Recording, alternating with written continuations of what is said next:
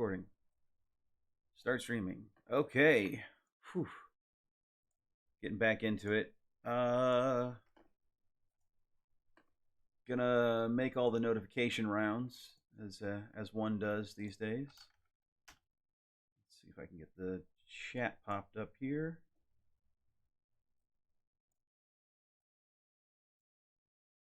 Then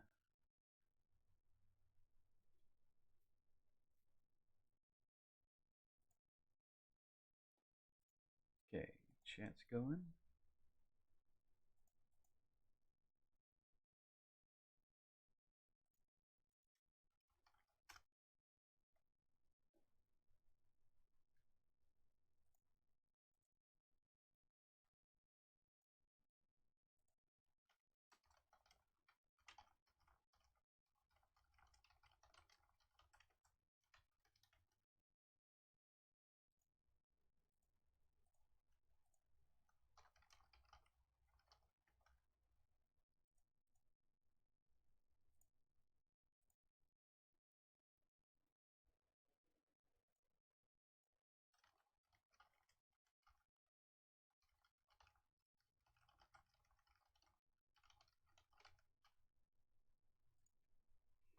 Okay.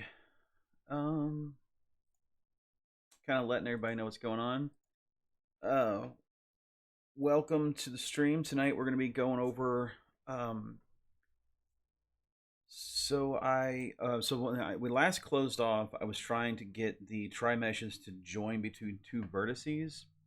And I started working on UI. I have functions that I wrote for this to work. So if I go into my reducer test, sorry, the util test, it's this right here. So I created a tool that does this. It's two things. So I have the split tri-shape line. Oh, and no, it's further down. It's not that one. That's the old. That's the one I had before. Yeah. So I have the ability to join a tri-shape by points. This is the one thing I solved like very late last thing I did on stream, and I did this within the tests.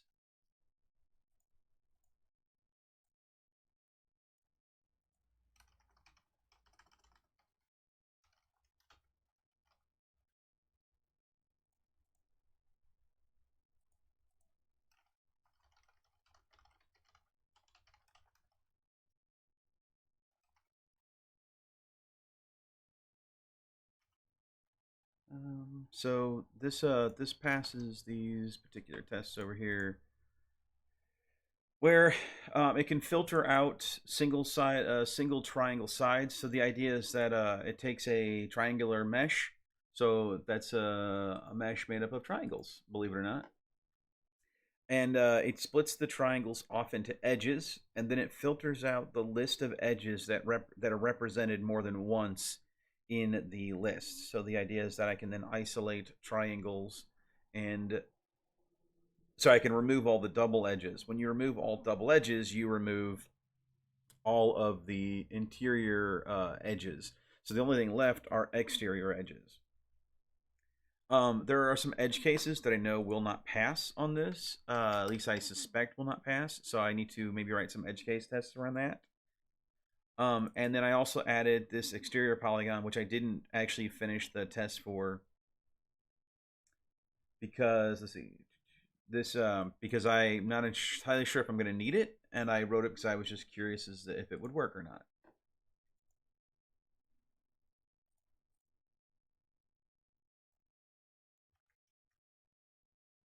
Uh,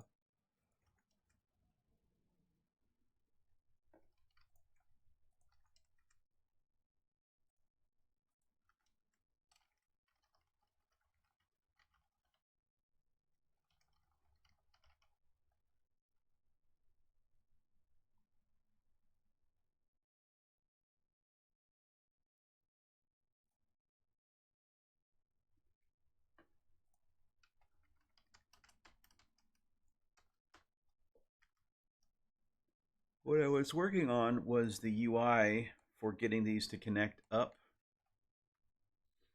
So there's this mesh that I got saved, if I click this, the idea is I can get my mouse cursor over here, I can hit the letter C, which is what I've decided on for now, and then if you look down the corner, it shows you how close it is to the closest vertex.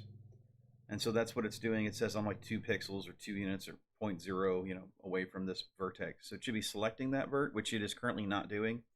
And that's just because the highlight code gets disabled in this mode. And then you get stuck in that mode. You have to go refresh to get out of it. So this is what I was working on when I went off stream. I did this on Sunday, yesterday.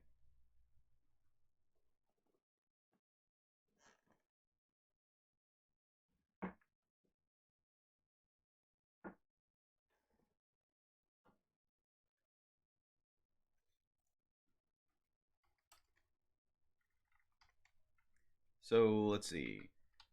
What I'm trying to do here is in the tri-shape editor. I can probably close this one. It's not important to keep open. The art mesh editor is the high level. I may need that. I probably don't need controls. I probably don't need the tri-shape. I don't need art shape. I don't need draggable. I probably don't need art mesh. Oh yeah, I'll need the action. Maybe mute reducer test, that kind of stuff.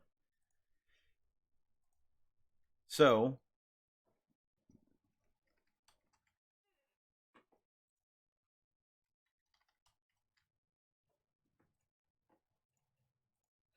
I need to be able to detect when I'm close to that vertex and then like change state when you try to click on it or something like that. So what I was doing, what I wanted to do was get it highlighted. So I want this to be a highlightable thing. So that is in the reducer, art mesh reducer, and this is editor mode, add try vertex, mouse reducer, and then on mouse move, I'm detecting all that stuff. And I want to be able to do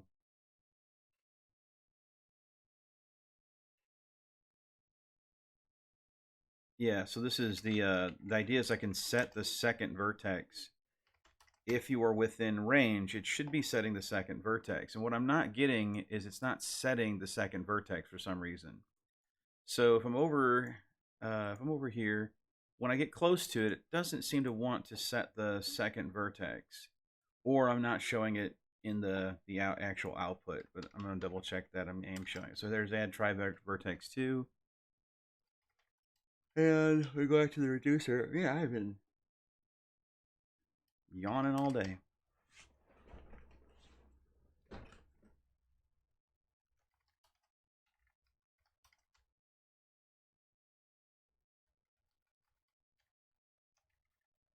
So it's saying if vert. Let's put vert in here as well.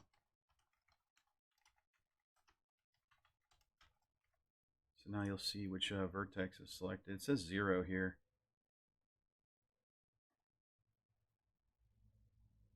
But none of these vertexes are setting the... Oh, I'm sorry, it is setting the second vertex. Oh, I see what I was doing. I was looking at the wrong line of code here. So yeah, setting the second vertex. So this says it's saying, oh, this is snapping to the vertex number 0 is what it's showing. So then I want to draw a line on that. So that'll be on the art tri-shape editor. I want to continue. I want to just show a line so that the UI draws it. I think that's what this was. And I was picking tri-shape vertex 1, vertex 2. And so now, yeah, there we go. It draws a line. So I'll load up that shape. I'll start editing. I'll hit this to connect. And when I get close, you'll actually see it snap to that point briefly. And now it can actually snap to just, I think, any point on this mesh. And that's because it doesn't do any filtering in the mesh. It doesn't look at the boundary. It doesn't look at anything. But these should only be able to connect to boundary vertices first. First and foremost, that's the important bit here, right? The second part is it has to be able to create like not degenerative geometry. Like I don't want you to click from here to here and actually join these 2 points because that would generate some weird geometry. Now it could be you could actually reorganize the mesh and that could be valid, but it isn't valid in the current configuration. So I don't want this vertex to be the one you connect to or to join.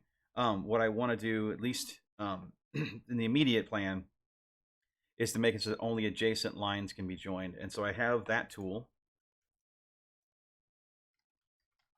And so the other thing I want to do is in here, I want to say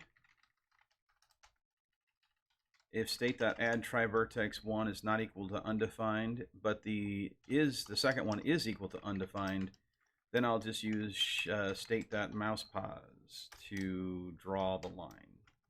So now, when you are in the mode, you actually get the line, and then it will snap at the last second here. Click. Yeah. So when you, and then I want escape to actually take you out of that mode, and I have to go back to that really horrible tool, the key handler that I need to somehow find a better way to factor this. But for the moment, so this is if in editor mode, edit triangle, if we're in edit mode. So this is going to be, I can't remember what the edit mode is, but we'll find it in a second. If editor mode, it's not add, I call it add try vertex, which I need to refactor that. That's the wrong name. It's supposed to be join vert or join triangle or something like that. All right, anyone that's joining us now, thanks for coming in. Say hi, jump in the chat, ask any questions. I can maybe help clear up any questions you have about what I'm working on, what I'm trying to build, that kind of thing. What my path to success.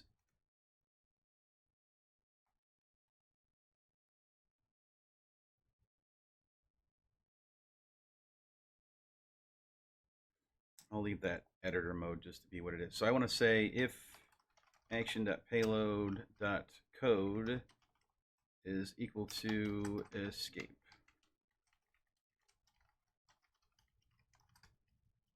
Then I want to return state editor mode edit triangle. I think that's all I have to do. I probably want to update the highlight triangles so there's like highlighted shape needs to be actually set correctly, but it's not being set correctly at the moment. Let's just set it to undefined for the moment. Wait, I think the highlighted shape wouldn't matter in this case. Let me let's not worry about it. We'll just see what happens. We'll see if it breaks. So I should be able to hit escape. Oh, it went to edit triangle, but it's still drawing the line. So that is back here in the art mesh editor.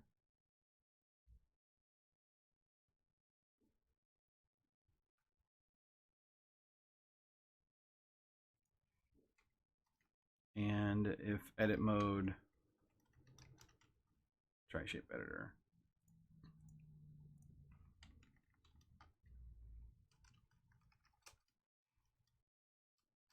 Yep. So we're in edit triangle. Now I should still be able to move the verts around as necessary. Seems to be working. And then if I hit C, I can go into this mode, hit escape to get out of it. Seems like that works. So I can hit C, I can start connecting, and the idea is that on mouse down, wherever I've snapped to, will be where I react and what I build out. So let's build out this piece here, and once I have that in, and that will be handled in the art mesh reducer mouse handler. So let's rename this. This isn't an add try vertex. It's merge. It's join. Yeah, we'll call it join try vertex. And art mesh reducer types. There's an editor mode, and I called this add try vertex. What I want to do is refactor this. Oh, you can't refactor. That's fun. We'll call this join try vertex, and then we'll just go fix it.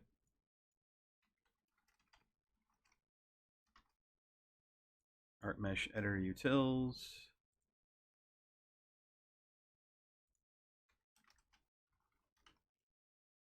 Mesh reducer.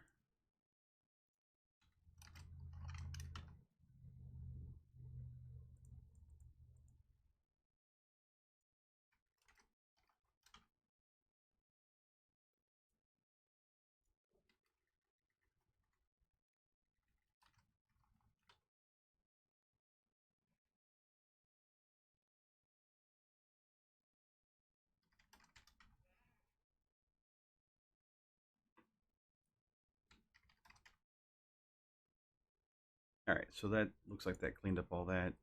And let's go back into the reducer and we'll start looking at the my references to try vertex.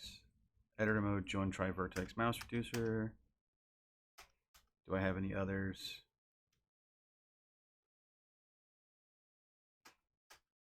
Looks like I named the state variables to be, yeah.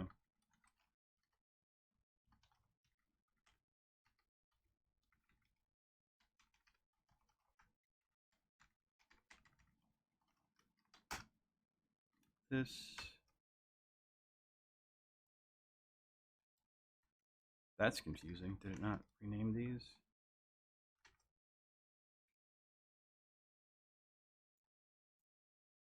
We will do save all. Perfect. So now that feels like that's got a little better naming scheme to it because it's what it does. It joins the vertex. So on the mouse reducer in reducers, we want, this is the join try vertexes. We want an on mouse down. So I want to say if else if action type mouse down and action payload mouse button equals 0. So only do this on the first. So since we have the snap, so I'm moving the mouse cursor, automatically snap to the second vertex in this on the display, right? So that means that I'm here, I'm joining, and I get here. It snaps. Oh, it didn't. Why did it snap? Did I lose the? Might have broke the code here. Click here. So connect. Oh, the snapping broke. Oh, that's fascinating. Okay. Okay. Why would the snapping break? One thing it's not doing is it's not giving me the. Oops. Sorry about that.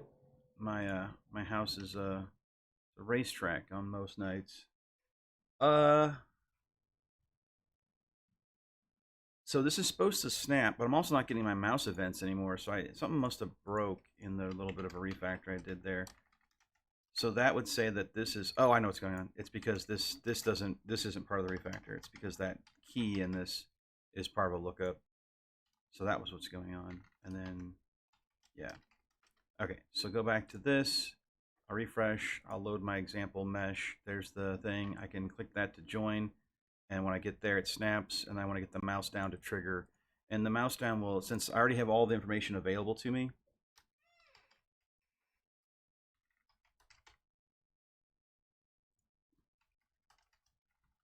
and if all the information is available to me at that moment, all I have to do is call that utility function that I created, that I have tests for. Can filter single-sided triangles. Join triangles. Can join a triangle from 2 points. So this is what I want, the join tri-shape points. And the idea is that I just send in 2 indexes that it wants to join. And so that's literally what I have to do here. It's really simple. So I need to know what my current tri-shape is. So I already have that pulled out in the top there. And then I just want to do join tri-vert 1.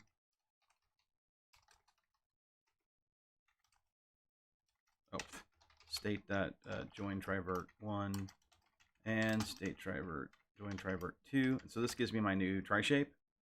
And all I have to do now is merge that in. I need to pull that from my utils. And then, so now return state tri-shapes.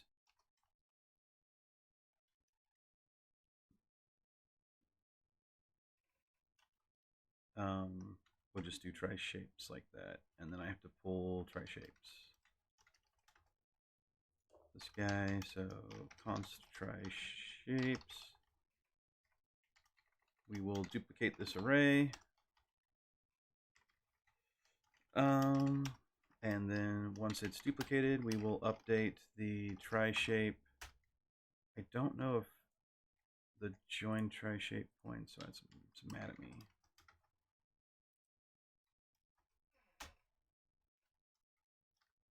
Okay, I just have to fix the importance. So tri-shapes. editor try shape equals try shape, like this. And then the edit mode, editor mode goes back to edit triangle. And I now have to include the join try shapes from the utils. I must not have, no, it has to be exported for the test to work, so I must not be importable for some reason.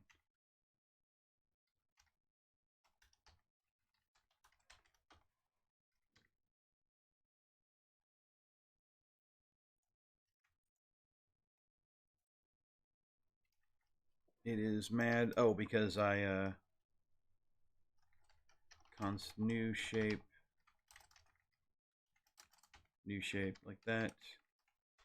I don't think join try shape points is capable of doing bounding box.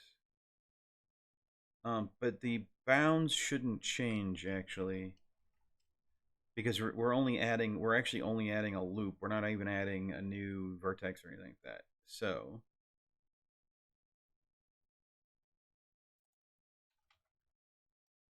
yeah.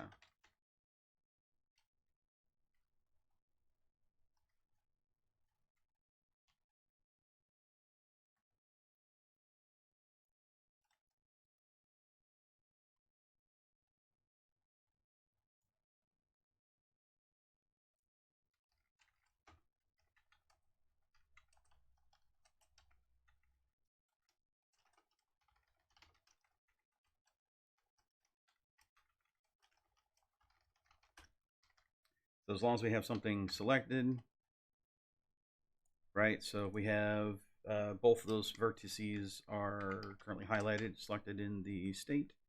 Then we should be able to join them. And this will try to join any two verts at the moment. It doesn't worry about the any of the other mathematical oddities that you could get from joining the wrong shapes. But let's see what happens when I click. I'm back in edit triangle mode now, and it looks like I can move verts, and I'm pretty sure that that highlight line needs to get removed.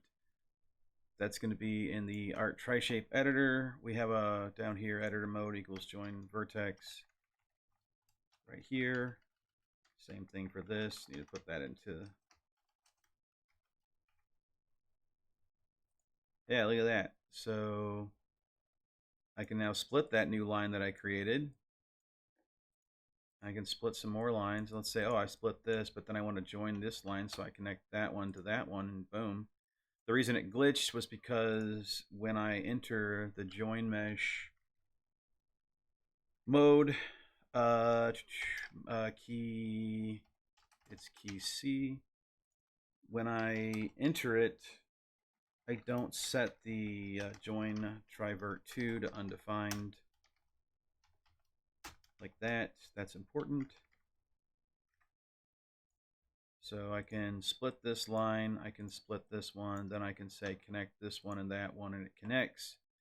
And then do the same thing over again to these two lines here. Oh, this is working wonderfully. This could be really easy to use. It could be good enough. Like this really could get it done. Now I need to verify that all of these are going in the clockwise winding direction, which is going to be hard. I also need to get like the barycenter of the triangles. I want to put some. I just want to put some debug numbers in the middle of these just to kind of see what they look like.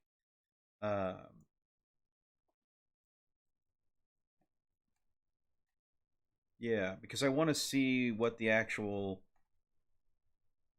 values of some of this stuff is in the back end. Now I want to try what happens if I connect this point to yet. Yeah, it stack overflows because of the requirements of the joining tool. That's why it blows up. It's because it can't support joining non-adjacent triangles. So that'll always blow up.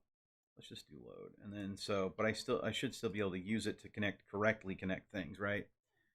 I think it was a Stack Overflow, so that's harder to catch. Can I catch a Stack Overflow? Yeah, I think you can catch those. So what I can do down here, At least just to make it work good enough for me for now. When you actually are finally joining these tri-shape points, let's put a try catch here. And if it does explode, we can just return here as if nothing ever happened. We'll just pretend. Actually, let's just return the state with no modification. So we'll just pretend like nothing happened if an error happens, which is the best way to handle errors, to be totally honest. That would then be new shape. We'll say let new shape. Yeah. So if there's any sort of accident happens here, so what that should do is prevent us from connecting this line and say, oh, which that actually is probably valid. Yeah. So it catches the exception and won't allow the connection. That should accept too. So I should be able to though connect this one and this one.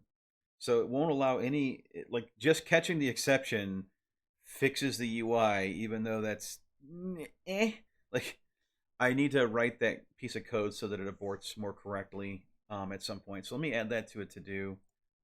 In my notes,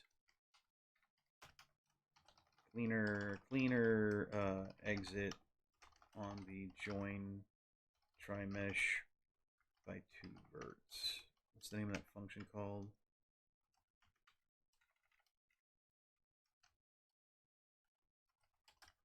Yeah, I'll just do that.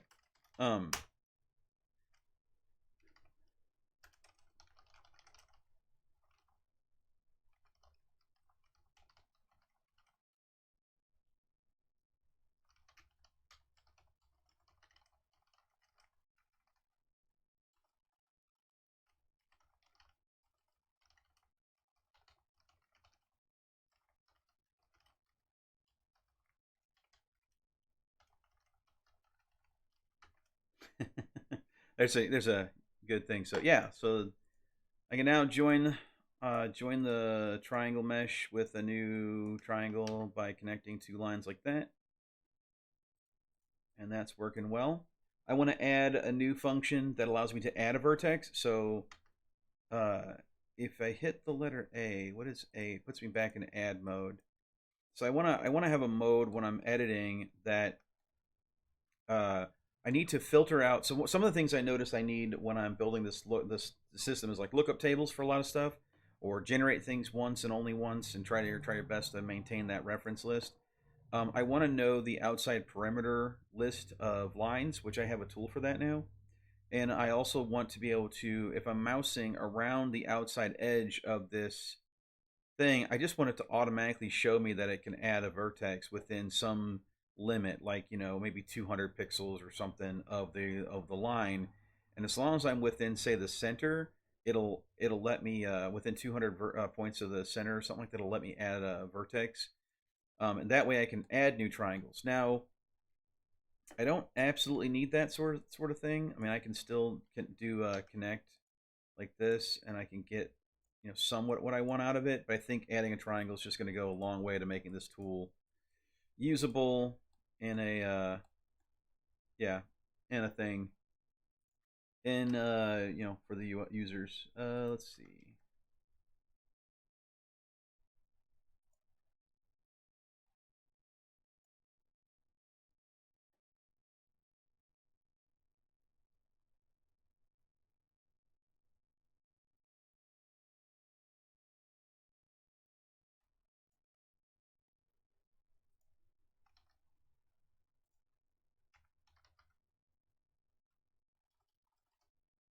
Yeah. Okay. So I want to add. I'm going to do a git commit, which I haven't done. I've been kind of misbehaving again.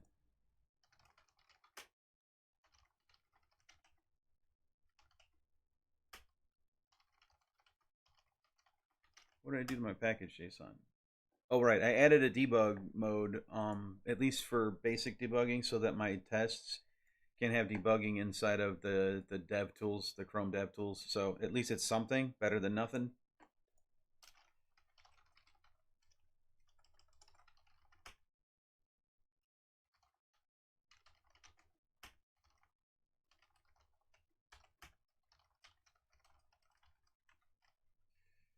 Um, I don't remember. Git diff. Oh, how do I forget how to diff with git diff.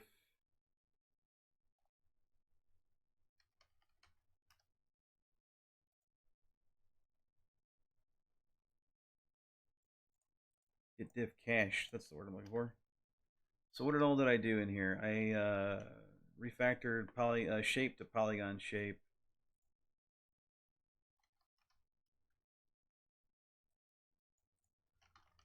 Shape to polygon shape. And then editor mode.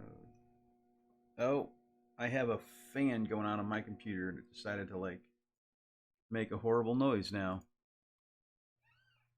Which I seems like you guys can't actually hear it that well.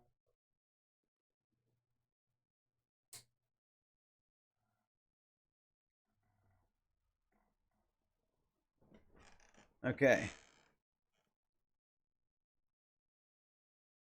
Terrible Plan says Mr. Fancy Pants caring about usability. And then told me that you couldn't actually hear that noise. It is incredibly loud, but I actually have a lot of filters on OBS for audio. I have a simple noise filter, and I also added an expander to kind of like do the whole logarithmic noise shifting so that you really only hear my voice, and hopefully most of the background stuff gets bled out. How's Terrible Plan tonight? What is your day been? Anything exciting?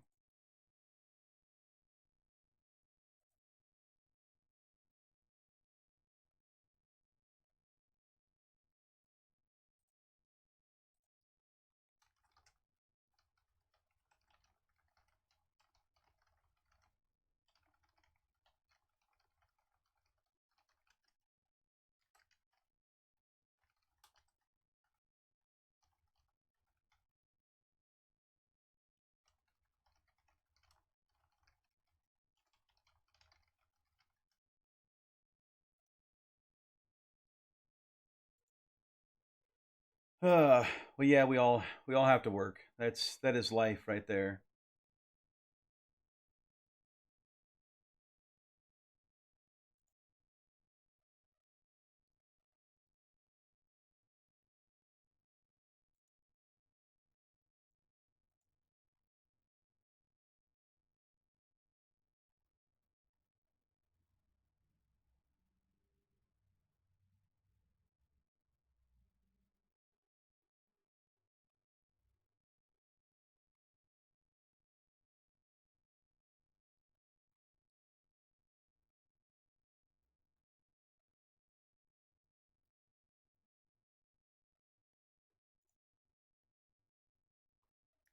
All right.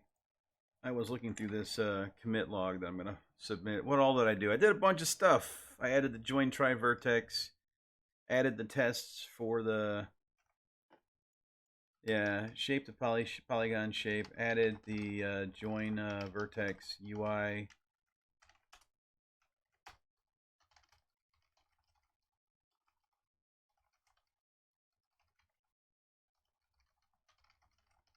Tests, and then a bunch of this stuff, some other stuff, and some other stuff. Just stuff. I just did stuff and things. Is that the right commit log to throw in there? Just stuff and things. Can I do that? Is that legal?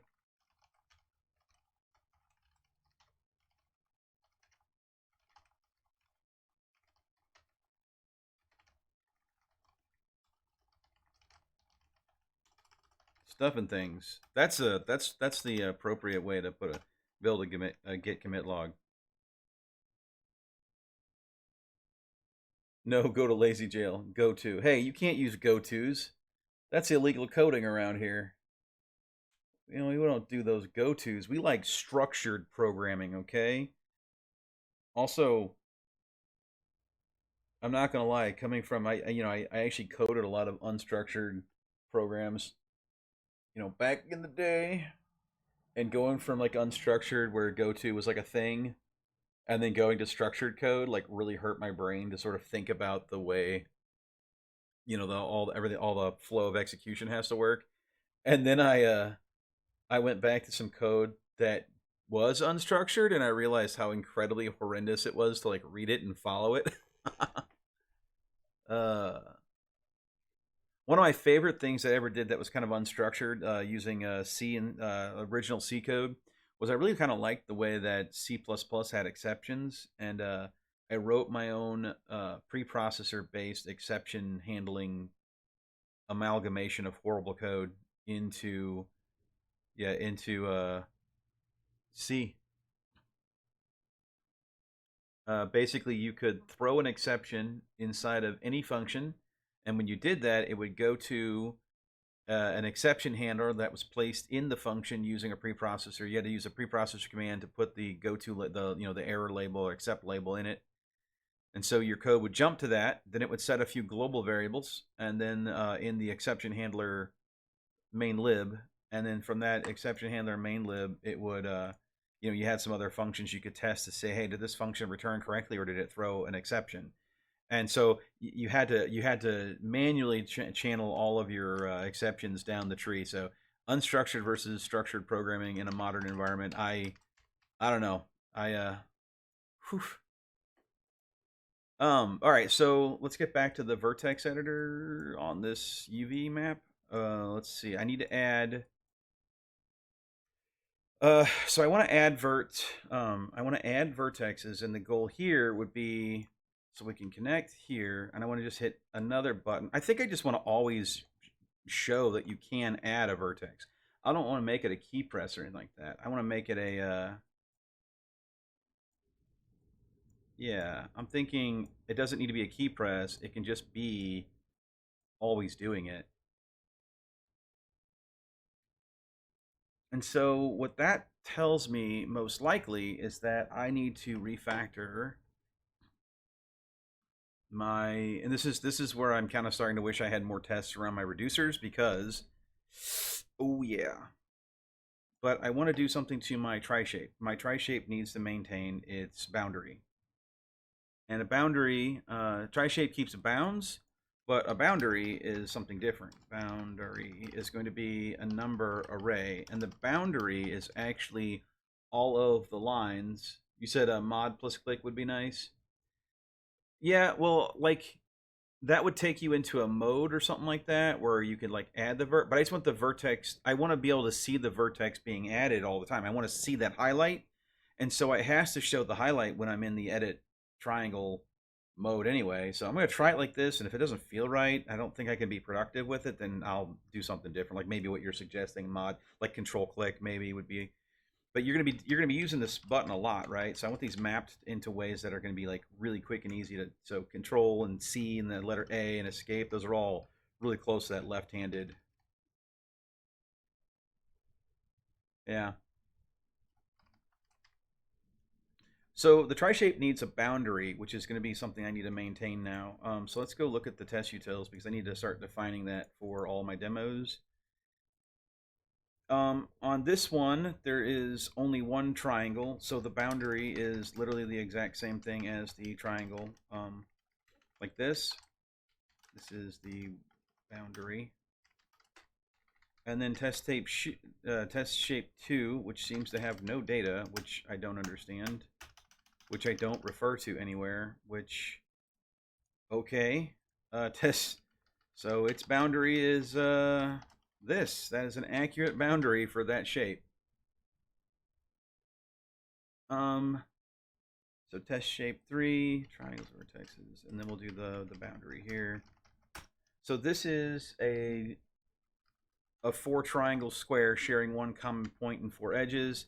And if you look at the vertexes on this one, it's 0, 1, 2, and 3 are all on the boundary layer, and 4 is on the outside layer. So this one's easy enough to define. So it's just 0, 1, 2, and 3. And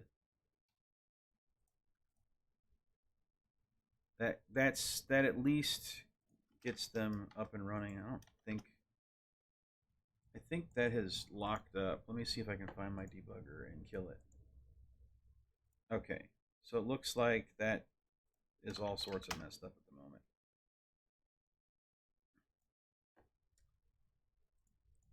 I need to load a debugger over here. Let's see if I can get to about debugger. Is that how that works?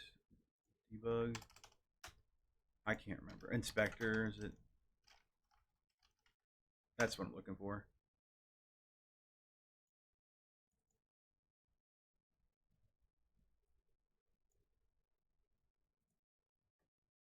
Yeah, okay. So I have some random debugger code that's probably getting triggered in this.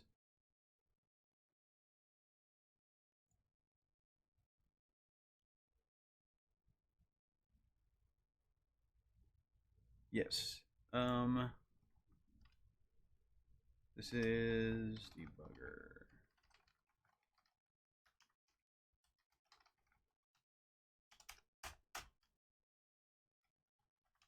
Why is it not? Oh, it's because it's in the utils. That's right.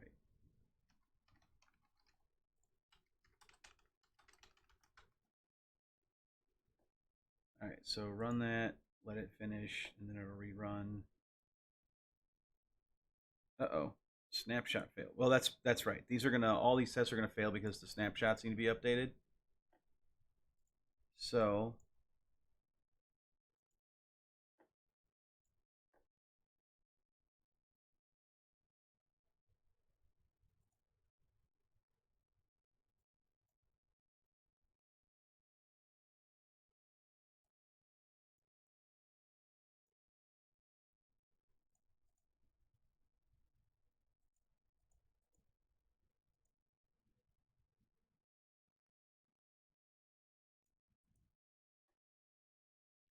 So those are failing because boundary is missing. So create triangle shape.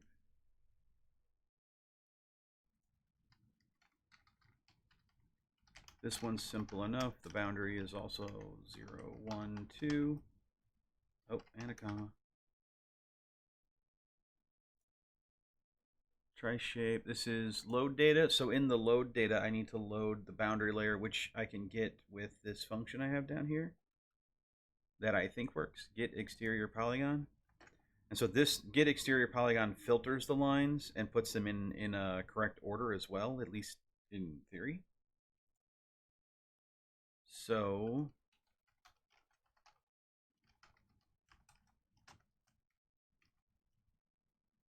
eek.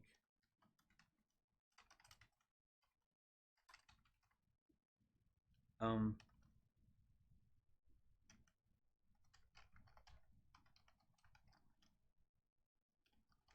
sure. Boundary can be an empty array for now, and then result.boundary equals result.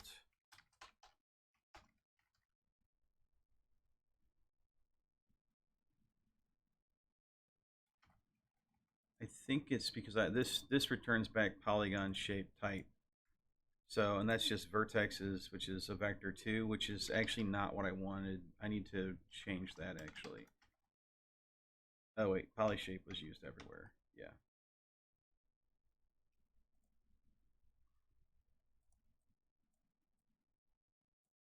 I just basically just don't want to use polyshape then. I wanted this to be an array like this, just an array of numbers, which is what this what I get out of this when I return it. So I can just return back like this, verts. So now this can exist on the try mesh as an array of vertex indexes, which is good enough. Okay, so join try shape to vertex. Now, so when this happens, the boundary layer needs to be recalculated on these. So this is boundary colon, and then I will do, we'll just set it up as an empty array. And then I guess the same thing, we'll just set the output, the result. Yeah, just like this one did. So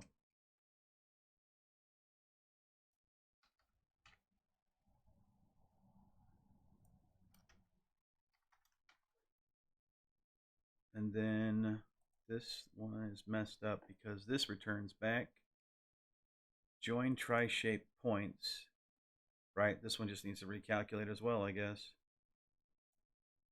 and the bounds doesn't need to be redone, but the boundary does. The truth is, what this does on this when this one updates is it removes two elements from the boundary and adds a new one to it, and I'm kind of like, maybe that's what I prefer to do.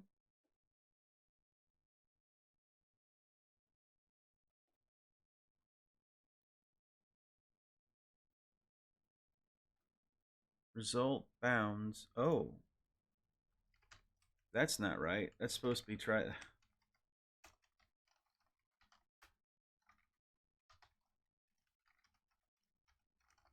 And then, oh, I probably need to set this try shape here, and then this would be boundary like that. And then so down here, yeah, that was a bug. I'm glad I noticed that.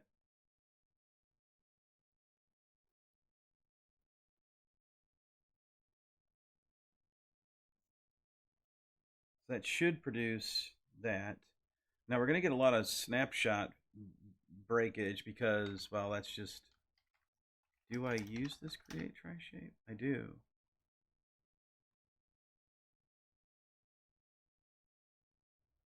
At least I do have some tests for the reducer. Like, one. Jeez. Uh, okay.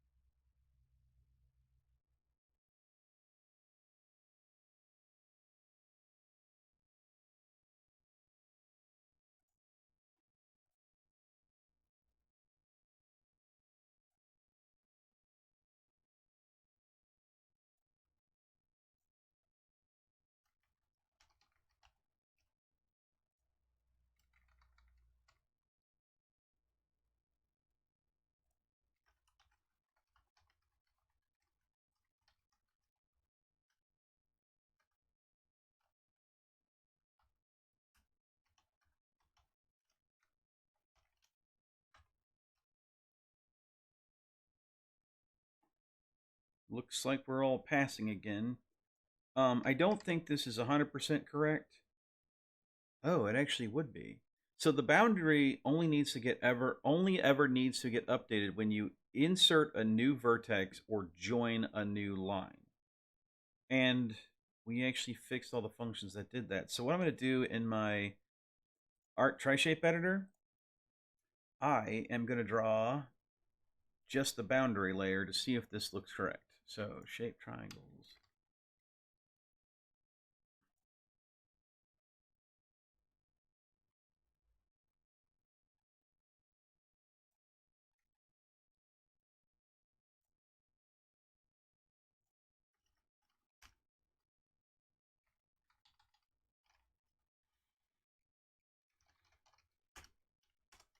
Wait, don't I have tri-shape selected already? So I can do tri-shape dot boundary dot map.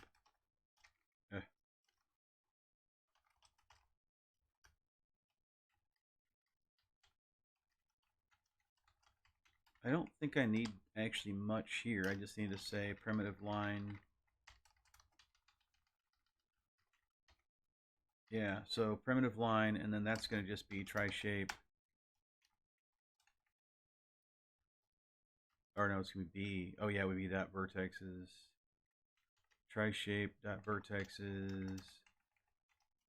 B dot YS boundary is going to be an integer. So it's just going to be, oh, right. This would be just a single integer for,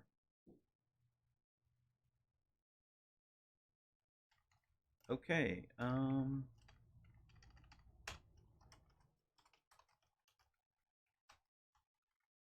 I'm just going to do a real quick dirty inline slice of code here because that's the right way to do anything. Don't judge me.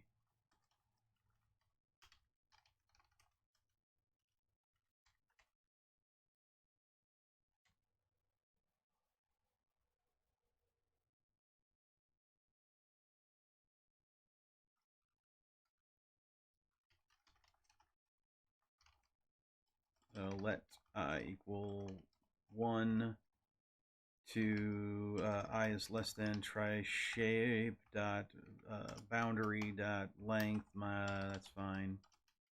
Boundary dot length I plus plus like this.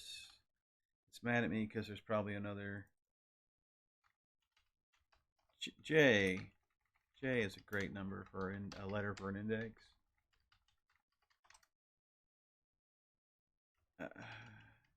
What? Who's mad at me now? Why is there? What are you doing?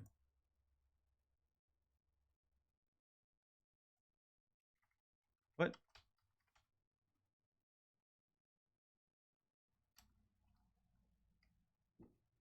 Oh, it's a comma operator. Getting that confused. I think I is available now. It's important to have your I.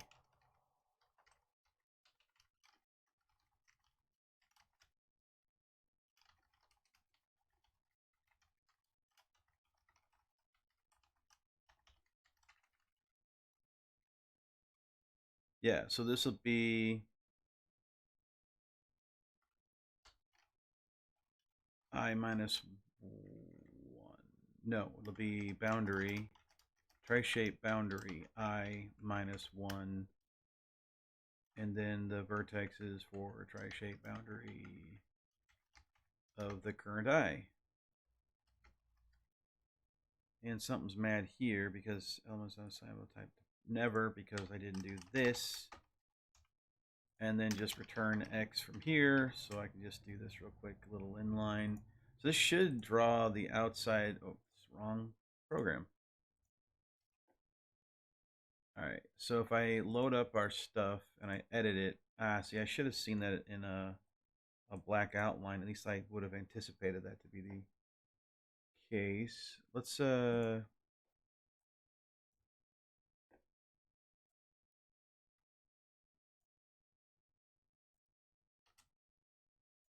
let me do this. I'll connect. Okay, so I thought maybe it would rebuild the boundary. Let's see if I have a boundary layer that makes sense. Look at state dot tri-shapes 0 dot boundary. Should be 4 lines. I would expect it to be 4 lines. Can't delete a line yet, but I can delete a vertex. Oh, I can only delete simple verts, I think. I can delete. Oh, I delete the whole thing.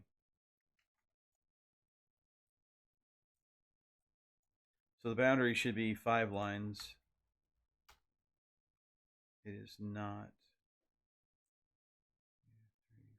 So it doesn't recalculate the boundary either correctly or on all of the things it's supposed to, do the boundary on. So let's load this one up. Let's see what the boundary looks like in this state. I do get 5 lines here, so that's what I would expect. I can edit it. When I'm in edit mode, nothing changed. And then I can connect these 2 points. So this one and this one now connected. And once those are connected, the boundary goes back down to 4 lines. So it looks like there's some boundary stuff getting done. What's missing here? I don't know why it's not drawing boundary though.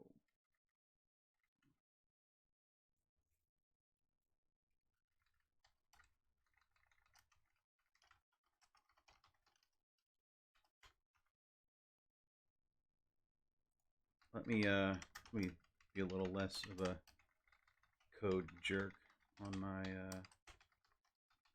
this is boundary.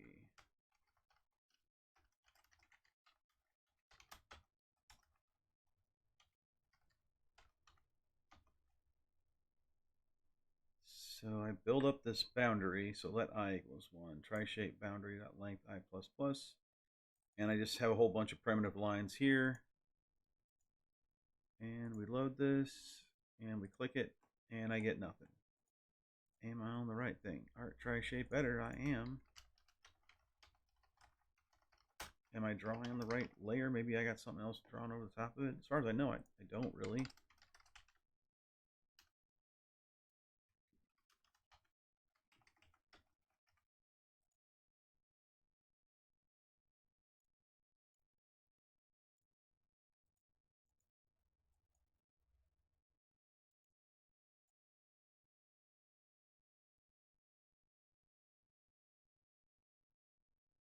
This looks like the boundary layer lines right here.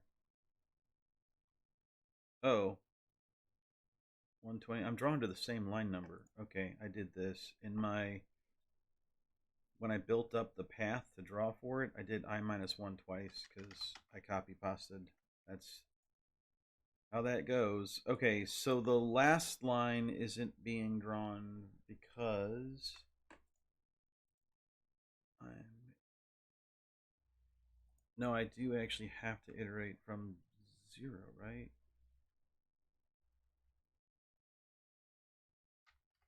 The last line is the one that goes back from try shape boundary dot length -1 all the way back to boundary 0.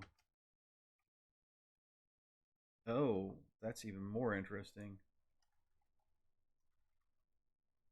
It's oh oh wait a minute. I need to get the last element in the boundary itself. Yes, that's correct. There you go. So now anytime the boundary is drawn, it's drawn slightly differently. Oh, is this started getting slow again? All right, this looks fine now. So now the boundary gets drawn differently, and so if I split things, the boundary gets did that actually that probably just didn't update the boundary correctly because I got a feeling there's no point here. I don't see a vertex popping up. Yeah.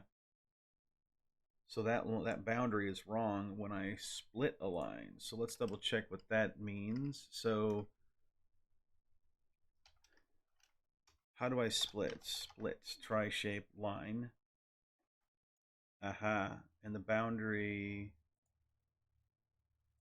what does this return?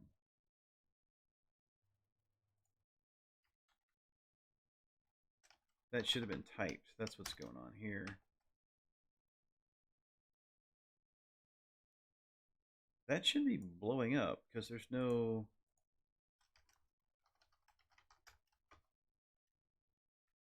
Oh, I see what's happening. So I'm cloning the original tri-shape here.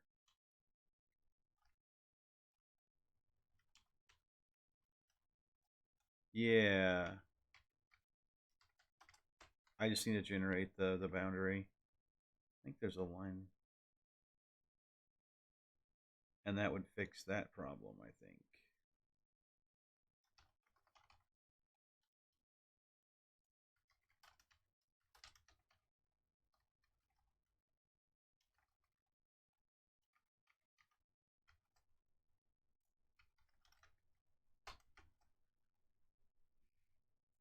So in this situation, I have my try mesh here. I click here. I want to join this line and this line. Boundary is now changed.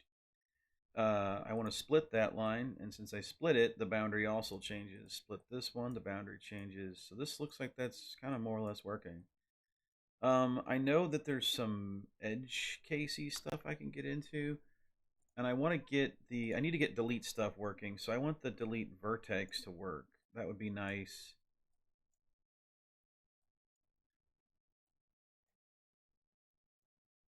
I wouldn't mind some more example data to load up, so let's build some more data here to build a more complex mesh.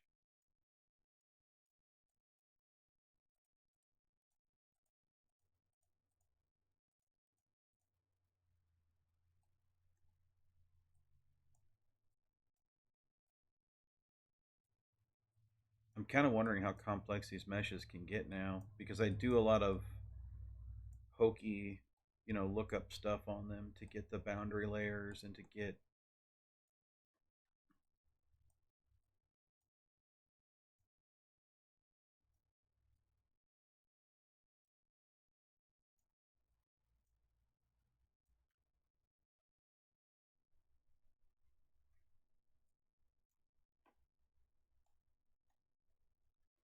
Yeah. Okay. This is good for the moment. I want to save like this chunk of data here, so I'm just going to save this and then I'm going to grab it out of my local storage. Oh.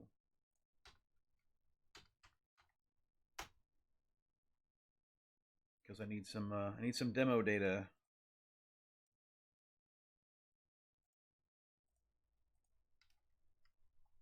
Details test.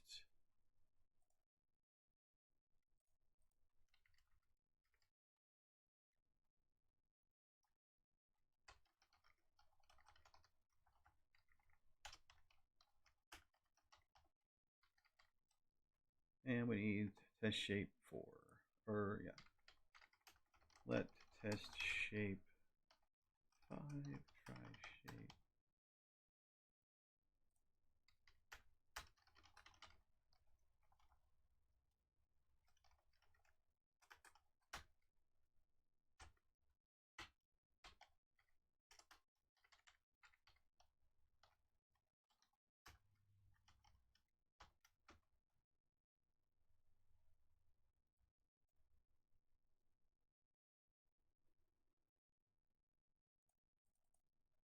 Oh, right.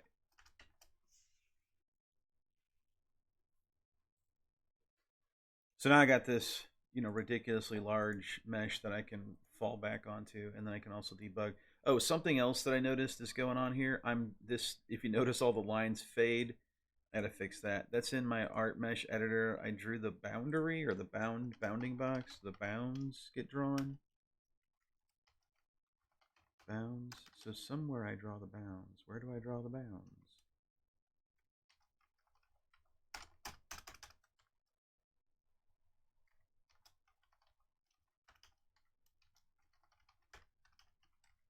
What? Okay. Okay, so the bounds, let's find references. Go to references. So, okay, I do it in the try shape. So the bounding box happens to be getting drawn for every single triangle, I think.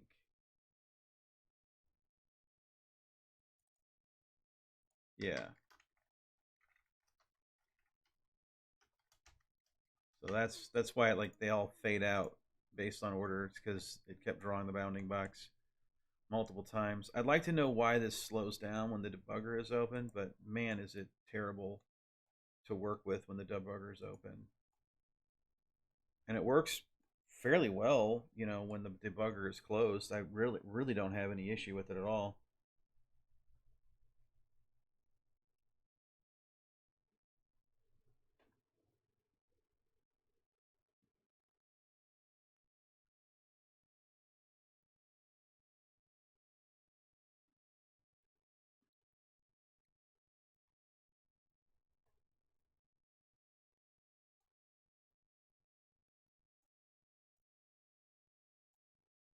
But I like that it builds that boundary layer. That kind of looks neat. I like the way it looks in the UI. It's kind of nice as well. What I think I'd like to do now is that now that I have the bounding box and I also have this boundary layer, I'd also like to get the mouse motion, the mouse over to not just respect the bounding box. I want it to actually be like, hey, are you inside this polygon? That would be nice. I could do that at one of a couple of different ways. Since I have a tool that makes consistent triangular meshes, one of the things I could do if I wanted to be a little less, I could just say, hey, is the mouse cursor inside of any one of these triangles, which I think is a relatively cheap question to ask. Or I could ask it, hey, is this triangle within, or sorry, is this pointer inside of one of these points on the screen, or one of these, this polygon border?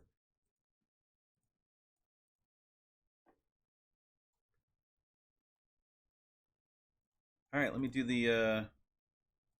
a git commit on this stuff too. Kind of see what I've gone over. So I moved looks like I moved the bounding box.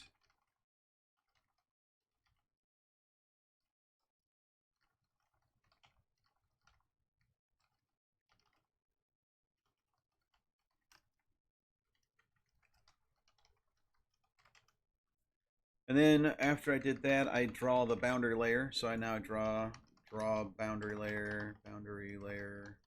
I also updated functions to calculate. Functions to calculate boundary layer. I need to also probably add in some tests to verify that the boundary layer is getting generated correctly on all these functions that modify them. So that's gonna be, I'm gonna throw that in my to-do, just to make sure I don't overlook it too long. Add tests for boundary calc on affected functions. Move typings from art mesh component. That's a pretty low hanging fruit. I might go through some of these backlog things. Look into vector reducer to being less blat. This is, I'm going to put this way back on my back burner because I started thinking about what I really want to do with this. If I get to the point where I'm starting to animate any kind of 2D meshes with it, I'm going to take what I have and basically throw it away, right? I'm going to start from scratch and then build all of the right pieces of the tooling to go together with the, using this as my base. Like, I'm going to take a lot of this code over. It's going to be a massive refactor. So I'm not, like, as much as I don't like the reducer the way it is right now, I'm not too upset about it. And the state management in general, it's not the worst. I can navigate it. It might be terrible for anyone else to deal with it, but I think it'll be okay for now. This would be a nice one. This ability to collapse triangle by overlapping 2 points. I think I have all the tools to make this a thing. This could literally happen. So, yep. This one got done. They added the ability to create a new triangle by joining 2 points. So, boom. Joining 2 points with a line. Auto load on restarts, low hanging fruit. We could probably add that pretty easily. I'm not too worried about it. I don't necessarily need it right now. This one I would like to be able to throw at the top of my list personally. That's kind of where I'd probably like to go. I think before that one gets there, I need to do the add new point when mouse is outside of. So I will need to have an inside-outside polygon test. So maybe that's what I'll add next. Is a I'll look for some function that can tell me if a point is inside or outside of a polygon. Now that ends up getting into some weird stuff because of overlap, right? So if I do some horrible stuff to my mesh and I like make things overlap, this gets kind of odd, right? But so as long as you're not making terribly degenerate meshes or whatever, you're not making a mesh, that should be okay. Like I'm not anticipating someone to come in here and just build a shitty polygon, because I'm going to be using the tool. It's just not really meant for anyone else yet.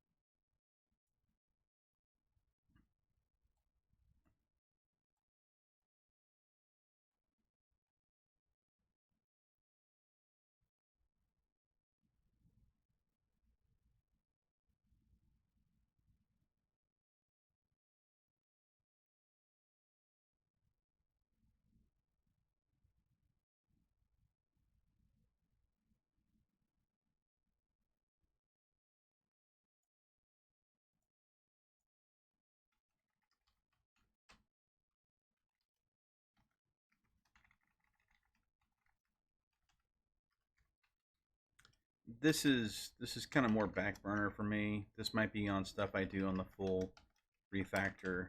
Since it works, I'm okay with it now. And this needs to stay on the to-do list. I'll put this up on priority because I do want to make sure that the tests stay somewhat correct throughout the life cycle of the tool. At least the tests I've written. The tests I haven't written, well, they can exist in the imagination.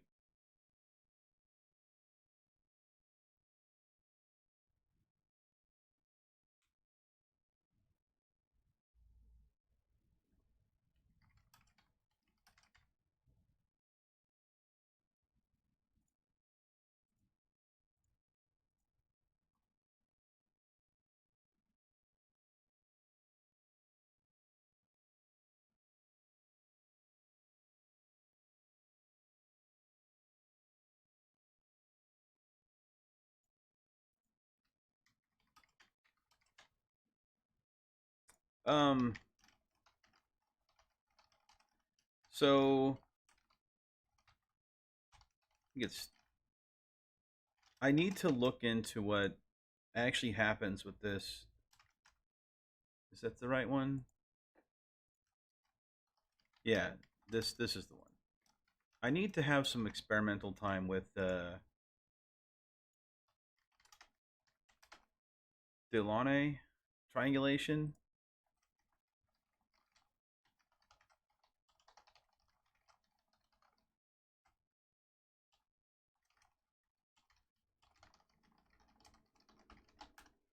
So I noticed what, say, Live 2D was doing when they were building their mesh editor, like the differences between like how mine works. Mine wants you as the author to be more precise with like building a triangle list. Like you have to be the author of the triangle list. You can't just, it isn't just something that you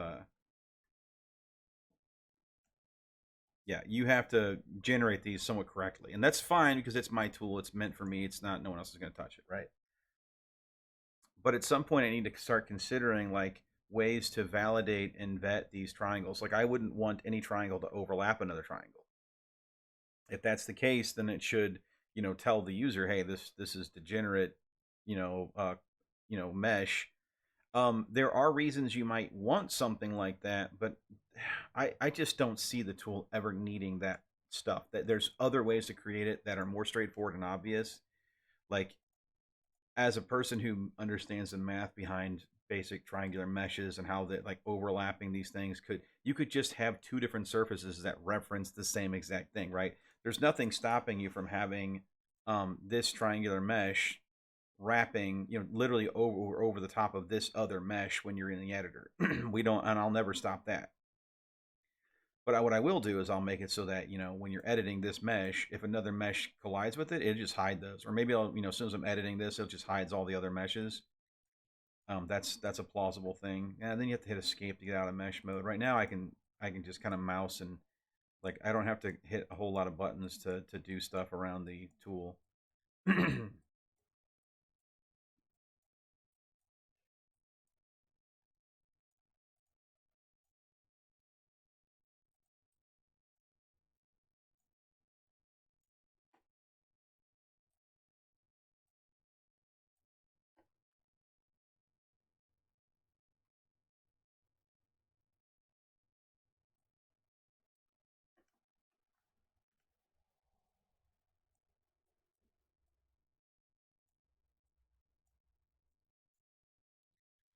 Hmm. Okay.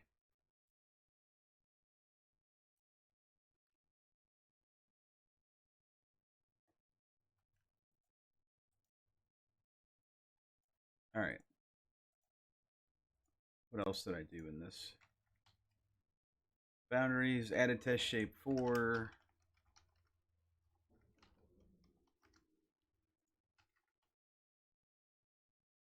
What did I do to the updated all the affected functions as well? Yeah. Okay.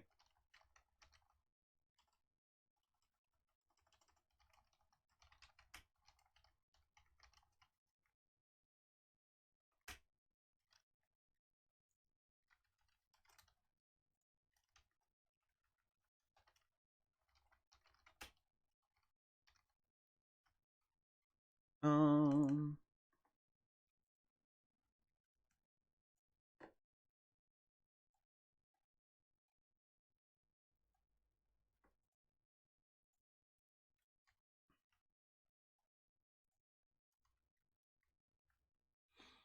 Yeah, I guess I need to track which two vertices that you are closest to. That also, I think the best way to do this isn't that way. I would probably do it via midpoint since I have the boundary now. What I'd like to do is say I'll iterate over the boundary edge. I'll calculate the midpoint for every single vert. That's a real simple equation to do. That's fast enough. And once I get the midpoint, I'll basically say if you're within 200 points of the midpoint of any vertex. So in editor mode, try vertex. I want editor mode, move triangle vert mouse reducer. edit triangle mouse reducer. So in the edit triangle mouse reducer, this is going vert1, vert2 to get the edit tri mesh highlight. So that is if you are editing and you get your mouse over. I need to fix that line. The primitive line needs to have a width or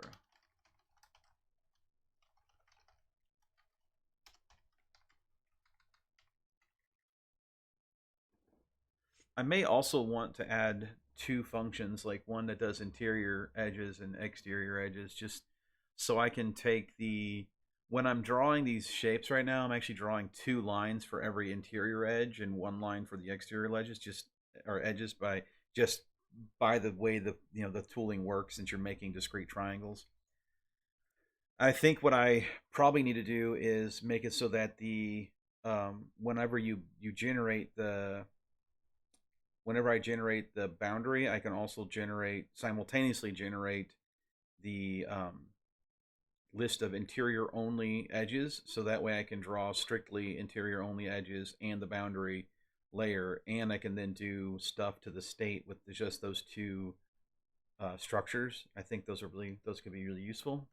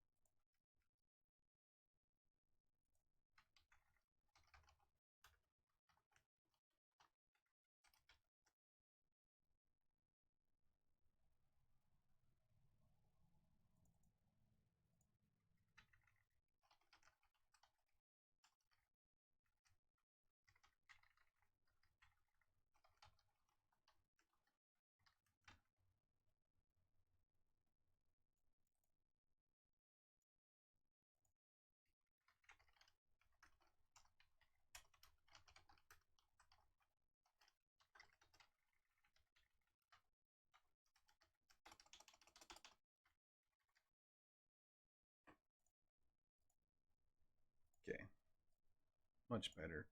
The other thing that I don't like, I want the verts drawn over the top of the outer line, and it probably doesn't need to be black at this point. It probably needs to be something else. So we have boundary. I need to generate the boundary lines here. No, here. Oh, I'm gonna drop this. This is actually oh, that's funny. Yeah, I can get rid of all this.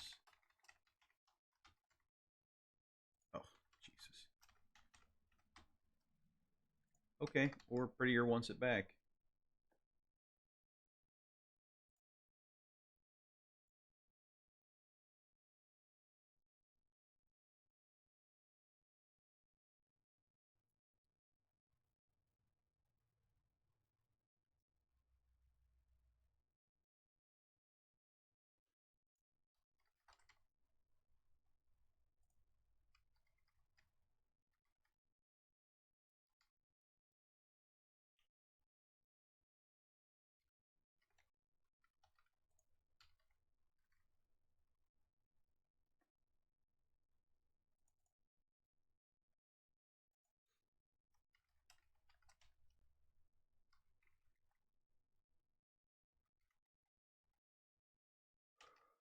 This was a kind of an interesting little experiment here.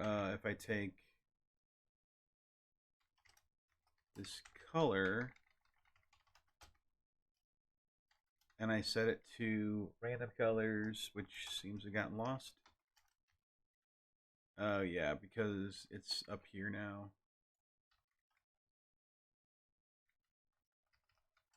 Let's throw this into my consts.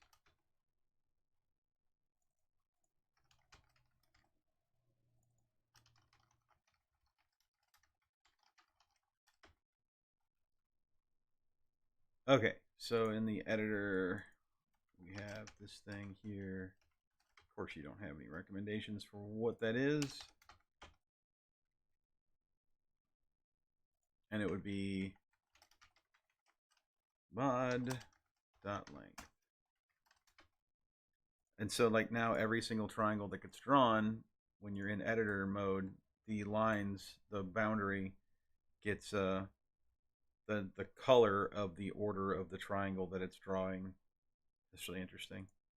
I also had it doing this to fill.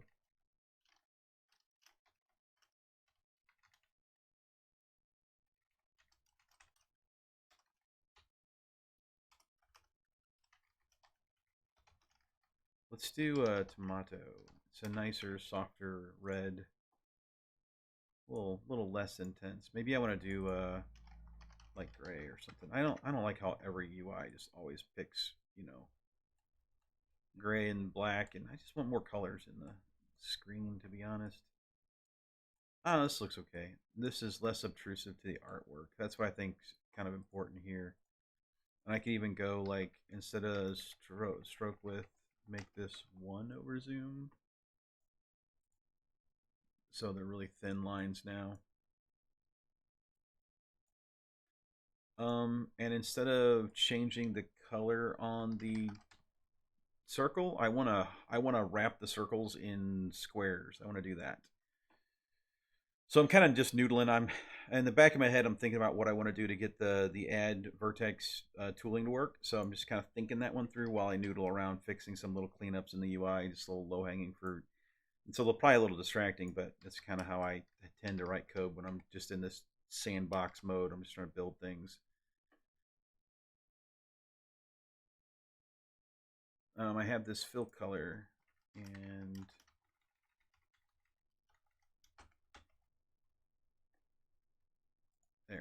there you go. Now all the triangles are colored based on this color scheme. That's just a bunch of random colors I generated, but it stays, it preserves order, so you can kind of like see how the whole thing gets made. And if I create a new triangle, that's triangle 1. Yeah, it's kind of an interesting way to play with it.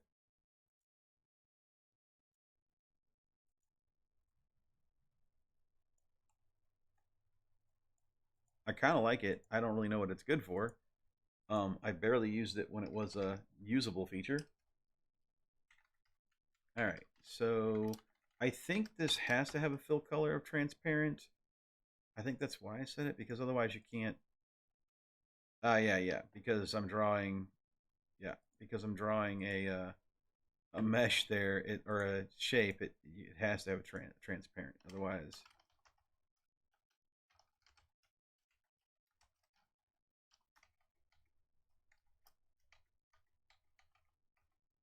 ah, just fill and transparent.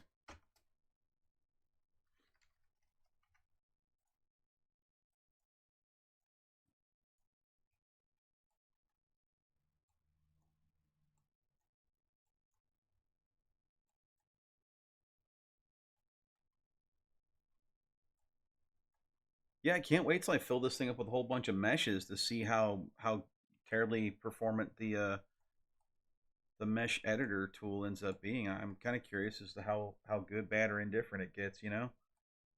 Um,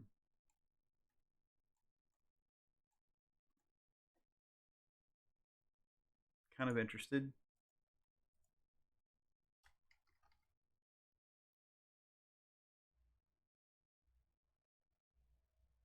I wonder if there's. I'm trying to think of artwork stuff, and I wonder if there's any file format. Whoops. Like what the GIMP file format is, XCF. I wonder if there's any JavaScript XCF. There is one XCF reader. Provide an image width and height information. Parse a GIMP file. Provide layer information, including width, height, X offset in the main image, Y offset from the main image. Render each layer using an image generator. Flatten the file using an image generator. XFC reader only supports RGB and RGBA file formats. Raster images. To do support text layers, index, grayscale images, paths.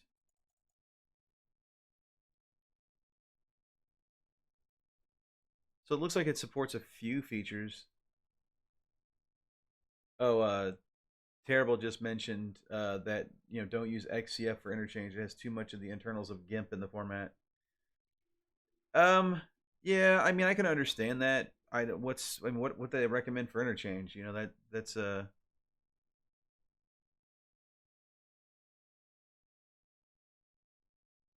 that's that open roster thing. Does GIMP support open roster out of the box? Is that a thing it can do?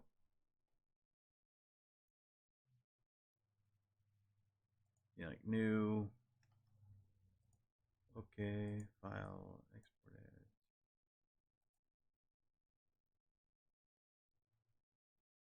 It does have open roster right here.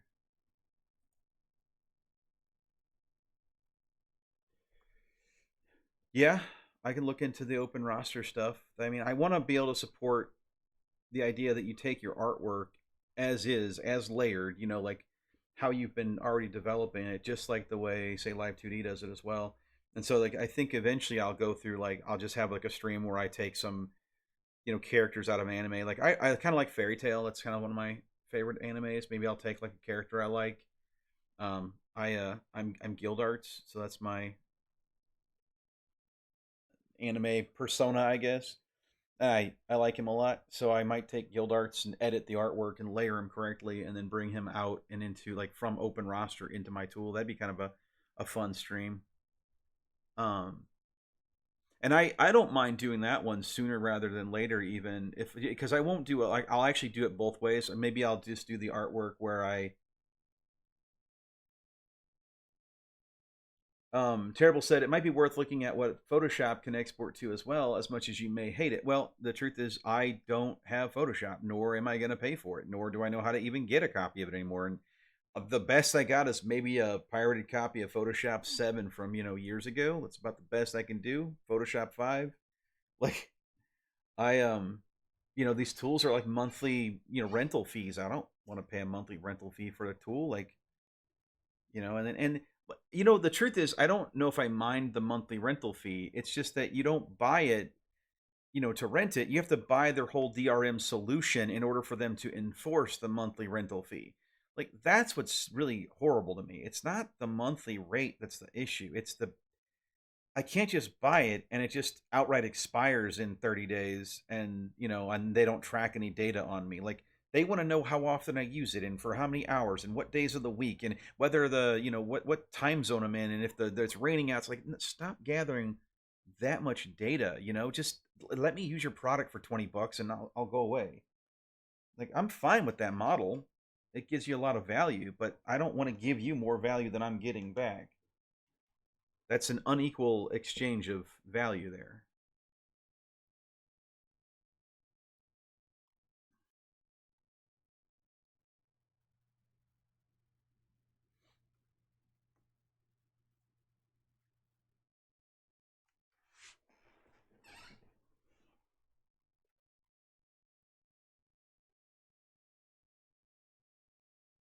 I really like the kind of how the sort of model in the distant past was sort of like Photoshop sort of accepted that people pirated the application because so many people just learned Photoshop that when they went into an art studio, they're like, well, I use Photoshop. It's all I know. And so the art, everybody had to buy art. Like, there was always someone buying licenses for Photoshop because so many people had a copy of the application to use it, like that they were learning it. And it was just sort of this weird, like nobody really said anything about it, but, technically isn't like it's against their terms of service, I should say.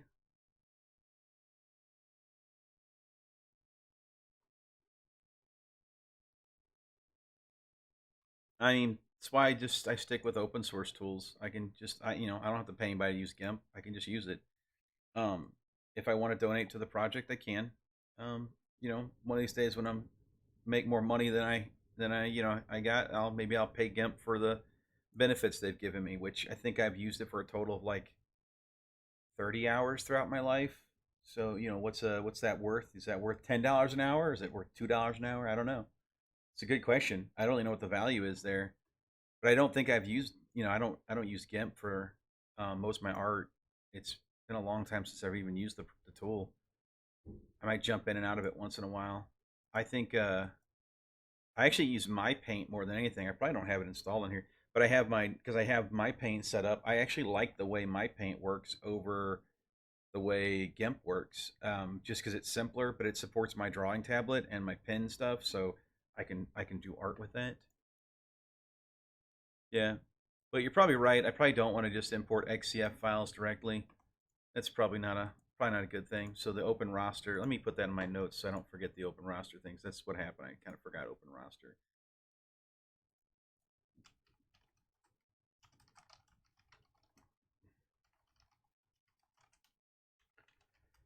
Yeah, I wouldn't mind doing an art stream. Maybe this weekend I could get the tablet all set back up and see what tools I maybe use Krita. I've never really used Krita. I keep wanting to use it, but I just keep like putting it off, putting it off, putting it off, putting it off, kind of thing. And then do like grab some screenshots of guild arts, and then do the artwork the way it's sort of suggested you do the artwork um, in the Live 2D sense. Maybe even rig the art through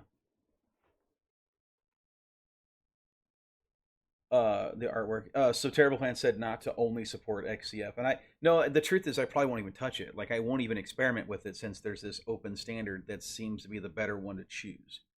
As long as it has the ability to support features that are necessary, which the features that are necessary are kind of like minimal. You don't need a lot of features in order to get the artwork because you're just looking for layer boundaries.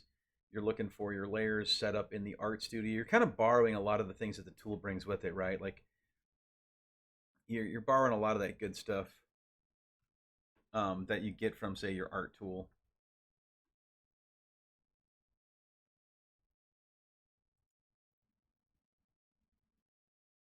Yeah. Okay. The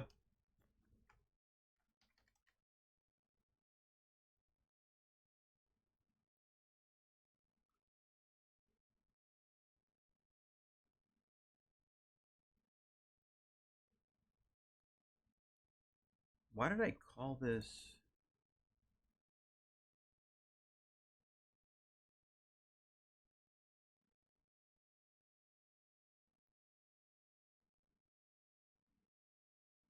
Oh, I see. I see what this is. This needs to go in utils. Oh, there's a lot of stuff that needs to be refactored, doesn't it? That's all right. We'll do go back to the shape editor. I was cleaning up some kind of low hanging fruit, looking at the styling a little bit here. Then I got distracted. I blame Terrible Plan. It's his fault. I don't want the verts to change colors as you like mouse over them. I want something else to happen. And I do want them to change color based on whether or not you're hovering over the line. I think the line should be highlighted. That's probably part of what's. So art mesh editor, try shape editor. So here, so this is the situation where we're editing, say, traverse map. All right, so this is probably not what I want to do. So what this does here is it draws all of my vertexes on the screen, and I probably want to say, like in this, let's see, I don't want to like just change the color based. I'm just going to draw one, and then I'll just draw over the top of it again, like I've been doing with everything else. So let me kill this for the moment. I don't need that. We'll kill out all this stuff. And then I need to fix this because it wants the fill color, and that should just be whatever the default was, which I think was just gray, which should be a string.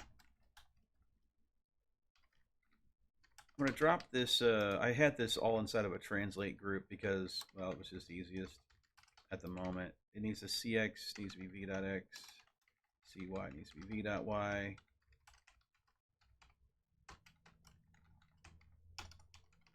I think I can do this. Oh, then I can just drop all this stuff too. This is now just a. There we go. So this still draws the tri-shape mesh. So let's load it. Yep, select it and edit it. So now it's it's gray, drab, ugly, just what we all want.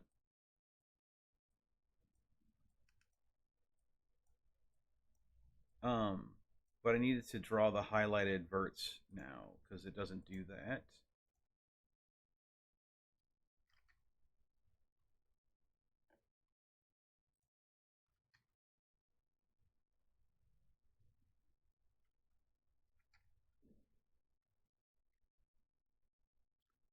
I kind of want to draw a square around the verts that are being highlighted, or maybe just maybe make them a little bigger or something. Like maybe that's what I could do, because this is the circle I'm drawing.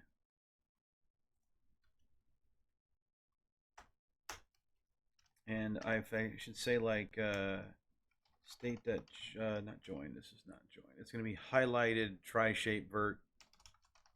Highlighted tri-shape vert 1 does not equal undefined, and state that highlighted tri-shape vert 2 equals undefined, and this is so this should draw a circle at the vertex. Tri-shape vertex is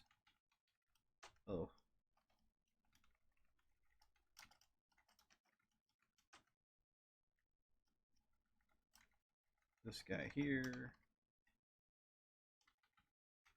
x, y.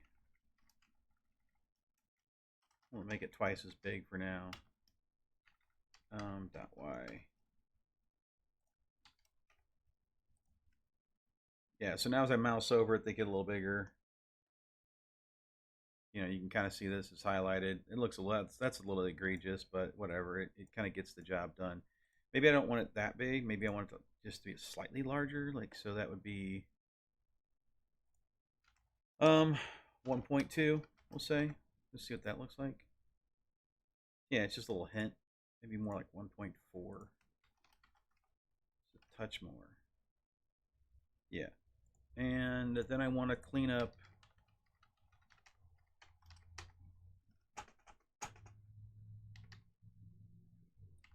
so that's if only a single point is highlighted. Now if we have 2 points highlighted, then this is a line.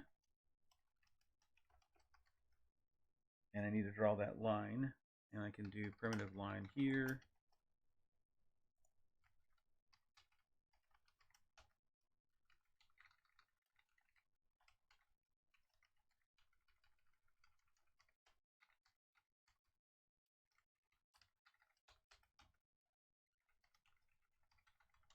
This here.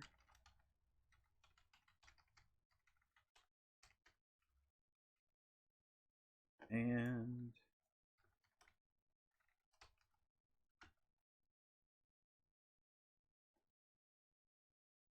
that should draw any lines that I'm mousing. So now when I mouse over a line that's about to be split, it shows me that line. Should make the highlight color, like there needs to be a highlight color. All right, terrible plan. What's my highlight? So look at my UI. What do you think I should make it highlight as? I don't like it. Just the black color. It needs to be. I mean, that looks okay. But I need to make a consistent highlight, I think.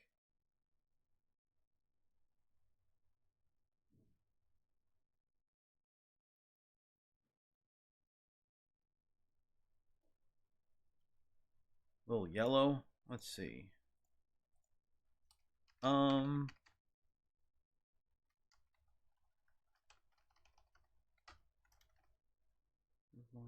Oh, that's the wrong one. We'll do yellow on that one and yellow on that one.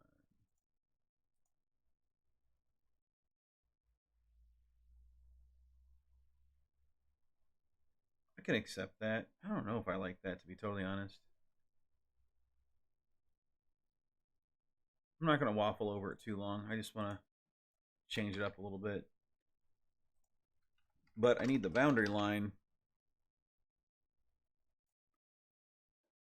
drawn, let's see, above my pixels are my vertices, but below my highlight layer, so that the boundary line gets highlighted with yellow. Looks a little off because the boundary line's a little heavier so you actually see a lot more of it. Oh, you said it's too bright. Terrible Plan said it was too bright. Opacity on the black would be fine. Oh, I see what you mean. Like make it, like yeah, it kind of disappears because right, like it's like especially over a light background, it sort of disappears. I could always do an XOR filter. I think I can do an XOR filter on an SVG on the color, and yeah.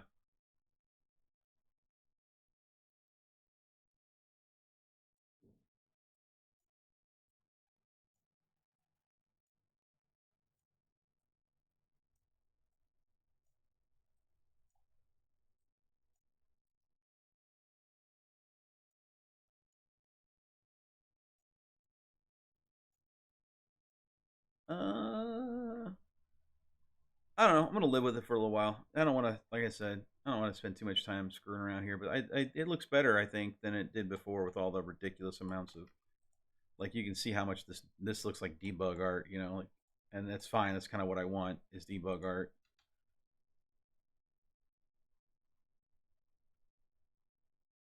No, I can actually just set blur on SVG. So Terrible Plan said that a bit of glow versus harsh edges. So there's SVG blur line, not blue line, blur line.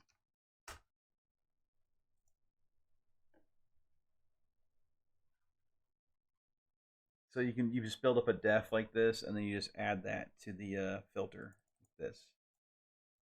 So I'll just grab this guy. I'll go into my, what do they call that, primitive area. And in the primitive area, I can just throw a def in here for the Gaussian blur. And then I want to see what it looks like. I'll just do that. I'll leave the little yellow square. Oh, it's probably not visible in my, yeah, because it's too low on the layering. It's probably below everything else.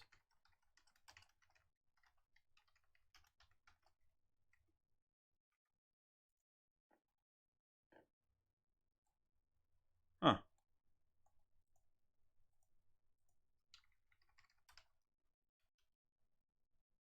Should have been at the top left corner. But I can do, yeah, do that and then add this filter URLF1 to it. It may just be, let me double check, see what the CSS example looked like. That looked fine.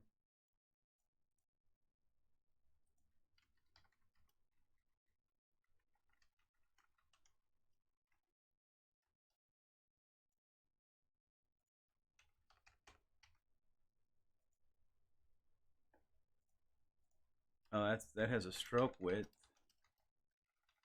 Let's get rid of that stroke.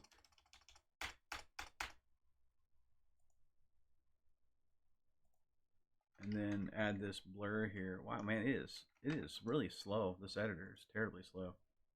Interesting. Okay, so that will blur the line a wee bit. Let's so this is a highlighted circle. I'll just put the filter there, and this is the highlighted line. And that would actually have to go inside. Okay, let's do the circle by itself. See what that looks like.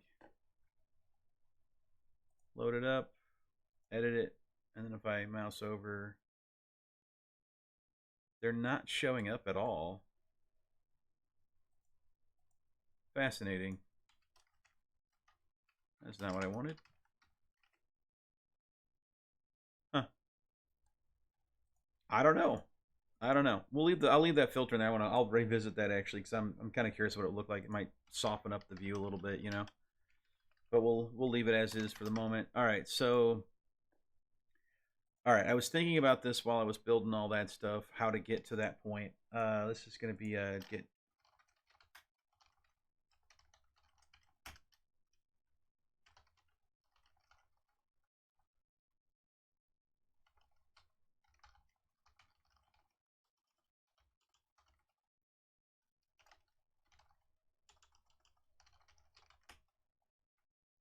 And go back to, probably need to add VS Code to my git ignore eventually.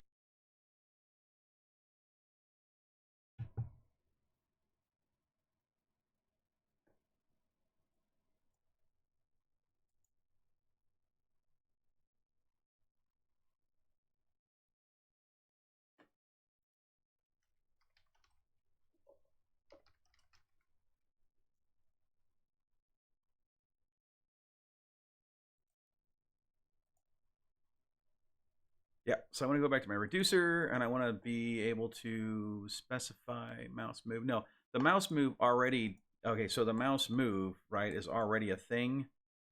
So what I need to do is determine which boundary verts are that it's closest to. And my original thought was I'll just get it. I'll get the closest line segment that the mouse is next to by picking the center. So in the mouse move editor mode, edit triangle mouse reducer. So that's what we're on, edit triangle mouse reducer. I am getting the verts when you are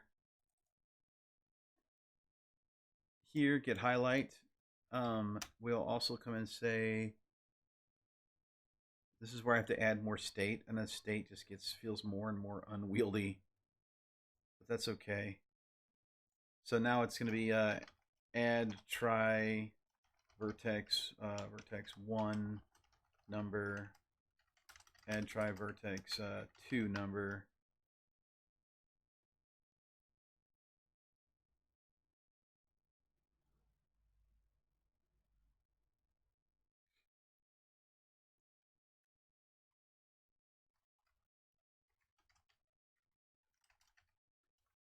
So I will just be simply calculating which two of these need to be in this here.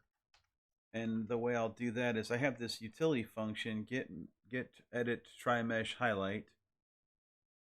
Right? This one iterates over looks like everything to figure out what it should be highlighting. And let's see. This does early. What this does is it does a early exit on this in this function. So if it finds a vertex, it early exits. So if you're close to a vertex, it'll highlight the vertex. If you're close to a line segment, it'll highlight the line segment. And so I need to add a third one here, and this will be the this shouldn't be doing vert 1, vert 2. This should actually just be like highlight vert. It should copy more or less the. It looks like I'm also, there's no typing for this, so let's do type edit try mesh highlight.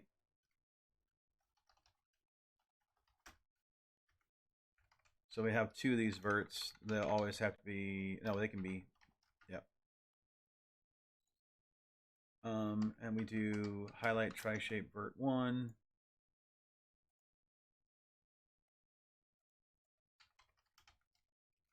And this thing should return back that, so it's a subset.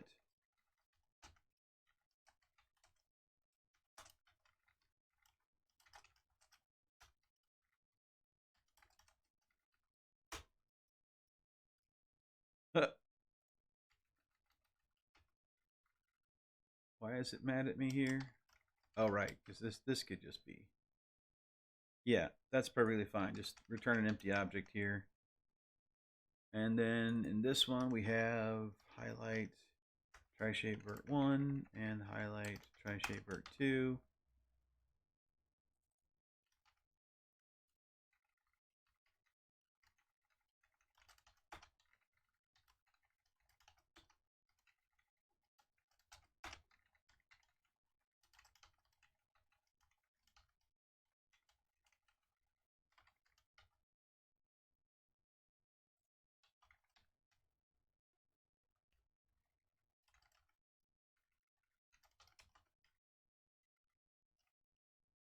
And I guess I can just do that.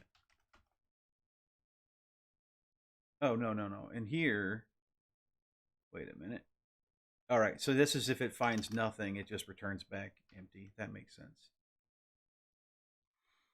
Okay, so now what I want to do is if I haven't found a vertex or a line to highlight, I need to look at a boundary line segment. So I want to iterate over all the boundary line segments. So for let I equals 0, which I'm going to do 1. I is less than actually I can just do 0 and I'll do modulus for the second one. So this will be I is less than triangles, not triangles. This is try shape Did that pop out? Oh, it did. Okay. So let's do boundary. So go boundary dot length I plus plus. If I can type. What I'm going to do here is I'll say const p1 is equal to boundary I. Yeah, this will be vertexes boundary I, and p2 will be vertexes boundary I plus 1, and this whole thing modulus. I'm blowing everything up. Okay. Modulus boundary dot length. And it didn't like that syntax for some reason. Something's broken. What did I break? I didn't pay attention here. Oh yeah.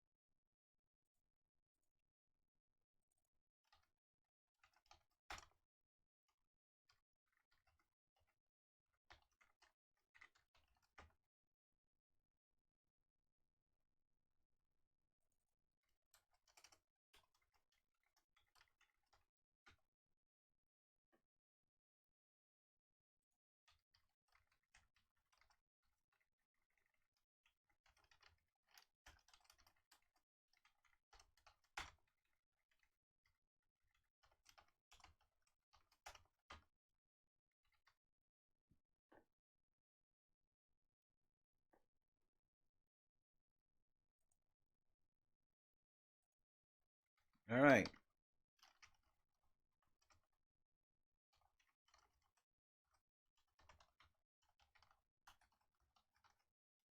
Actually, let's just do this. Yeah, p2 plus p1 divide by new vector 2, 2, comma 2. This will get my center point of that line. And then I need to get the distance to segment. Oh, look at that.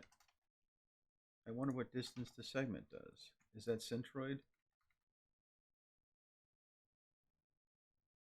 Oh, no, this is the distance to the actual line segment. I wonder if this is a better tool to use. No, I think this would end up with a lot of false positives. Like you wouldn't be able to get um like I kind of so a distance to line function would give me a false positive here depending on the order of the lines, right? If I want to set this like 100 points or something like that. So you can generate a vertex, all the way out from say 10 pixels all the way out to here. You'll be able to click and add a line. I'd kind of almost love to be able to make these exist only inside of this area of the line, so whatever line like area it faces. But there's going to be issues with like order of the line order, and so you'll get the wrong one selected until you get close enough to it to bypass that. So I think the distance to line would be wrong because it ends up being distance to this point in some cases. Well, I want distance to centroid because I think that'll just be the most intuitive way to do it. So that's what I'll do that instead. So go back to this thing.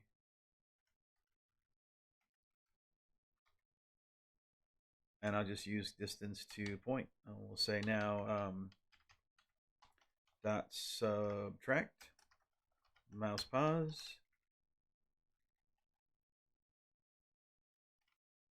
Right, so we have divided by 2. So this is the new thing. Mouse pause is here. Subtract mouse pause. Get the length of the. I think that's how I need to do it. Length.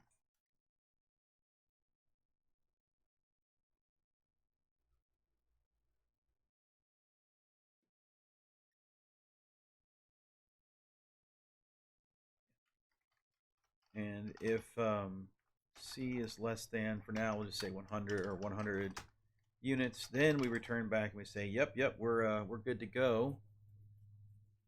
In this case, we can say return back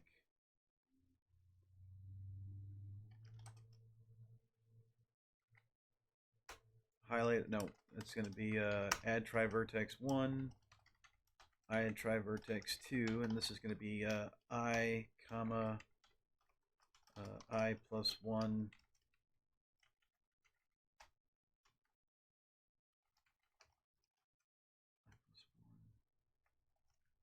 mod boundary dot length 2. All right, so now I have two vertexes that I can then say, let's add some triangles to these two vertexes.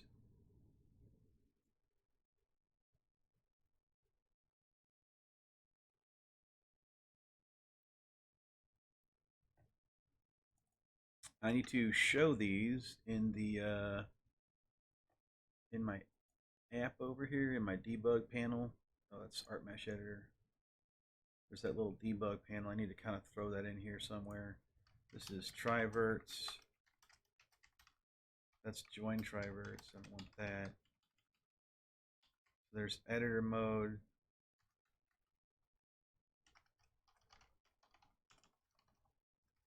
Highlight.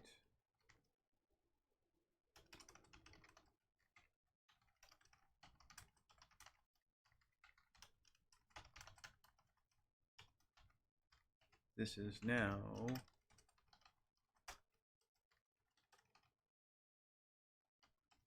add line, whatever.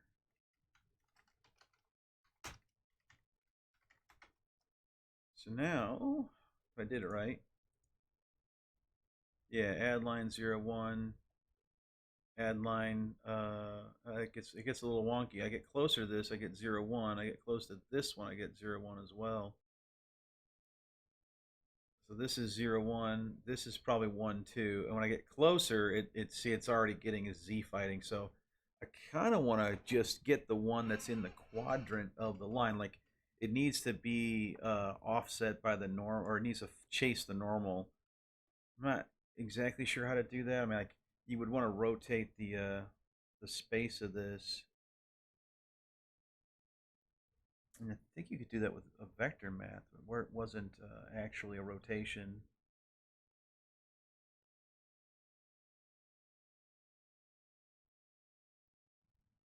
So this one works if I get a little further away, I get 2, 3. Yeah, it's just a little wonky. It doesn't work the way I would like it to. Let's draw that so we can kind of see how wonky this looks. So in the R-shape editor,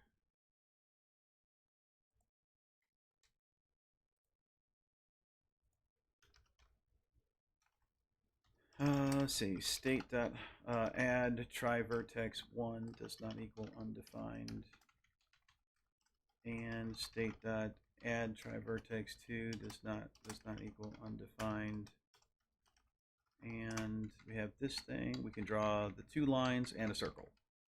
So we need to draw a circle to the mouse cursor. So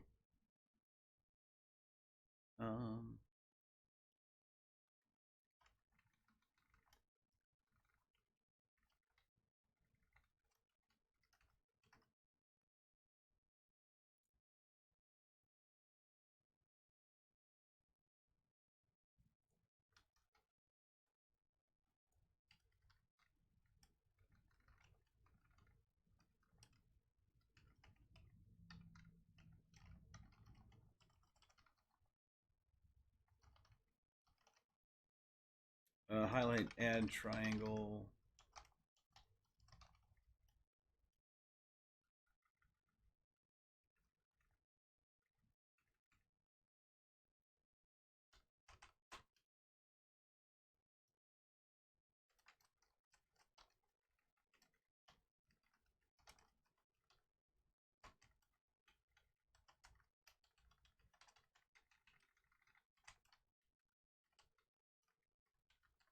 Yeah, something like this.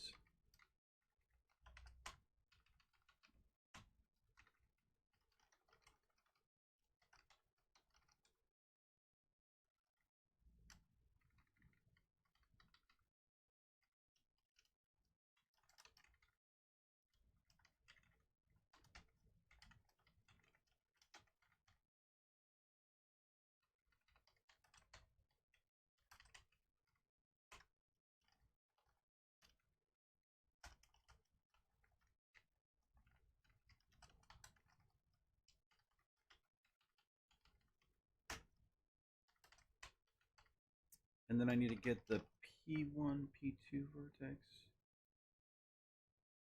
Const P1 is equal to. Ooh, go back. What'd I do? Okay. We get a tri-shape. We get the vertexes, and this will be add tri-vertex in the state 1, and then P2 is this, and then we do, what is this, state.mousepause and state.mousepause, and then I'll do a couple of primitive lines. Primitive line P1 is equal to P1. P2 is equal to state.mousepause, and then color equals yellow. Width, I think, equals 1, which is not true. It needs to be 1 over state.zoom. Same thing here, but P1 is P2. The state.mousepause. I think that'll do it.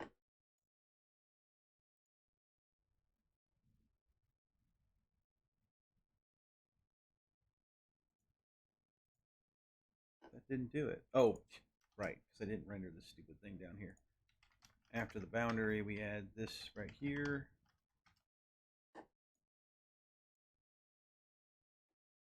Oh, that's definitely not the right things that are being. Okay, go back.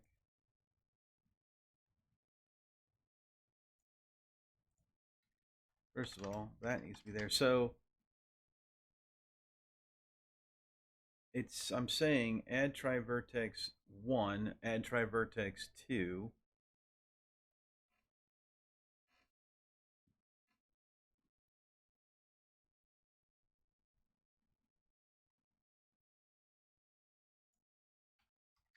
So that was definitely a mistake. I did a little weird. So this is like trying to add it to.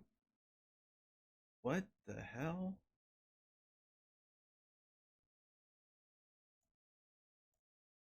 That can't possibly be right. It is like all over the place. Also, I think since this is a moving cursor, the other one that moves is black. So let me make this one because it's way hard to see what's going on. What do you think about this terrible plan? Does this look like this works to you? This looks good to me. That's good. This is good code.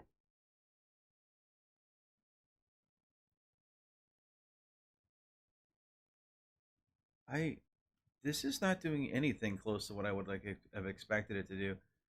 What I think's even weirder is that it's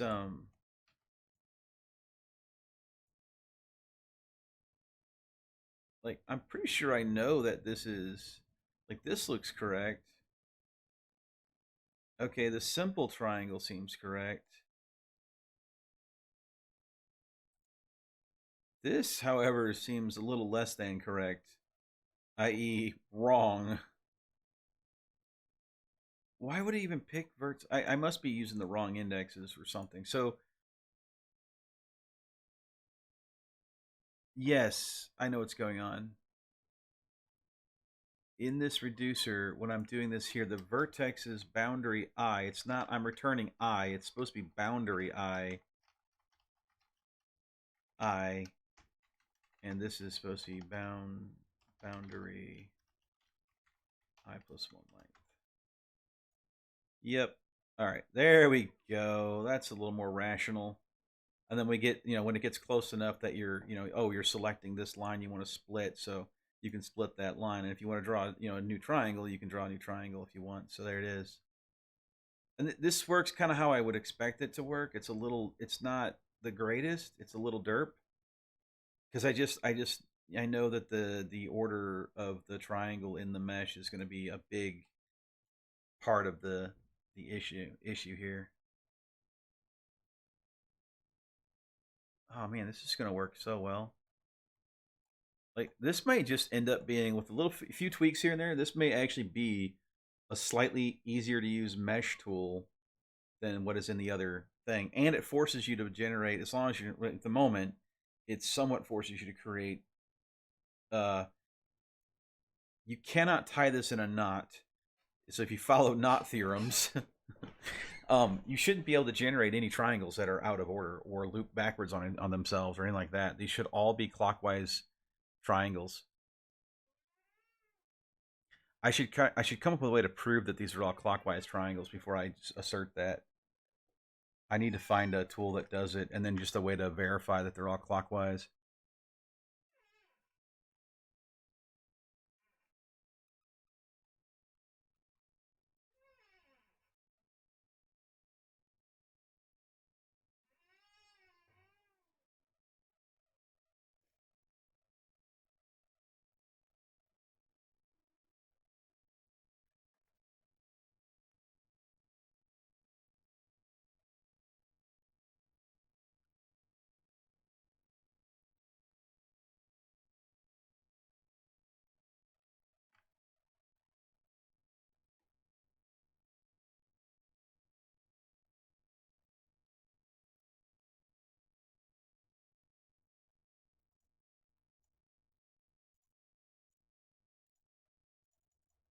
Yeah, so if I click here, this should add a triangle. I want to find a way.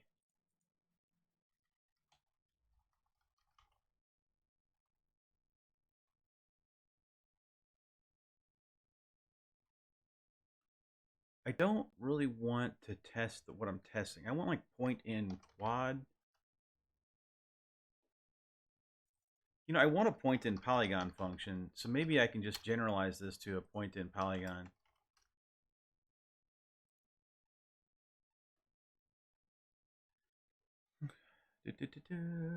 This is the raycasting and then the winding number algorithm. Another algorithm is to compute the given point's winding number with respect to the polygon. If the winding number is non-zero, the point lies inside the polygon. This algorithm is sometimes known as the non-zero rule algorithm. I don't think I want to use the raycasting algorithm. So sum up the angles subtended by each side of the polygon. The inverse trigonometric functions, which generally makes the algorithm slower than the raycasting algorithm.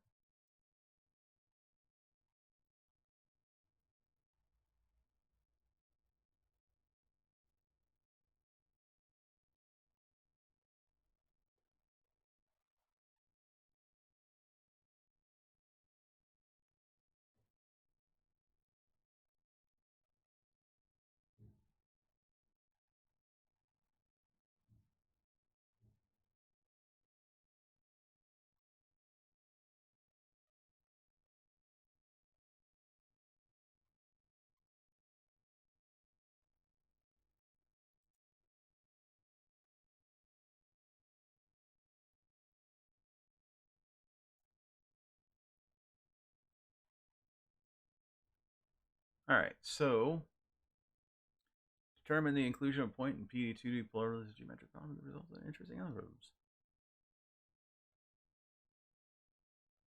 So the winding number basically counts the number of times a polygon winds around the point. The point is outside only when this winding number equals 0. Otherwise, the point is inside.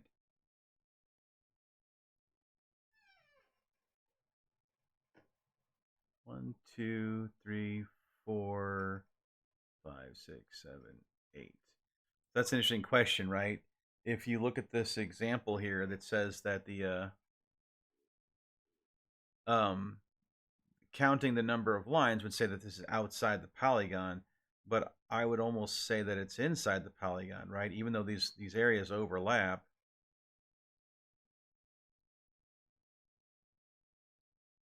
This should be inside, and this is a winding number of 2, and this is a winding number of okay, that makes sense.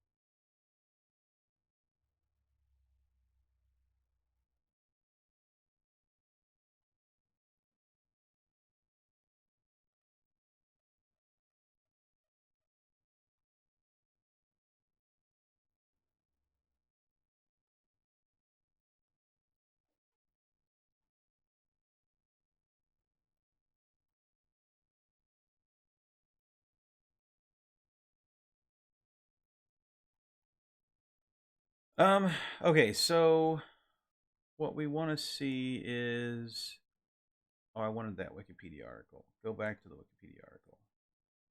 This here. Oh. So, winding number, the winding number.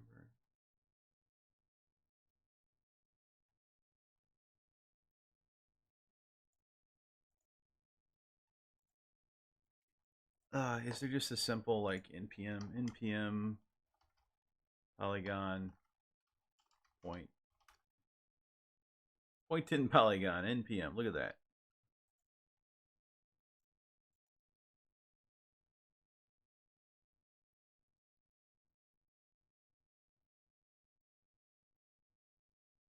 Terrible mentioned that there's simple optimizations for point in triangle.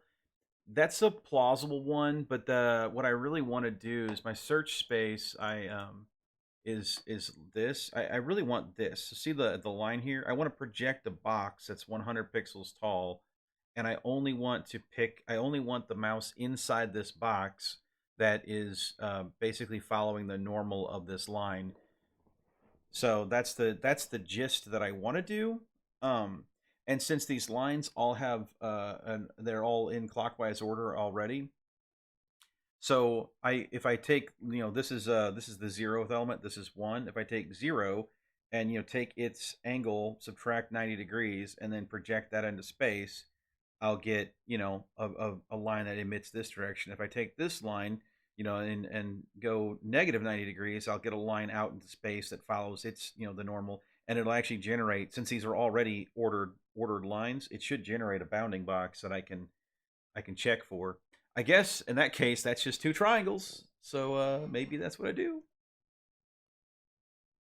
That's actually not a bad thought either, because I don't really need the point in polygon. Point in triangle is actually probably a little.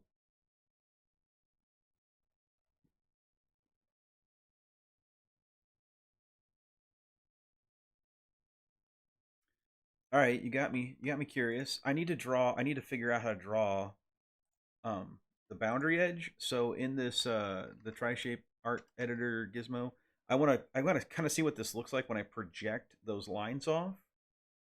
So I have this boundary edge. I need to think about what I could do to actually draw.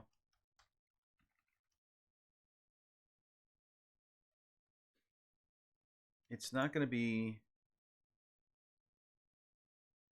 Oh, I can't remember. What's this? You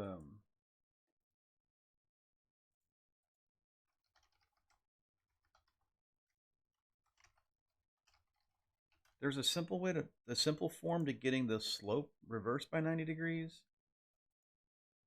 Like there's a simple way to do it. I can't. Oh, jeez. Get out of here. Ads. Ugh. I thought there was like a simple way to do that. Um. Uh. Terrible Plan said that, and to do it for triangles, you have to solve three inequalities. And I think you're correct. It's really simple. Let me try to remember this real quick. 90. Let's start by visualizing the problem. Visual approach. I don't think I need to use trigonometric functions for this. I think you can just get the answer. Or I might have to use tangent.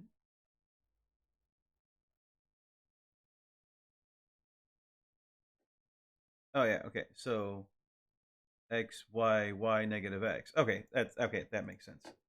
Perfect. I got it. Um so I will take my primitive line that I generated here on this boundary, and in order to get another line that emits from it, I just want to take the normalized value of, so we'll say NML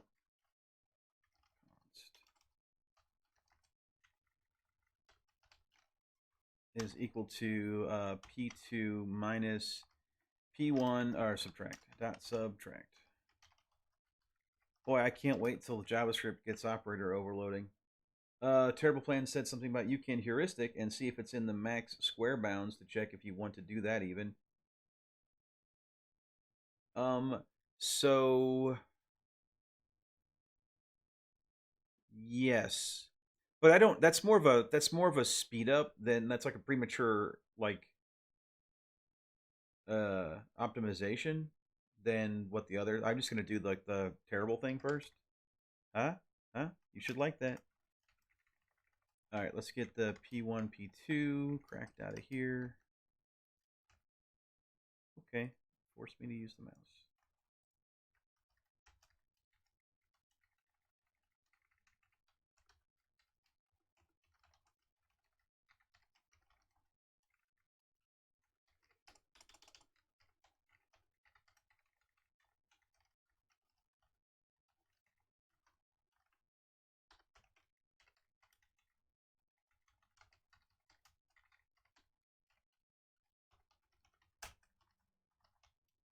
Right, so now that I have it normalized, what I want to do is just swap the y and negate the x. So, can you do a swap?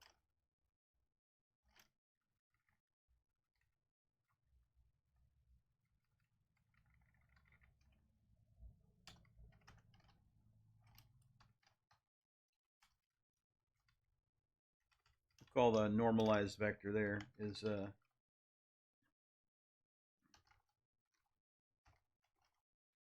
we'll say this is P3 then, because I'm going to generate the point for P3.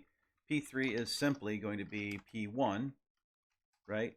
Plus, so dot add the normal value times, which I don't want the normal value. I want the other, I don't know, let's call this S. S equals new vector 2 in dot y comma negative in dot x. Yeah. What? Really? There's no vector 2 here? Okay. You got me a little confused there for a second. So this is then going to be S times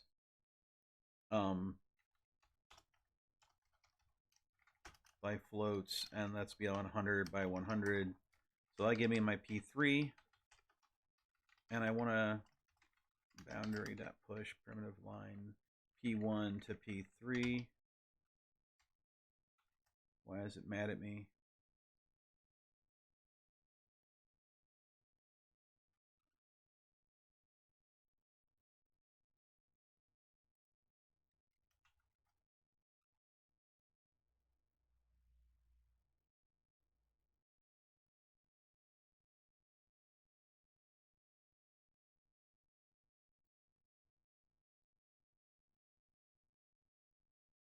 What?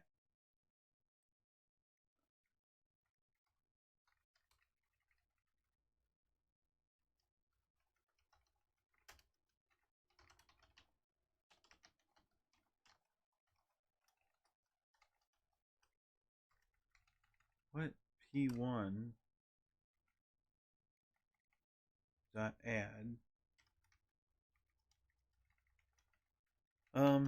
s dot multiply. S is a vector. S is the normalized vector. Should be rotated by 90 in this regard. U vector.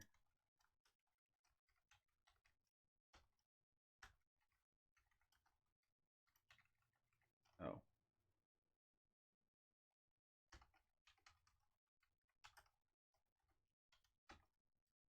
What?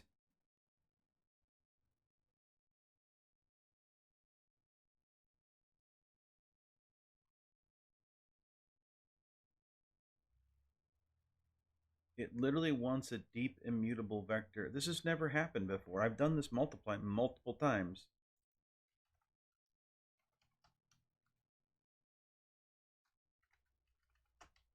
And it's never bitched about this before. Why is it mad at this now?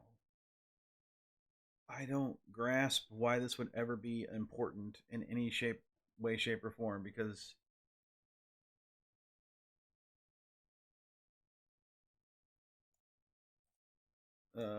Babylon JS deep immutable vector multiply.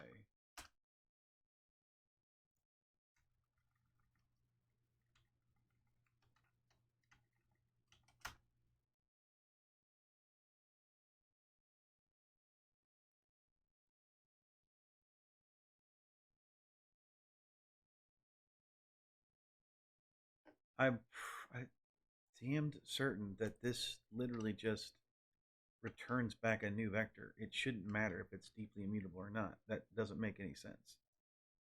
I'm gonna just get annoyed at it and just say this and let it. Oh, now it's mad at me for okay. Is it the wrong vector?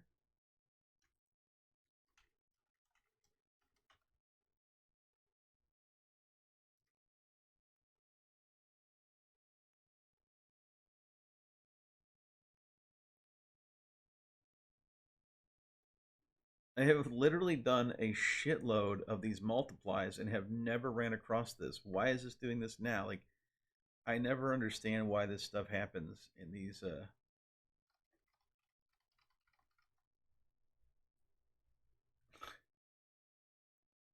It's like, oh yeah, this doesn't have a to array and a copy from, so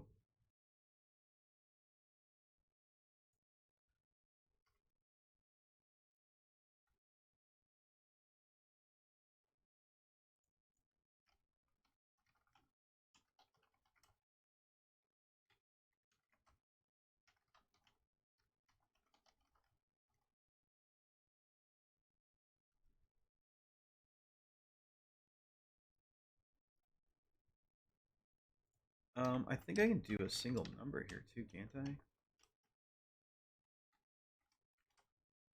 Maybe that's what I've been doing. Multiplied by floats. Why?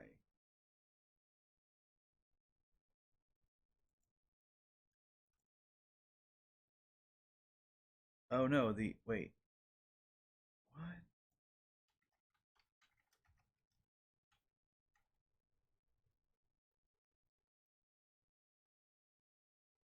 P1 is a vector too, and I'm saying add.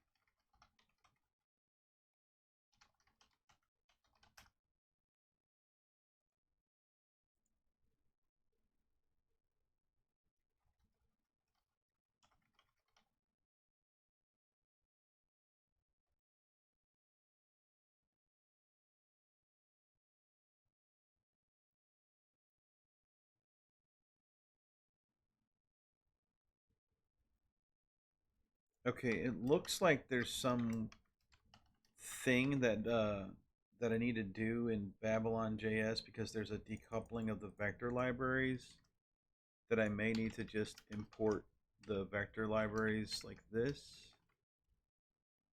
So import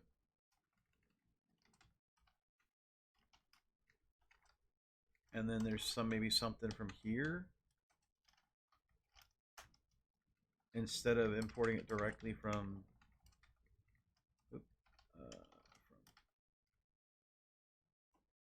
what on earth is this error line saying?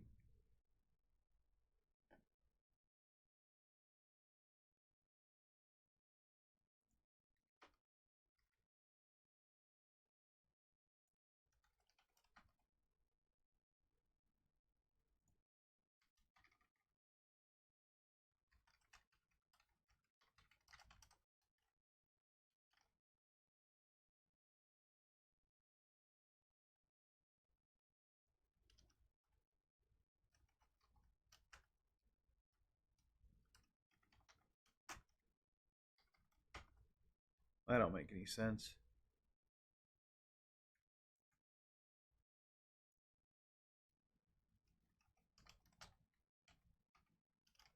S, which it does not like, in, which it does like. So in is just a vector 2. S is also a vector 2, but it doesn't like S. Ah! How the fuck is this even?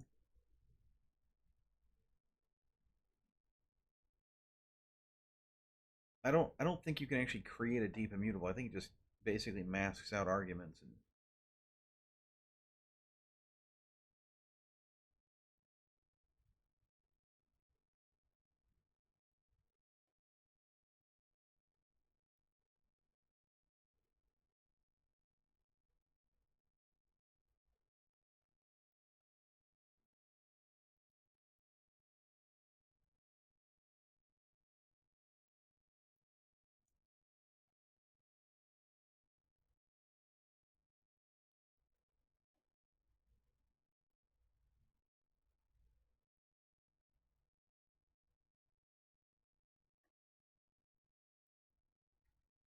I do not understand how these things are not the same exact thing.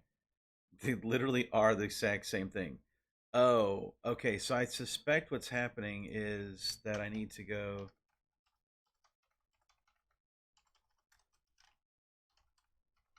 No. Can I do a dot multiply by floats 1 1? So if I can do that, but S can't be.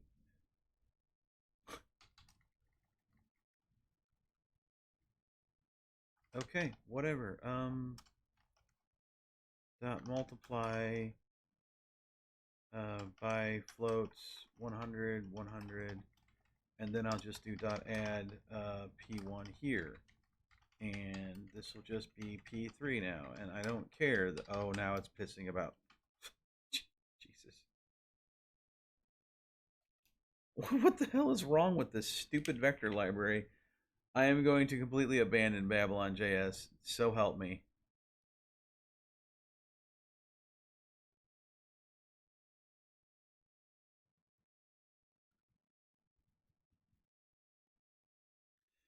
Uh oh, okay. This is because I suspect this is because I'm doing this. Oh, weird. Okay, I don't need that. I think I see what happened. I was importing these things from core and not from Babylon JS, so they think that they're the wrong types or they're not compatible by. I think that's what it was. It was all import behavior nonsense. Y, that should be X, and then this should be add P2. No, this should just be the same, negative NX, and then add P2. This is P4. Boundary, and this should just be P2 to P4. Okay, let's see what it looks like. This is going to look kind of goofy. I'll probably have it all wrong. All right, so we will load this up, start editing it. Oh, no, that is absolutely beautiful is what that is. So terrible. You can see like my idea here is that I would rather just be like, hey, if the mouse is in this boundary, let's go ahead and then search for my verts in that boundary. Because I don't care if it's here. Like you're adding the vert, you're trying like this is a better implication of what you're trying to do is inside this area. That to me makes more sense. Because here it's nebulous what you imply what you mean. And then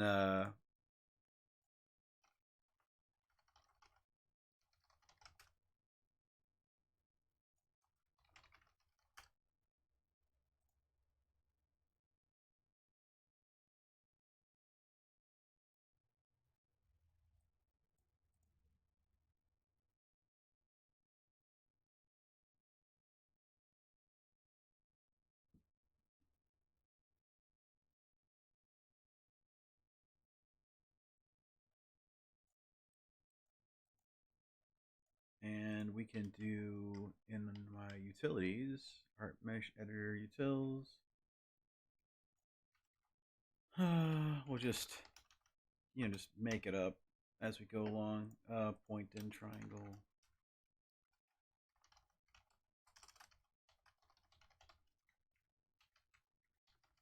P colon vector 2 A B C.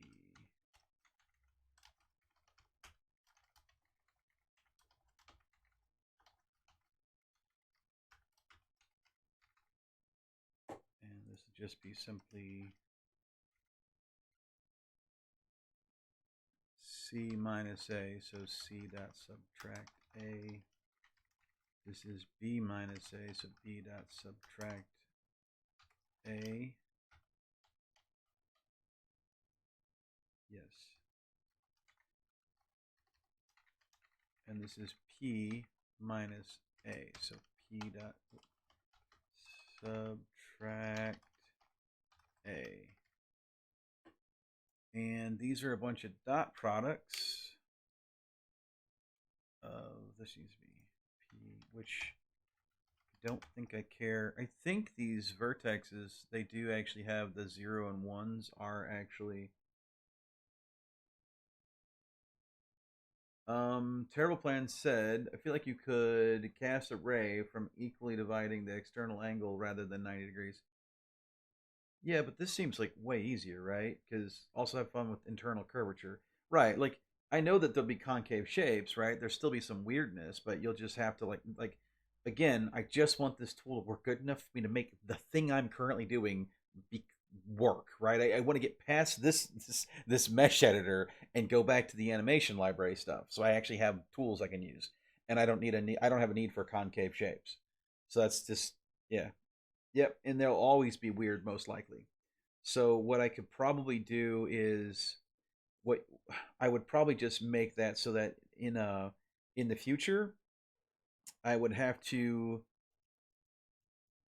um I would have to build these shapes that I'm like these lookups, and then I would pick the one that I'm closest to while still being in the boundary, and that would allow for overlapping boundary boxes.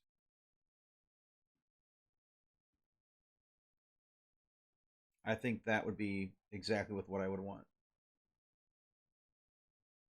That way I can just have a vote, and that way if I am inside of a concave shape, if I go from top to bottom, it'll pick the right one. Yeah. I think these can be accessed. Babylon JS vector 2. There's a dot x and y. I don't, maybe 0 is, maybe the array isn't viable. So I have to go through and change these all, the dot x, dot x, dot y, dot y. Or I could figure out what these dot products are actually chasing, but this is easier. So all places that do, is it, oh no. What the hell's the button again for this? You select it. I can't ever do multi-cursor. I'm terrible at this.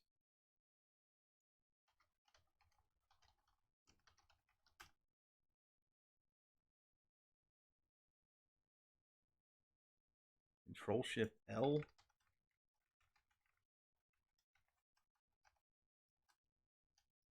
Yeah, this should be dot X. And then this would be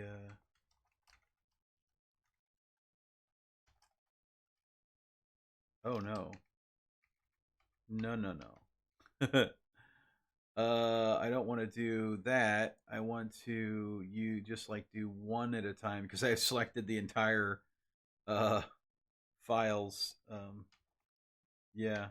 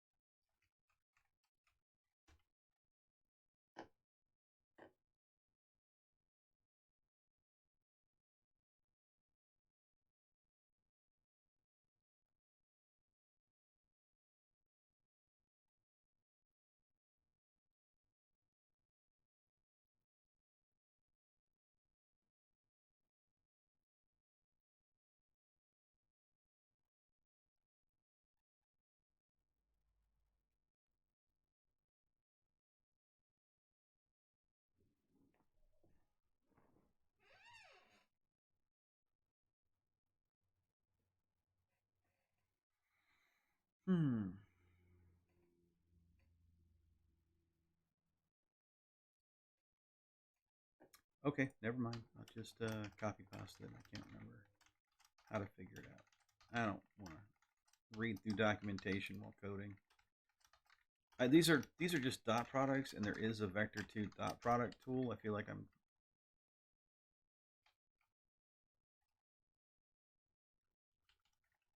Yeah.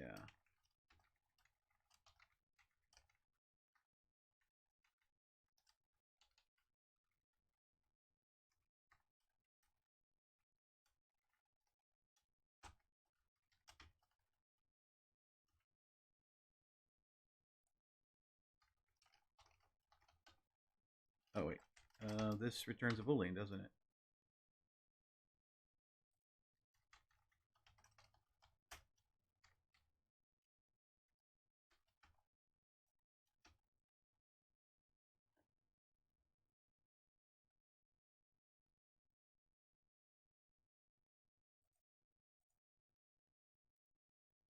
So I have the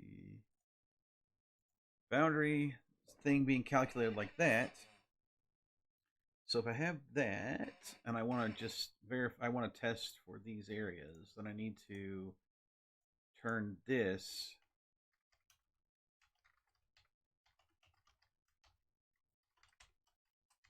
into my code that goes into this reducer, which I don't want to remove all this because I want to be able to visualize it too.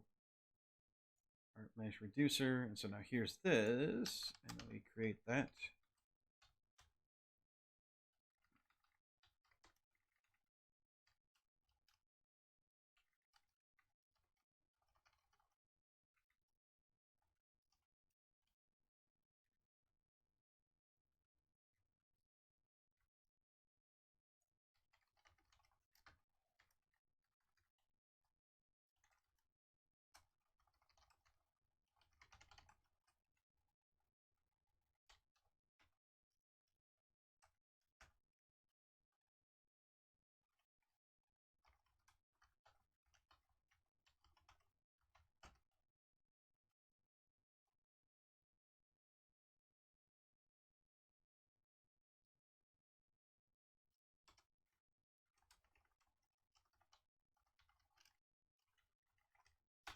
Why does it get like this? I wish I could understand how to avoid this situation where it's all pissy and can't find a suggestion, but the minute I go and do it manually, it like works fine. Like, what have I done to hurt you?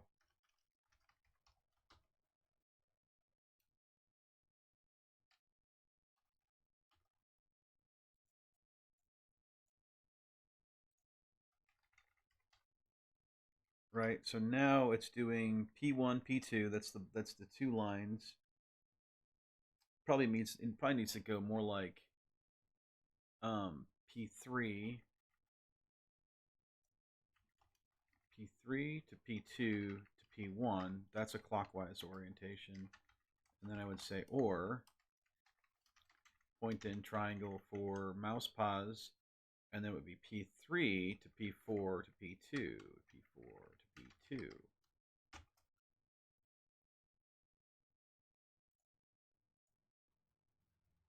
Oh, look at that. Oh yeah, this is good. This is oh yeah, this is yeah, that feels right. Like this feels right. I love it. That was that's exactly the behavior I want. Super stoked with that. So as soon as you hit that bounding box, you basically are selecting, and then oh, I got the line, so I can pick this. Oh, this is kind of fun. Look at that. Here's over. Oh, here you go. Here's some overlapping ones, right? So obviously, right now it's picking the one that overlaps versus whatever.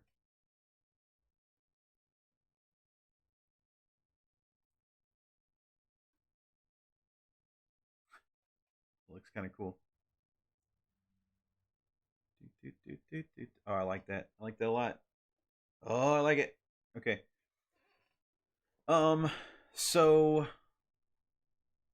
I'm basically just saying if in bounding box, what I really want to do is get the I want to generate all these bounding boxes. I want to generate their distances to all the bounding boxes, and then I want to pick the one that I'm closest to. Yeah.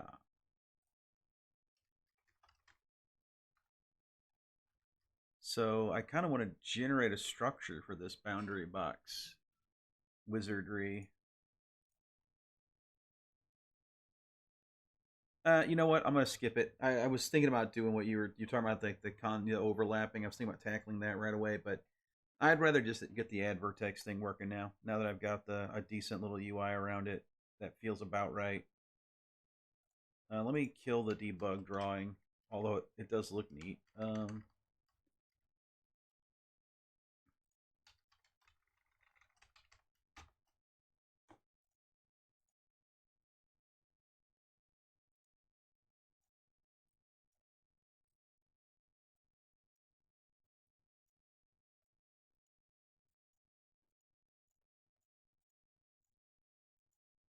man, this is gonna be so slick.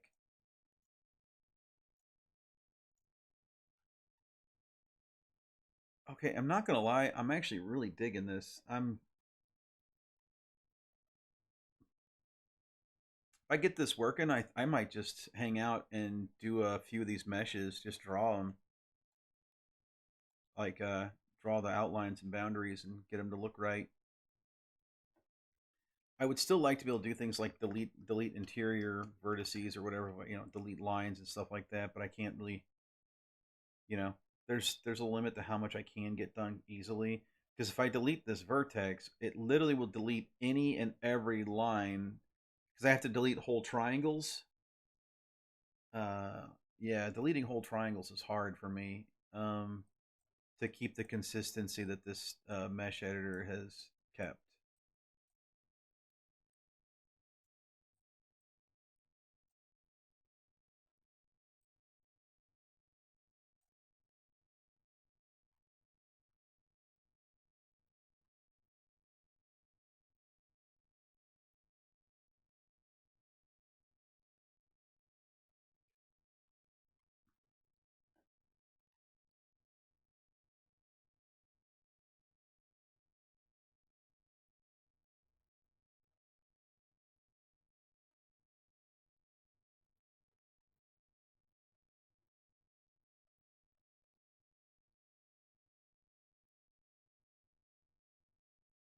This feels so good. I could do this all day long. I love that little walk around the. It's very distracting. Very distracting. Okay.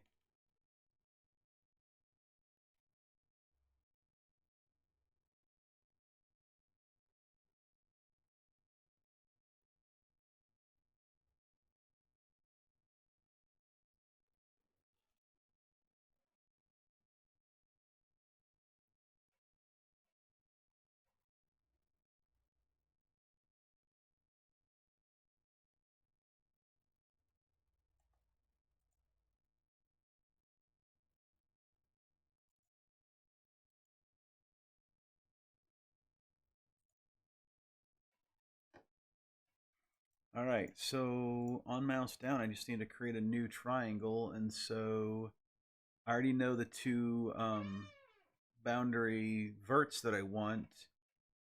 So that's a really simple, actually, real simple thing to add.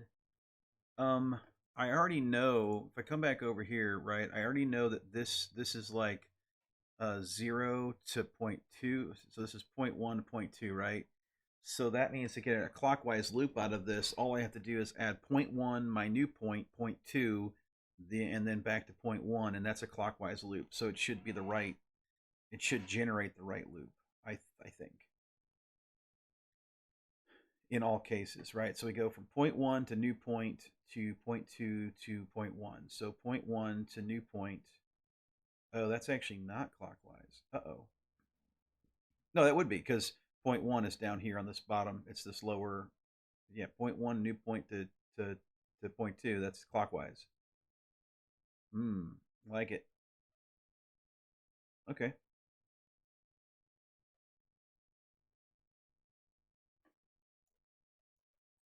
So go back to my utils. Editor utils, that's the test. Who needs tests? We don't need tests. We're going to just write this one. Join tri-shape to vertice. What is this? I think this was my my original attempt. Oh, you know what?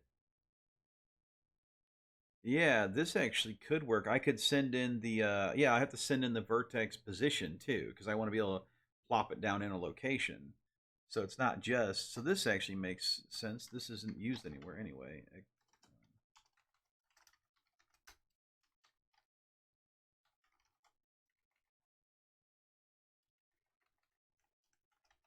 V1, V2, P for pause. Tri-shape, boundary, get exterior, polygon. Yep, bounding box changes. So I can literally just say this is a new P const vi is equal to result dot vertexes dot length -1. So the vertex index, I may refer to it multiple times. And then triangles, triangle.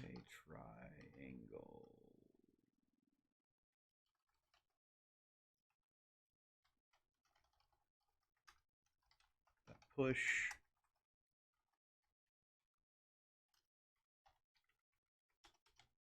And in all cases, I was basically saying it would be P1, new position, P2, all P1. So P1, which is V1, V1, VI, V2.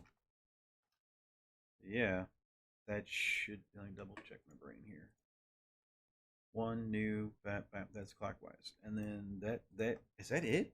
I think that's it. You just throw the vertex on there, throw a triangle, done.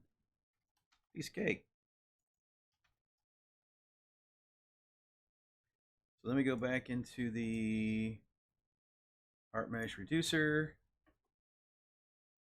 When I'm in edit tri mesh, no, that's let's see, edit editor mode, edit triangle mouse reducer on mouse down. We are actually going to be in we are in add mode, so this will be in, no, we'll be in edit mode. Yeah, that's right. So I have to just decide. So this is that waterfall cascading conditionals for if highlighted tri-shape, editor tri-shape, editor, try edit triangle, highlight version. So this basically it's saying, hey, you know, let's if we're gonna start editing a triangle because you clicked on a new one, cool. If you're clicking on this and it's a point, let's go into move triangle vert mode. If you click on it and it's a line, let's go ahead and split this line, and then we just say if state dot add tri vertex 1 is not equal undefined, and state dot add tri vertex 2 does not equal undefined.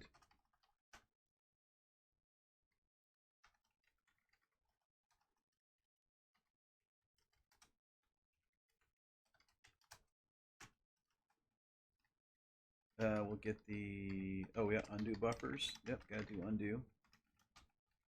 And then we get tri shapes.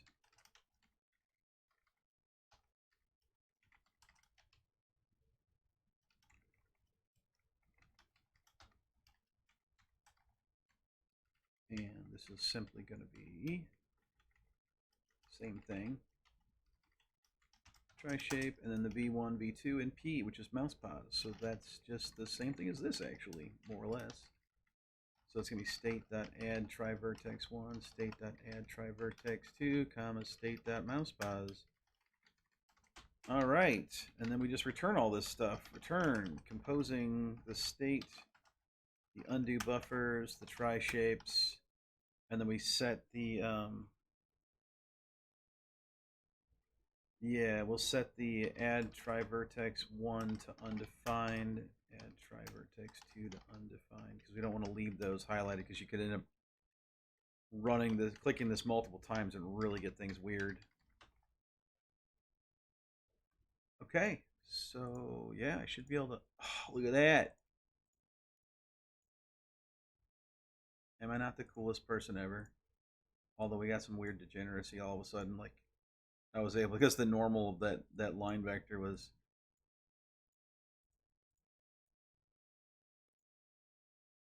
Oh, we might have to do that. We might have to do that. I have to do that sooner rather than later. Yeah, yeah. Oh man. Okay, I'm gonna have to get those boundary squares defined, and then determine the distance to the line, and then sort all the boundary squares by that, and then just pick the one I'm closest to. Damn it! And blame you, terrible plan. This is your fault. This whole entire project is probably your fault more than anything. To be totally honest with you.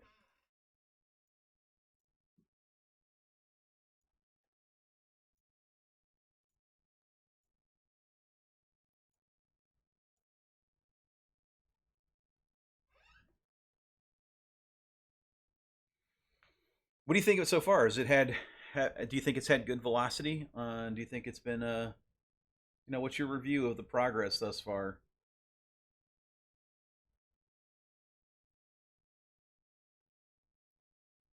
What's your view on the fact that I just keep doing it and I seem to not stop? What do you think about that?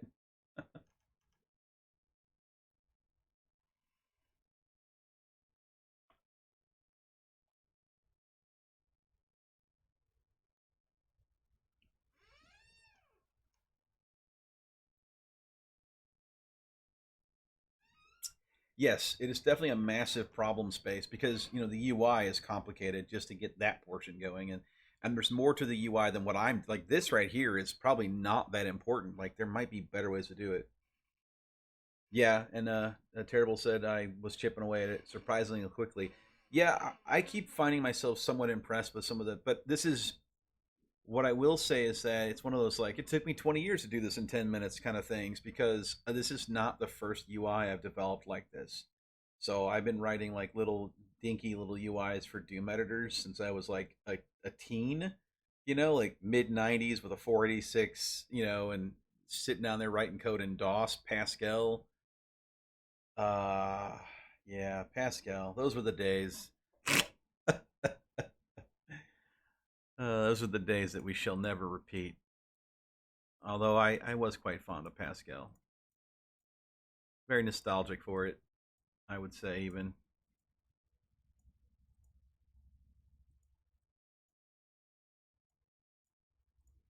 This feels good. This editor is starting to like honestly like kind of it's like this isn't impossible. I can't there's no way I could possibly get a vertex to be added right here. I want to add a vertex to this line. It will never happen. Like there is no way to do it. Uh,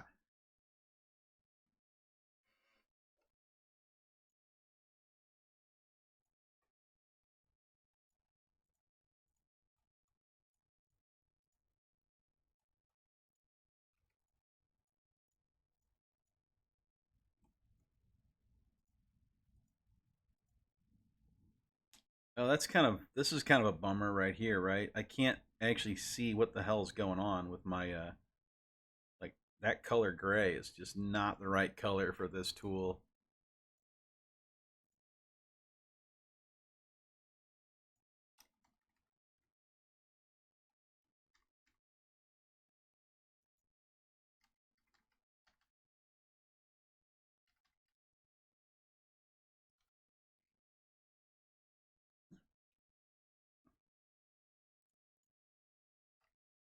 Let me define some stuff up here. Let's say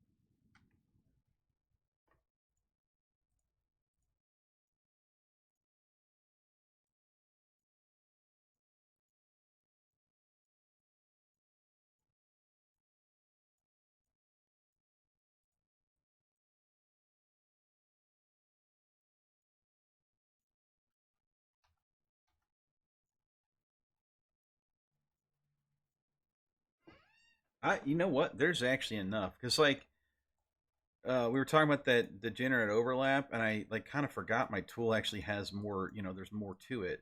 So let's say I've got this, this here, and I'm like, oh, I'm going to add a vertex like here, and it's like, oh, that's a terrible vertex. I can still just connect this to this, and then that to that. I can just still do that connection. Like that's not a problem. Like that worked out just fine. Yeah. So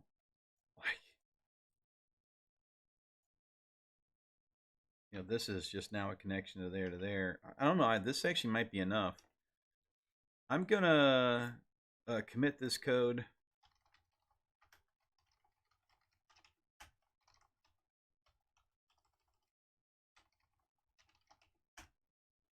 Right, and all I did here was add the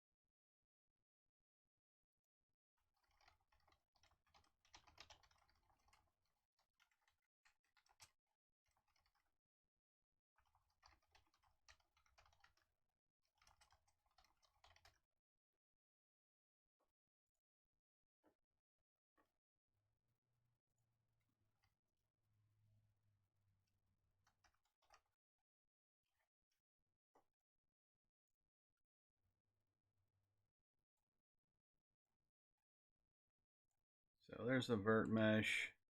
Let's actually let me clear it, and then I'm gonna start using the tool. I'm just gonna see what happens. Um,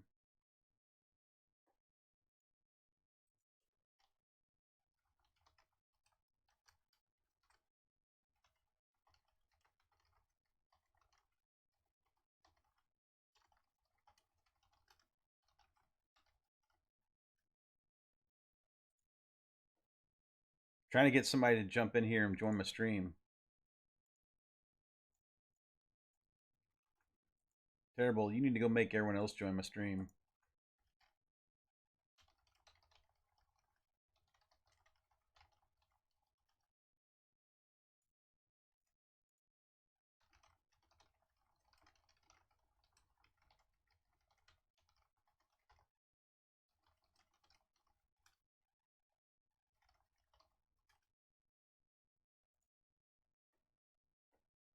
Yeah, we gotta get everybody in here. Where's everybody at? What was wrong with the world? Like come on,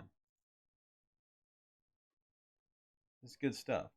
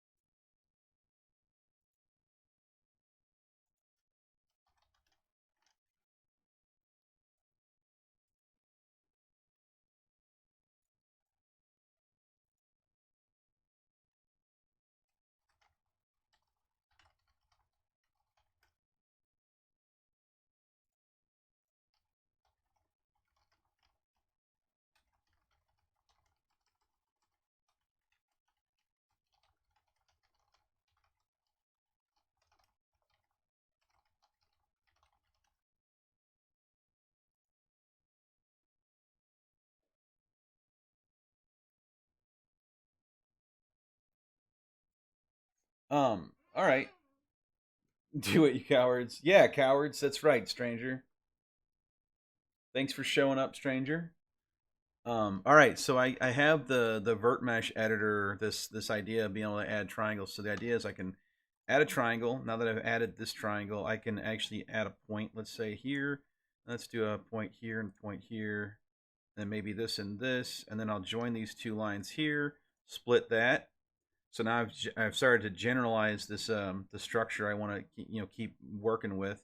Let's no, I don't want to split that. That's not how I want that to work. So let's undo that. So back into editing it, and then I want to figure out what the outline should look like. And I think honestly, like I'll probably want something like this, where I oh, there's one there's a fighting. Oh man, they're not even barely they're barely overlapping, and that's annoying. Okay, so that's fine. At least on this example, it's fine. I'll just do that. All right, so we'll connect these to here. We'll connect this one to this one, and then this one to that. Um, and then let me move this. Let me split this so I can start defining the edge a little bit.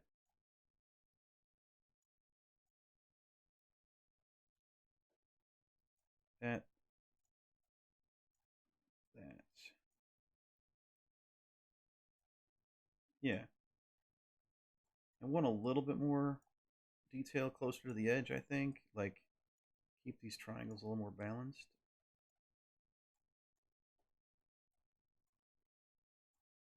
Um, and what would I want to do here? I want to split this. Needs to be closer, I think. So maybe I'll just connect this. Oops.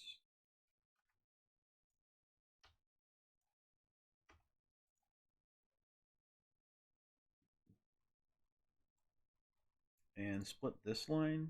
Yeah, there we go. That keeps a little bit more. I almost want a little bit more detail. I mean, like this. That's probably fine. So what did I do? Oh man, I don't know what I did over there. I split this and then that. Yeah, that's what I did. I'm gonna have to go with what Terrible said. I probably need like a mirrored mode at some point. That sounds like a lot of work.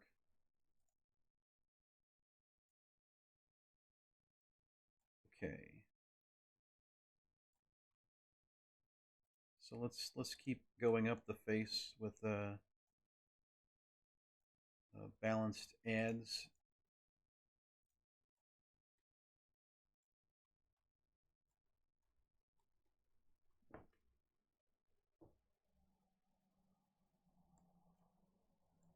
I definitely want to split. Oh, I don't probably want to split right there. Like what I want to do. Oh no! Uh, uh, ah, ah. I was I was this close to hitting save too. That's so uh that's so sad. Okay, well we'll do it a different way. We'll just make sure I save this every once in a while, right?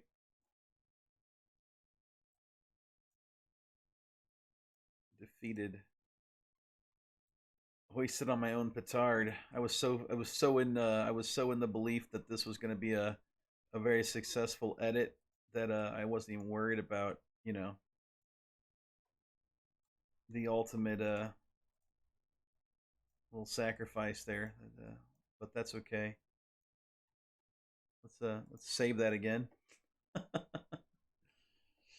And we'll build up some verts like this. We'll just walk up the face mesh.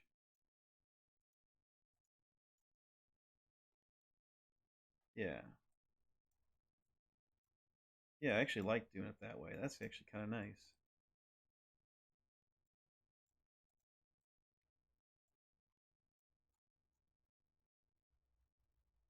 There's this one here.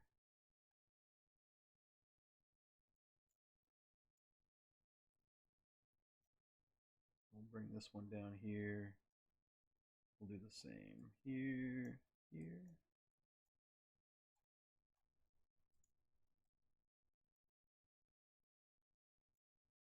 Oh, I don't want that. I want to go back. I want to get. Oh, that's what breaks it. Okay, so something in the Control Z is what's breaking it. Let me reload that. Unfortunately, it wasn't a whole lot saved, but that's okay. Um, so we'll split this one, and then I'll start walking. Right, so this, something like that. I'm gonna do that in a balanced mode though, like think it through a little bit. So I'm gonna save it, refresh it, and load.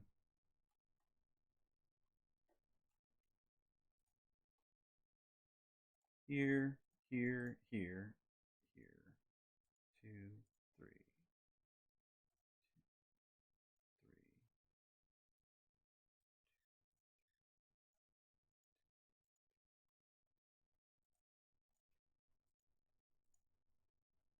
Then which way was this? This is 1, 2, 3, 4. Did I? Oh man, there's so many verts. I don't know how to balance this now. It bugs me if they don't match. Oh, that'd be a great one. Snap to vert kind of thing, like be able to snap across the grid, so you can line things up. That would probably alleviate a merge or whatever. Oops, just okay. Save that and then edit it again. Undo, undo, undo, undo. How did I end up with that straight line there? Interesting. We'll save that and then edit. Okay. Let's get this more wrapped around the line itself.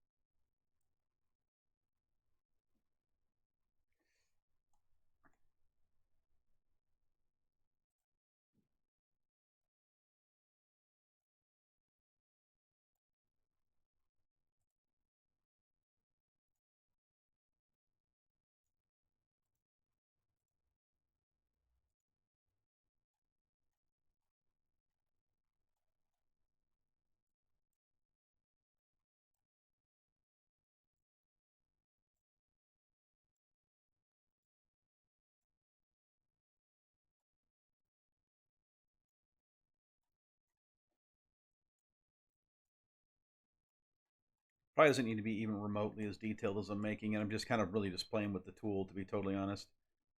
Also, it does feel amazing just kind of whacking a vertex in and out. This thing's been so busted and broken and incapable of being a useful tool for so long. Oh, this one can't be added as simply. That I'm just sort of like stoked that this is working as a tool.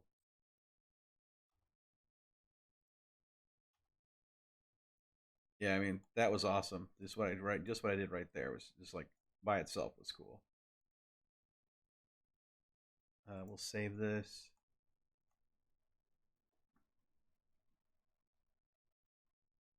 Okay, so all right, so add some verts over the top here, and then let's see. I will do this one, something like this, and then I'll connect this one to here, this one to here, this one to here, this one, that.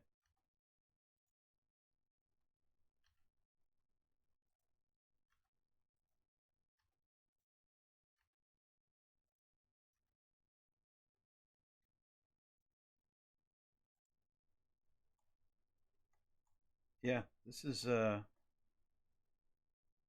spectacular. I kind of want to split here like this. Yeah, because I want a little more detail. This breaks this right here. That's why I wanted to get this fixed. So there was a loop that went all the way around the outer edge of the face. Okay. Yeah, this is wow, this is working, and it's not that bad to work with. Like it isn't the greatest. I'm definitely not going to say that it's the greatest. You can't arbitrarily split things. There's a lot of extra. You have to do a lot of extra moves to get things to work a little bit more. Um, yeah, words and stuff. Whoops, don't want to do that. Save this. Connect here. Connect that one. Connect that one. Connect there, and then I'll just how would I do that? I want to connect this line to that line, and then I want to move that exterior. Yeah, so connect this one to that one, and then move the exterior line over. And so now I can just create a fan over the top of the head and then connect this. And to me, that's a good mesh. That's enough. That's a mesh, just like my project. It's a total mesh. Okay. I keep making that same joke over. It's going to be unfunny eventually.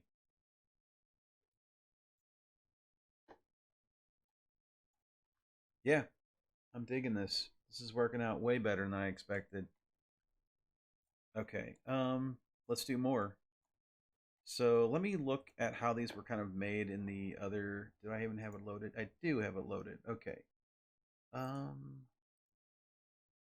so this is what the how the tool like how someone defined the meshes inside the program. You can see like the mesh work done on the on her body on her clothes layer like seemed to be pretty low they leave low detail. Same thing with like the arms. They only did a little bit of detail like right here most likely because there's a bit of a warp right around where it meshes with this. So I would imagine there's not a lot done. Like the hair would be really easy to do. I don't know why they went so this. See, like, you can see how crazy and disjointed it gets down here. That's probably because they just didn't give a shit. Like this is just enough detail to. So let me mimic the hair or something like that. I'll look at the hair. We'll throw a triangle on this. I need to get that save hooked up to and they seem to have like a central line that goes through the whole thing. So we could kind of do the same. Oops.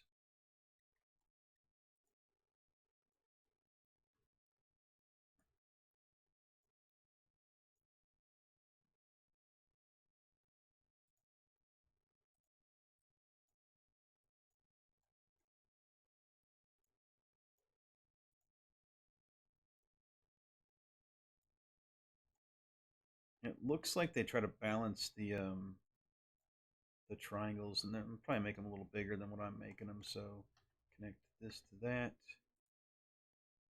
split that, this, connect that, then this, then that. I guess that's the way to do it. So do this, do that, connect to that, split that.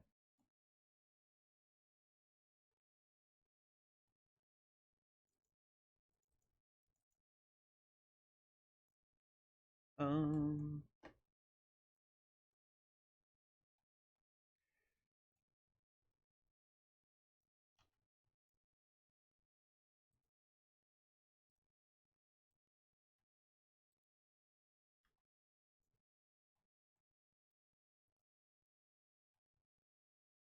Triangles are getting my pattern changed a little bit. That's interesting. And then that's probably good enough. Yeah. So, oops. Oh, I almost hit the load button. It was almost catastrophe. Yeah, I actually want to be able to duplicate this mesh and then be able to flip it. That'd be a nice thing to add to the ability to duplicate a mesh and then flip it. Like use F to flip it horizontally or vertically, and then so F will flip horizontally and H can flip. Oh no, maybe F flips vertically and H flips horizontally. I could do that. So down here they added a little bit more detail, and I think how I would do that is by oh gosh, I can't split that. I can't split that line because these things are fighting. Okay, so I want to split this and then just have two center lines that kind of go down the hair like the sort of like what they were doing. So we'll just do this, and it probably doesn't need that much detail.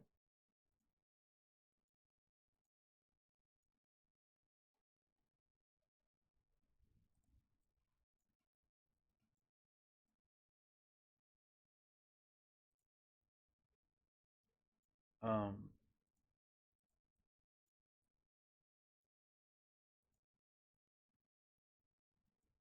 Make sure it encapsulates everything.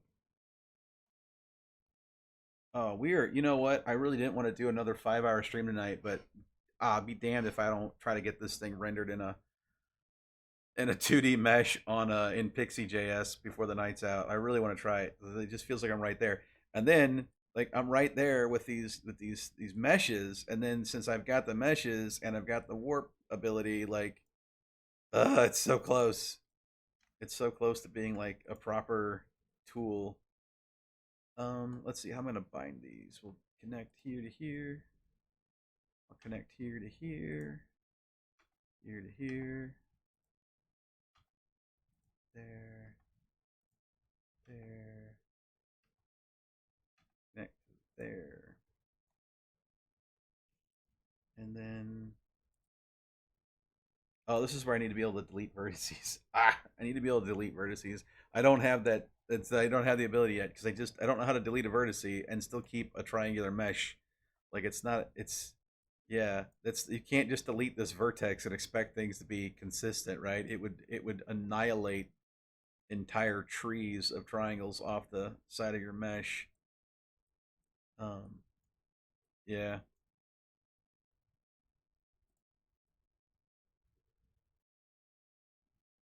yeah. This is fine. We'll take that. I don't like this. Let's connect that to that, and then split that, and we'll call this good enough. Here, split this one too. Got a little split ends. Ha. Okay. Yeah. No, this is doing great. I'm actually able to use it to put the amount of detail I think I need in the places I think I need it. We'll do the simple one here. So let's just this is probably just going to be a bunch of like a ladder, where I'm just this, this,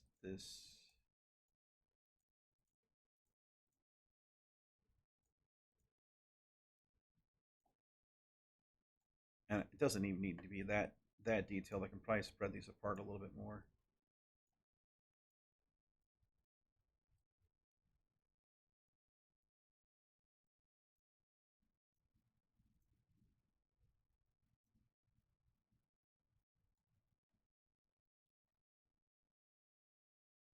Here, here.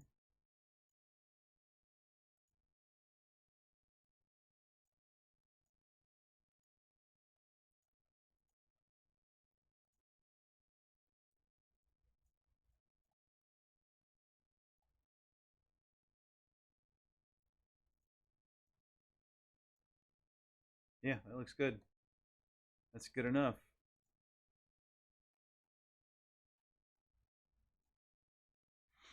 So I probably also want to have some like a property editor on these because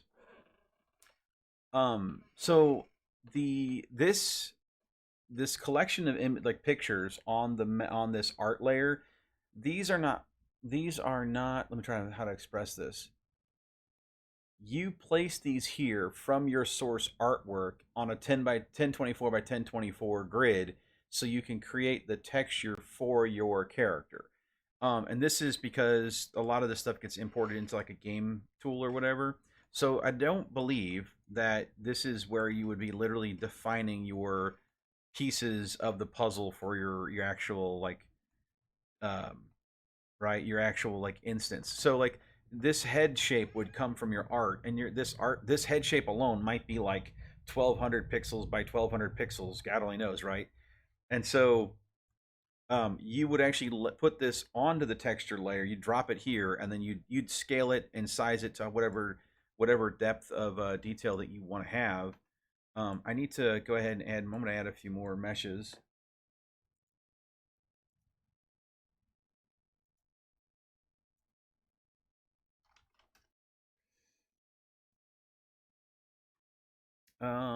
Let's see. So we'll just do like this eyeball. I did these before where it was just kind of a loop of vertices around it. So we'll just do the same thing.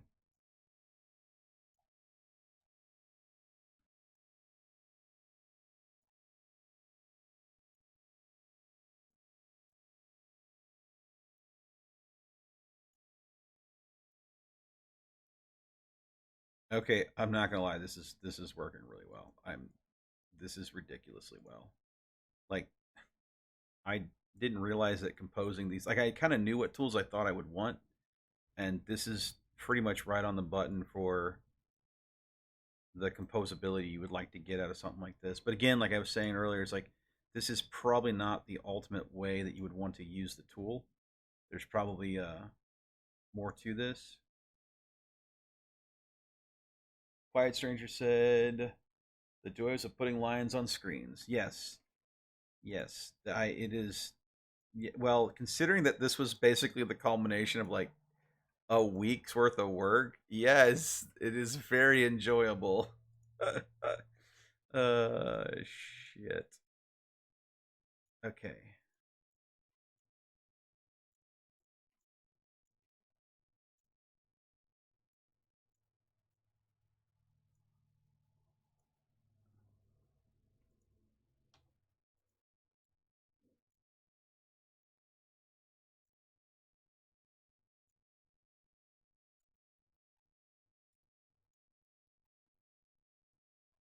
But I think if I'm going, since I'm going the direction, oh, I break stuff. Save that. Ugh. Um, since I'm going the way that I'm going with this so far, um, yeah, I'm gonna get to a point where like, so right now, like I'm basically was saying earlier, is like this kind of already is like, I'm expecting you to bring in already, like already finalized art shapes and stuff like that onto the system. Like this is what I expect this tool to use, and that's fine. Like that's a good enough tool for the moment. You don't it, and I would probably allow you to. I'd probably bring in something like an art reference layer, so you could just drop the art reference into the scene, and then you can tile all these pictures on top of the art reference, and then start figuring out how they animate them. That would be okay. It wouldn't be the most ideal, but I think it would be all right.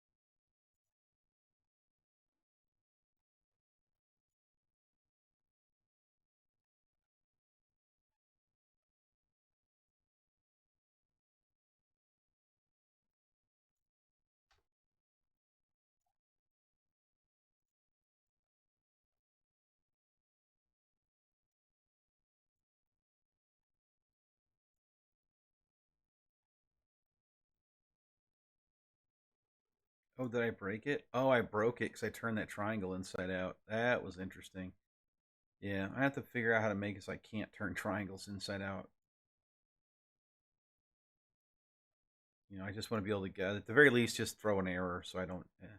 It's very obvious though when I turn the triangle inside out, like the UI just didn't work correctly, and it's like, wait a minute, nope, that's inside out. That's very obvious.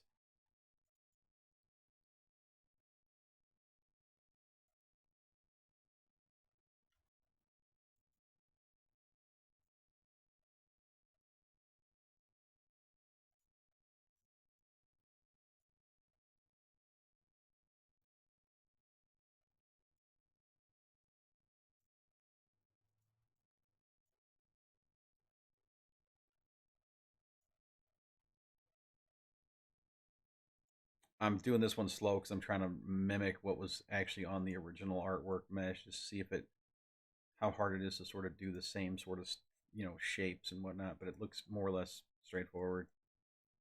I'm not running into really anything that gives me pause.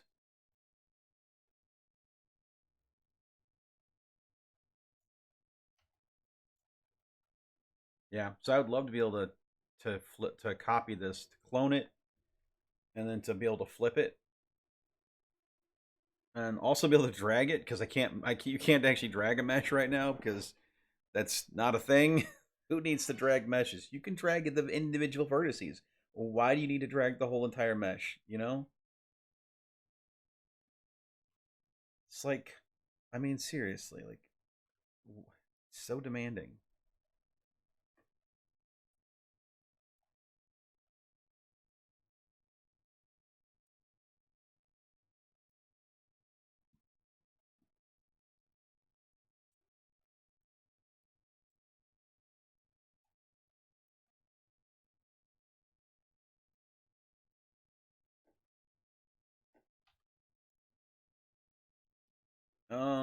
Okay, so let's see if I can just sort of duplicate what I already made there. So that would be here, and a triangle. Oh, a triangle there. It's a little too high. Then another one there, and then so. Oh, that needs to go lower. It needs to be like, yeah, about there.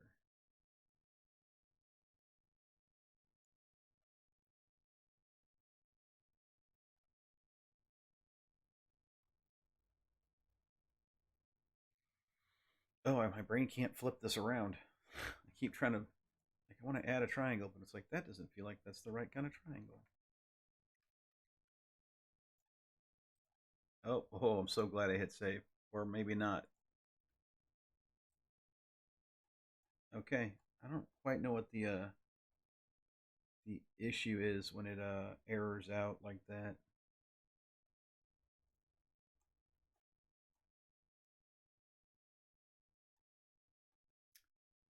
Since I have the point in triangle now, I could actually get rid of the bounding box hover and then drop the bounding box drawing. Well, the bounding box drawing is actually on there because that's how I'm going to allow you to move your art, the slice. I'll put a little thing up here that allows you to move it, drag it around, or whatever, like an anchor of some sort. I guess as you hover over it, if you hover over it, an anchor can appear. Yeah, that's what I'll do instead. If you hover over it, an anchor can appear, and you can grab the anchor and drag the art layer around. In which case, you're not editing it at that point. All right. So what am I need to add to this? So this one is here. And there's a straight line that goes back to the center line, and that center line is somewhere inside the thumb. So that means that this straight line is here, and then the center line comes back with a similar. So it's this, and then this. Yeah, something like that. And then to the thumb, something like that.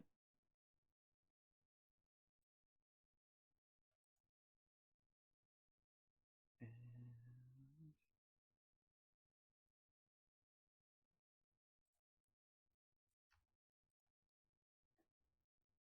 I, I guess ah, here,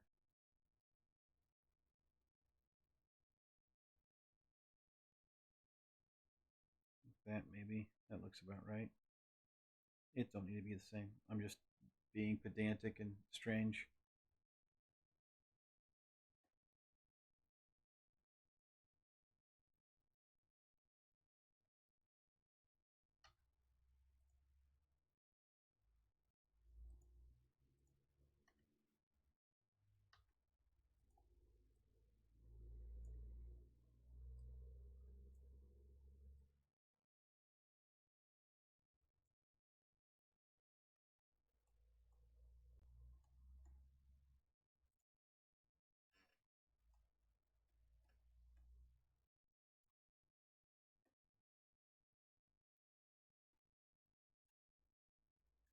I can sort of tell that the frame rate that this is drawing at is slightly slowed down, but it's not that bad really. Like, oh, the stream looks like that does not handle that dragging around very well on the stream. But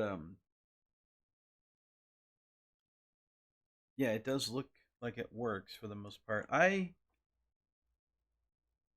just realized the fact that so when I mouse my cursor around on the editor and it draws the triangle, the fact that it can even draw that triangle and detect that my mouse is in that location literally tells me that these lines are all in clockwise rotation. So that suggests to me that I don't that I all these triangles are still in clockwise rotation. Who wants to see me put some textures on a screen?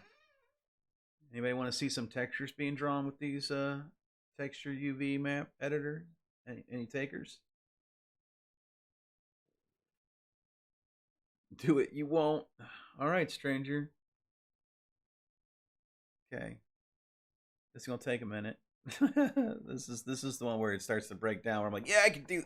I'm like, no, no, this is probably not as straightforward as I'd like it to be, but we'll see. So let me save this. Make sure it's saved. We can go with the head shape. It's probably what's the more complex triangular mesh. So like I'll just steal that one. Um, okay, and then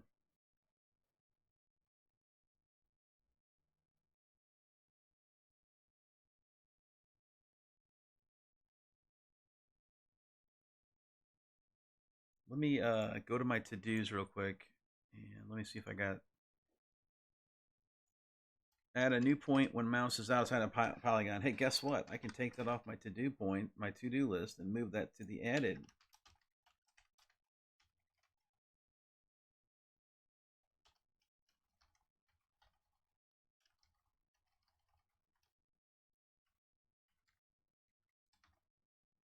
And then add an ability to collapse a triangle by overlapping 2 points. That is a good one to keep on the top of the to-do list. Add tests for boundary calc on affected functions. This one did get oh no, this is the tests. This is a TDD. I'll tag that so I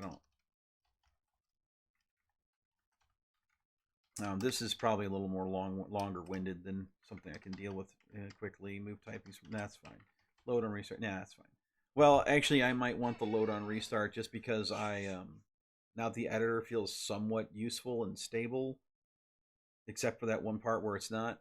I want it loading so that I have the tri meshes available instantly for the other side of the tool, so it renders them. So let me think about that one.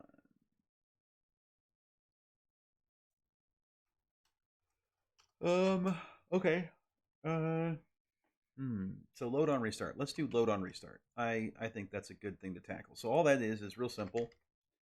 In the app, we just need a use effect like this.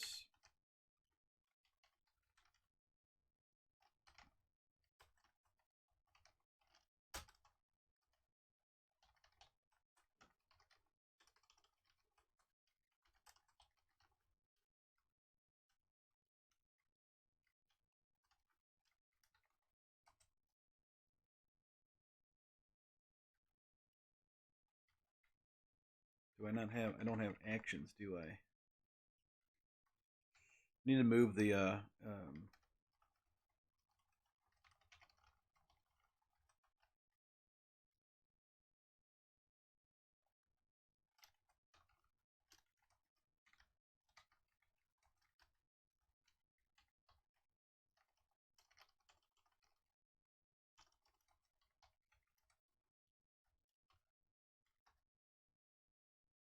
it's art mesh actions, art.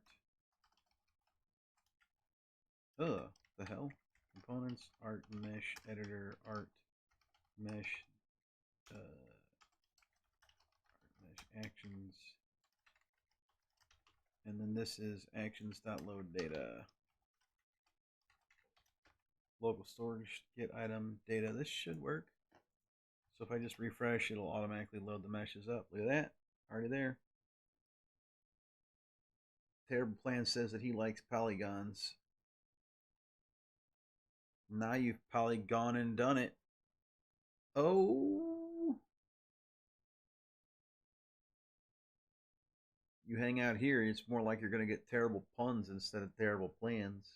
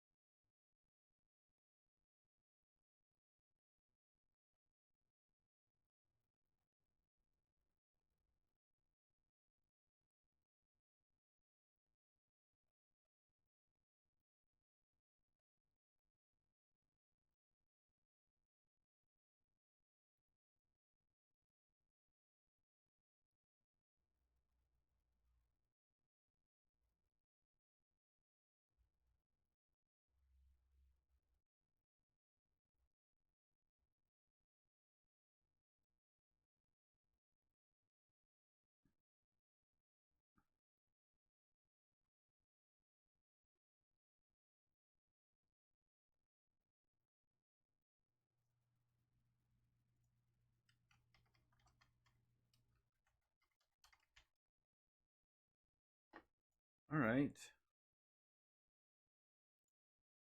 I mean, that really should be all I have to do. I've got all the details I need. So let's we'll bring back the we'll bring back the old editor stuff here. And instead of, let's see, mesh grid mesh. So whatever mesh this is thinks it's using. I need to put that in the state somehow. It looks like, oh yeah, like there's no state for that at all. I mean, that's fine. Const.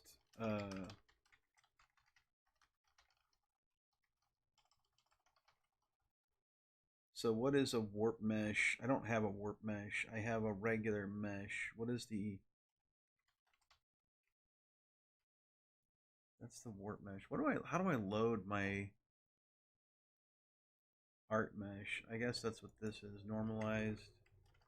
Normal Zide. Oh, I love it. Meshy. And so all this is, it's a list of vector 2's. Right. How do I draw the other one? Art mesh, verts. Oh, interesting. Verts and lines. That's all I do. So all I really have to do is this. In my, so let's Coral is the one that's this. So I say uh state dot try mesh or try shapes 0. So to grab the first one off the list, and art mesh this thing like that, and then what I want to do is send in state try shapes 0. That offset is fine, and then I'll just put in the verts dot vertexes, and then the lines, which would be, oh, that's lines. I want triangles, which is not lines, but is technically compatible.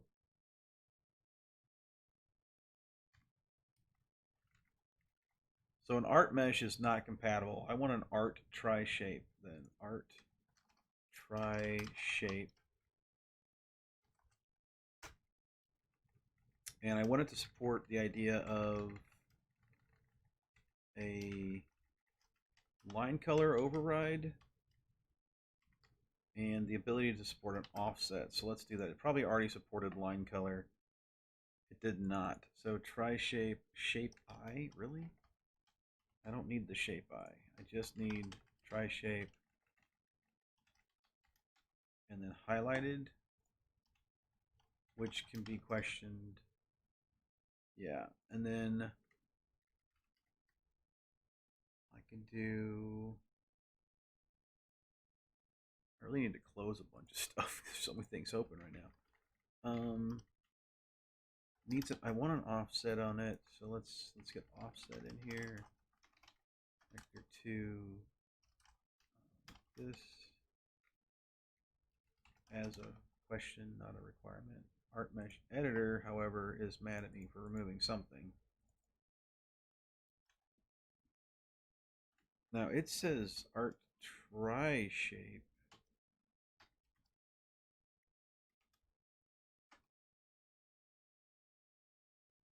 I think that's a holdover from when I was pulling the events out of the try shape, then the actual on click handlers and stuff like that.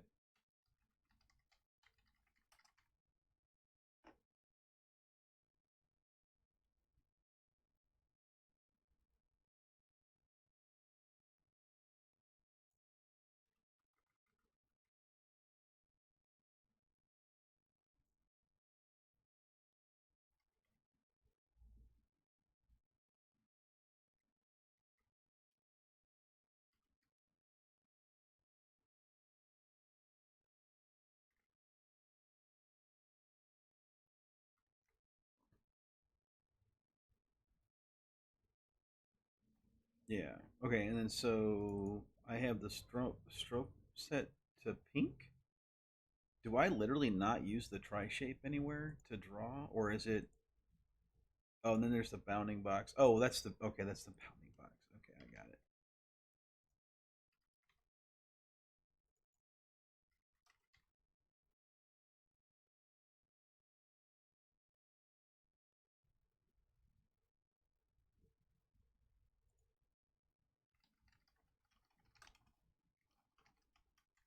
We can put my own color into this, and if we'll say color,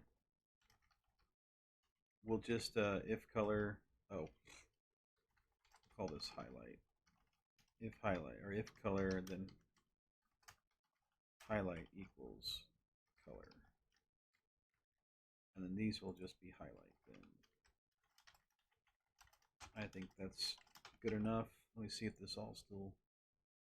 So this is broken. Property bounds. I'm not passing in. That's interesting.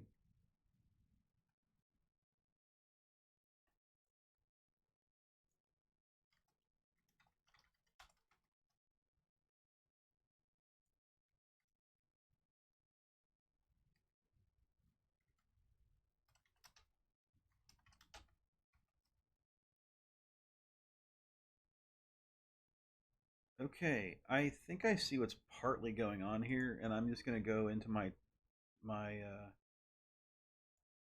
lib, and I'm going to create a new file. I'm going to call it vector.ts, and I'm going to import vector2 from Babylon, and then export vector2 from here, because I think what's happened is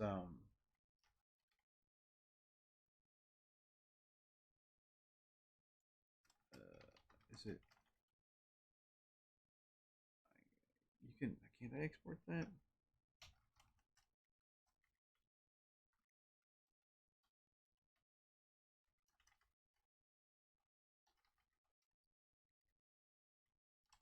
Oh, I can export a. Isn't like export this from? Can I do it that way? Ah, there you go. Okay, so maybe I can do it this way, and then like instead of doing vector2 everywhere that Babylon JS has mentioned, which is pretty much my entire code base, I can force it to always import from my version.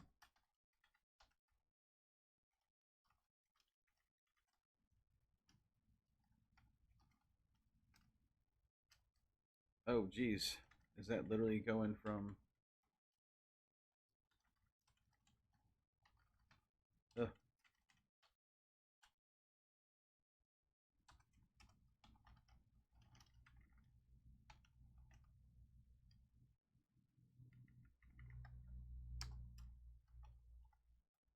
Where did I put that file? Jesus. Types ctx lib. So it is just lib.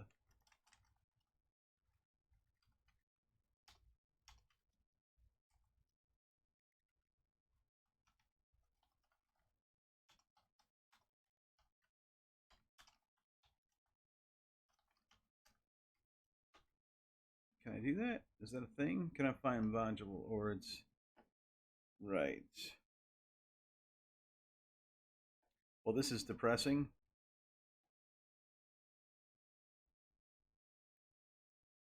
I just need to normalize this import because I'm just doing it differently in different places. I guess that's the real answer.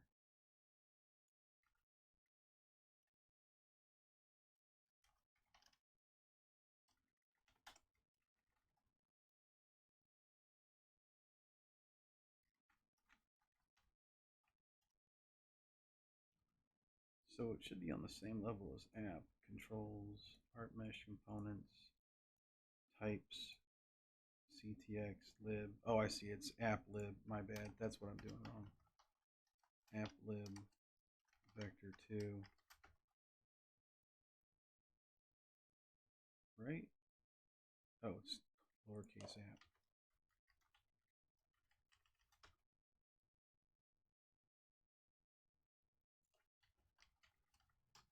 This is really annoying me.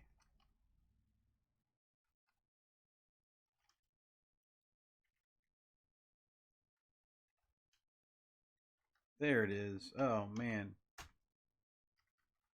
Okay, so now I got to figure out how to go and find vector 2, vector 2.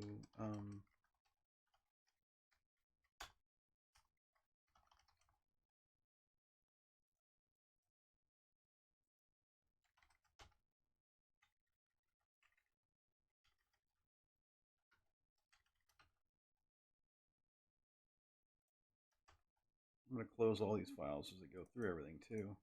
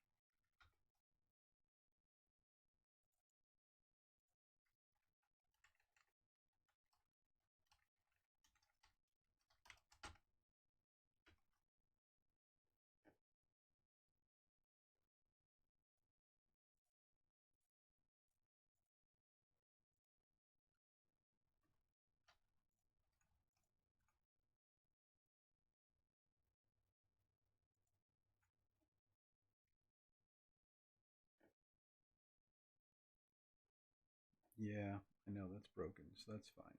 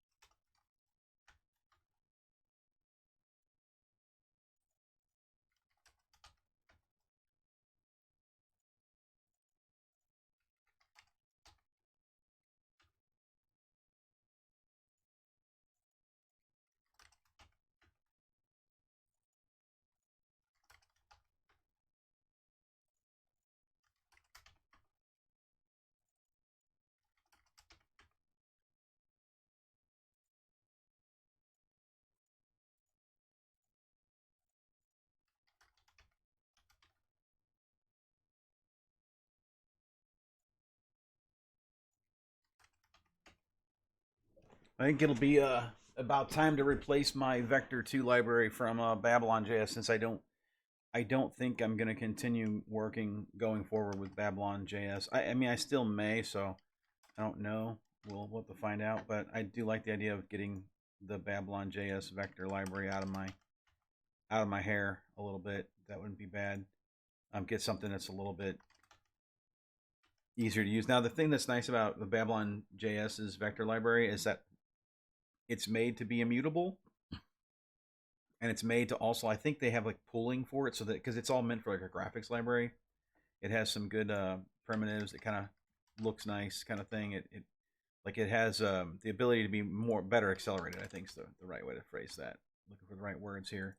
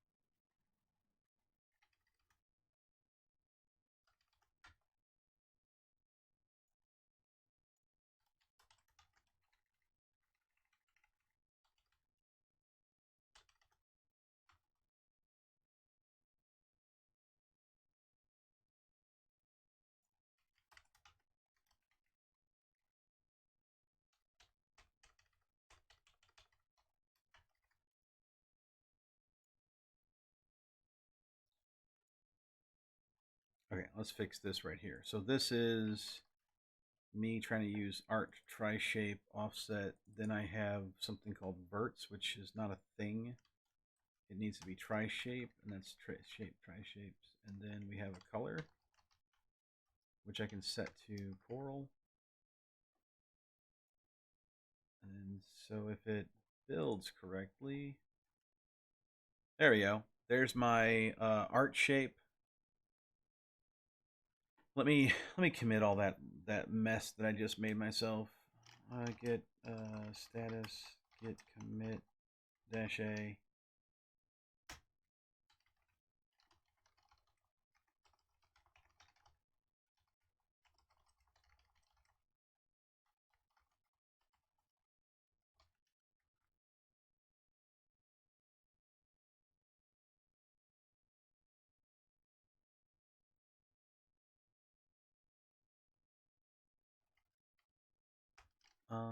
And then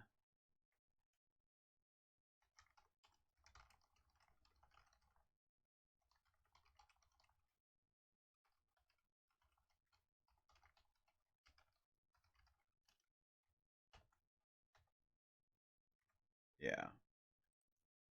So I have my art mesh here. Let's set the offset. Let's get the offset to work. That's not something that's supported right now. And that is .add offset.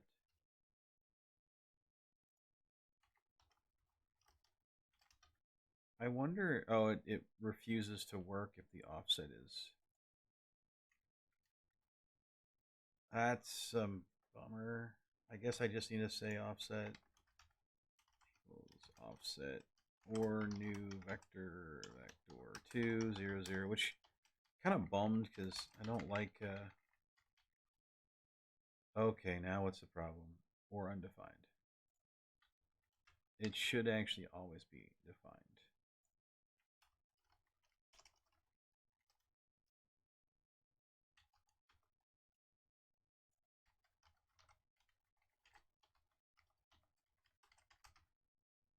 Okay.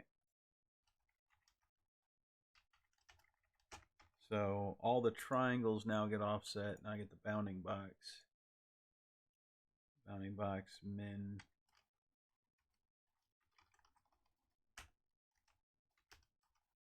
That. Okay, excellent. So now it can be kind of offset, and I'll have to kind of get that out of the way if necessary. All right, so then the idea would be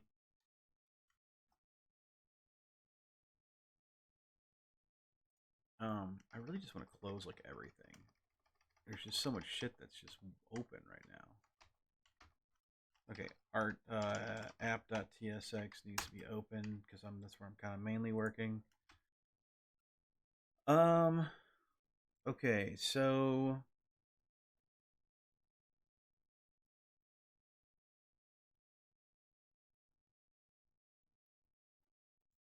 I already have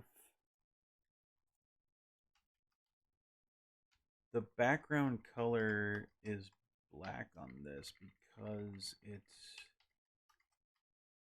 yeah, I'm not drawing any of the 2D stuff. So why is the background black? Or no, it's gray. Okay. What I want to do is in under my primitive area or here, I want to create a pixie render area as well. Is that working? Yeah, it looks like the pixie render area is also in the same location. Okay, so that's a good sign. So then with Pixie, I need to remember how this thing was set up, how I designed this program to work. Because so Pixie does a lot of stuff for you when you're doing like it basically you have to define a run loop or something like you call timers and change the staging, or you change the stage and then it does all the hard work for you in theory, right? Um, it looks like I'm doing things like when it updates, it re-renders. So it doesn't really set any thing. I do create this pixie renderer context, which creates a pixie renderer. So if you go and look at like, there's some other pixie. I have a pixie graphics, pixie image, pixie render context, that kind of thing. And so I probably want like a pixie stage or, yeah.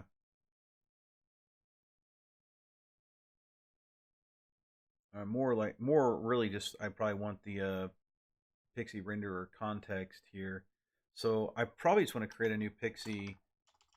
Um, we'll call this tri-mesh, and then I'll just supply it all the tri-mesh data. So this will be URL for the image, and this will be state.url, and then tri-mesh or tri-shape, pixie tri-shape. Probably want to rename those eventually. So pixie tri-shape, and this is tri-shape equals state.tri-shapes 0. And this doesn't need to be rendered until I have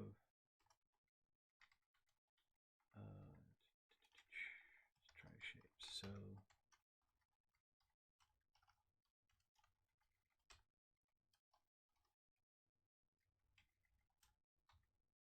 and so now I need to create this thing called a pixie tri-shape.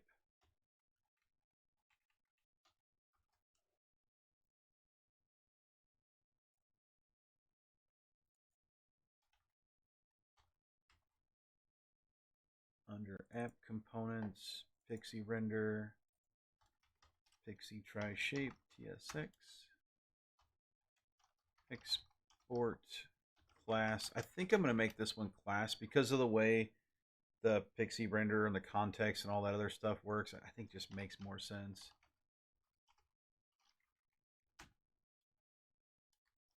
You can see I did the same thing here because it just it sort of, I don't know, it feels like it works better. And it might just also be me because there's a lot of effort that goes into like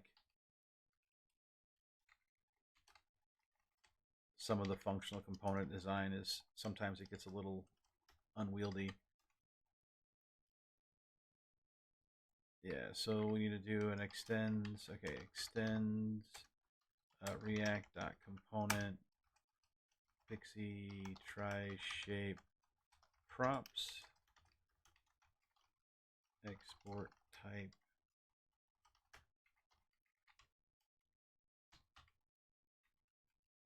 and our props are going to be URL and tri-shape. URL colon string tri-shape colon tri-shape.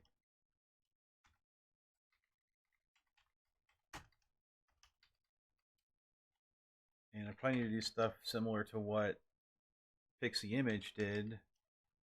So I'll just copy the rest of this and just kind of filter through it. So yep, need to keep a context. I need to keep the sprite.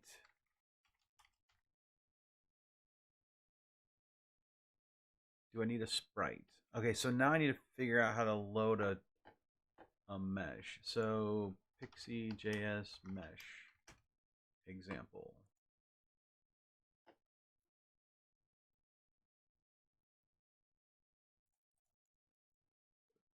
I need to create a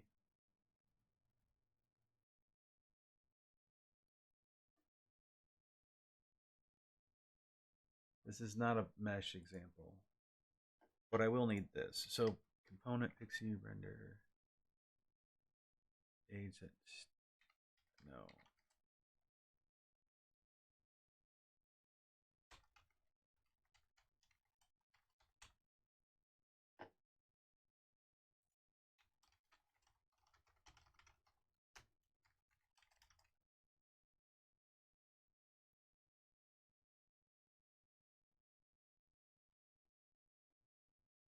So Pixie.texture texture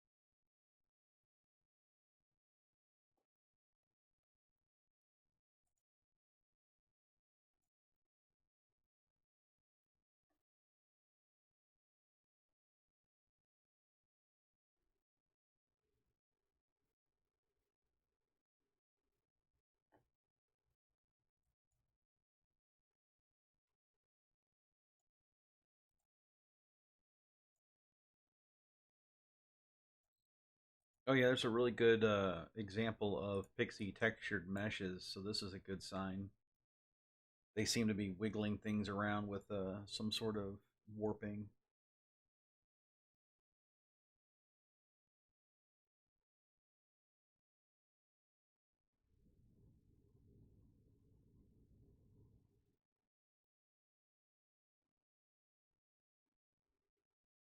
One thing I didn't actually do in my code versus what is happening in Pixie.js, which might be they're doing the request animation frame stuff, and they're doing kind of like a loop, and I'm not handling like that. Like right now, I'm only calling render every time something updates. So basically, it synchronizes render with the React state more or less. So that's a interesting little tidbit. So create the root of the scene graph. So there's a stage called a Pixie container. I suspect a lot of stuff has to exist inside the yeah.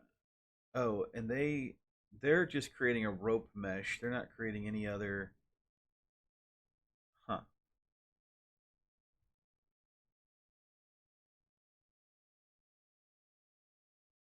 They've got like a dedicated rope mesh example.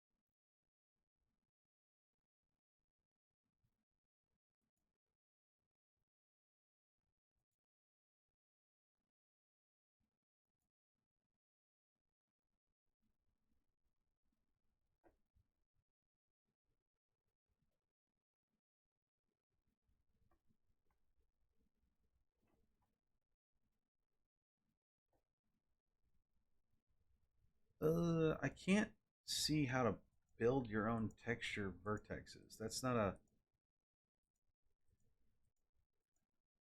it's not a thing that seems to be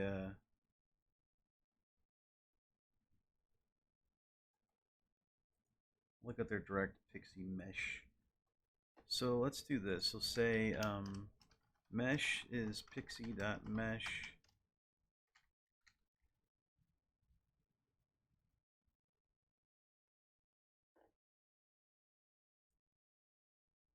There seems to be a geometry that needs to be loaded, and then a state, the state that the WebGL context is required in to be.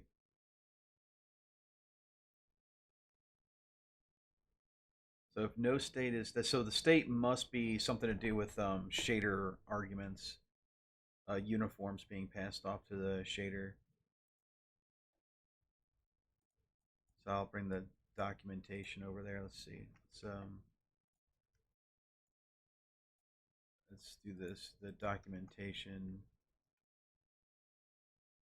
there.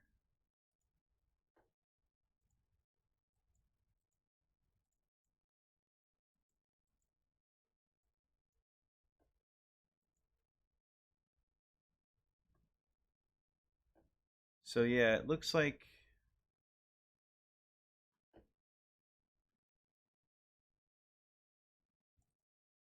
oh, it looks like they even have normals. I don't have normals calculated for any of my meshes. I don't colors, UVs, and custom attributes within buffers, reducing the cost of passing those data to the GPU.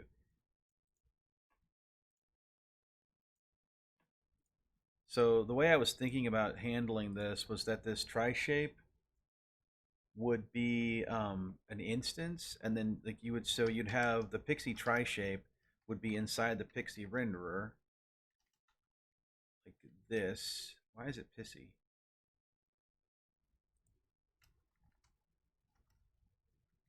And then the children of the pixie tri-shape would be instances, right? And the instances would keep track of where they should exist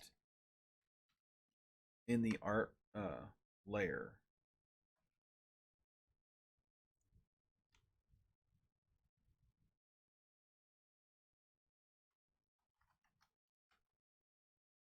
Oh man, I hate. Sometimes I really hate prettier. And that's just like too much shit to have on one line of code. So yeah, the Pixie renderer, there needs to be a way to either have these things referenced, which I don't want to do a back reference. I would rather just say that you create a Pixie tri-shape, and then for every instance of that tri-shape, which is going to be like, let's say you want to duplicate the eye mesh, or like maybe the arms are the same but they flip, then an instance would just have all those arguments attached to it, and then this would affect the state of the renderer, and that way I can still use the React hierarchy kind of thing. There's probably slightly better ways to do it and still use the React sort of like resolver hierarchy stuff, but this would be fine for now. But the goal is to make it so that you only instance that texture one time, right? Like I might even make it so that the art texture is a parent of the shape, so that you define the shape on the texture, you define an instance on that, so on and so forth. So there's like a hierarchy to it, and it allocates it correctly.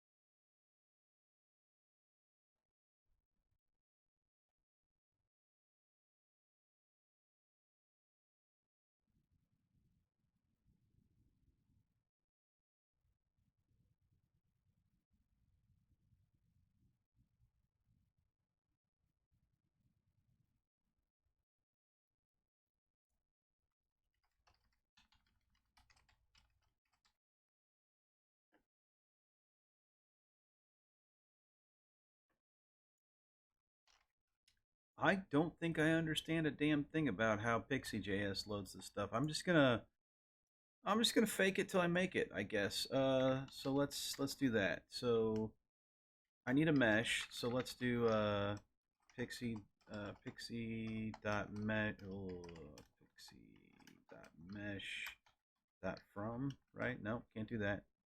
New Pixie mesh geometry shader state draw mode. So it wants this this dot mesh equals this thing, and then it wants this geometry. So I kind of want to define geometry here. So geometry pixie dot geometry, and then this dot geometry equals new pixie geometry. What does geometry take? Geometry takes this thing called a buffer, pixie, a bunch of buffers with attributes. Represents a model. It consists of two components: geometry style and geometry data. The structure of the model, such as the attribute layout. The data of the model consists of buffers. This can include anything from positions, UVs, normals, colors, etc.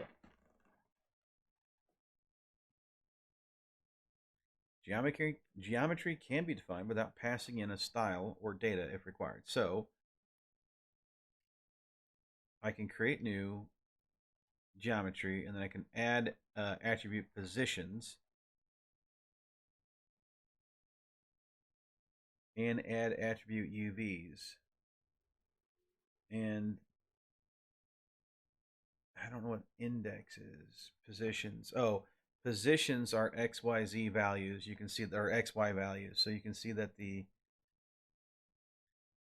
looks like it goes from 0, 0 to 100, 0 to 100, 100 to 0, 100. That's the standard like draw clockwise location. Yeah, and then the UVs is 0, 0, 1, 0, 1, 1, 0, 1. So it's a list of like okay. And so my UVs are this looks like, so UVs are in normalized space as well. That's another thing to remember. So I have to normalize my geometry. So create that and then add attribute. So this dot geometry dot add attribute. And do I get any like, no, it doesn't care. Let's do that. And then positions.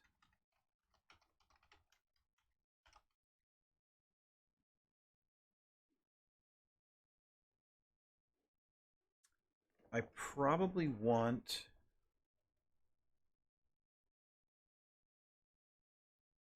I probably just want to put my pixel positions in for this. I was thinking like maybe I'd want to center it, or, but I don't think that's the correct way to handle it, because that'll all be dealt with in the instance of this. That's an interesting, this is an interesting problem, because the positions define the geometry. I don't want the geometry, I want the geometry to be instanceable. So maybe I it says something about instant. You know what? I shouldn't think about that just yet. Let's just not worry about it at all. So I will take my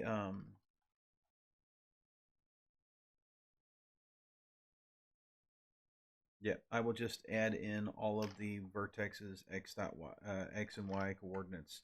So I can do this dot props dot try shape dot try shape dot, go back to this geometry, UVs.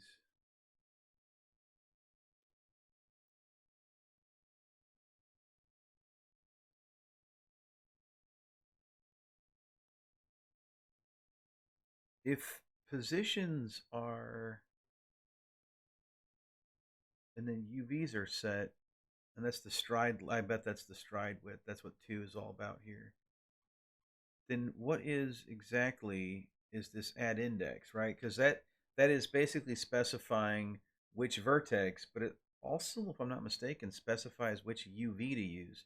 Oh no, add index specifies 2 triangles. Okay, and it uses the UV. So the positions in UVs are they correlate. Okay, that's kind of what I would expect. So I will take all these vertices. Yes, flat map them, flat map, and I will return v.x and v.y. And this should also be comma 2. So this should provide all of the vertices that I have in my geometry as positions, which should be absolute coordinates, which I think are perfectly fine in this situation. But now I need to normalize my vertices into the texture space. So I need to know the width and height of my texture, which I don't.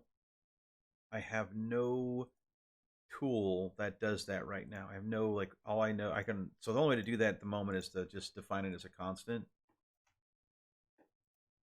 Um, yeah, that's fine.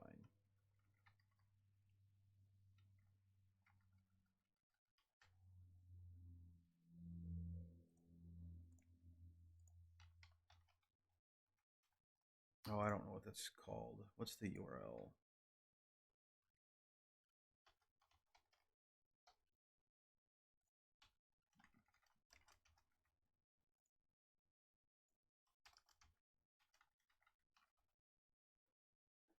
It is 2048 by 2048. So I'm just going to define that, hard code it for now.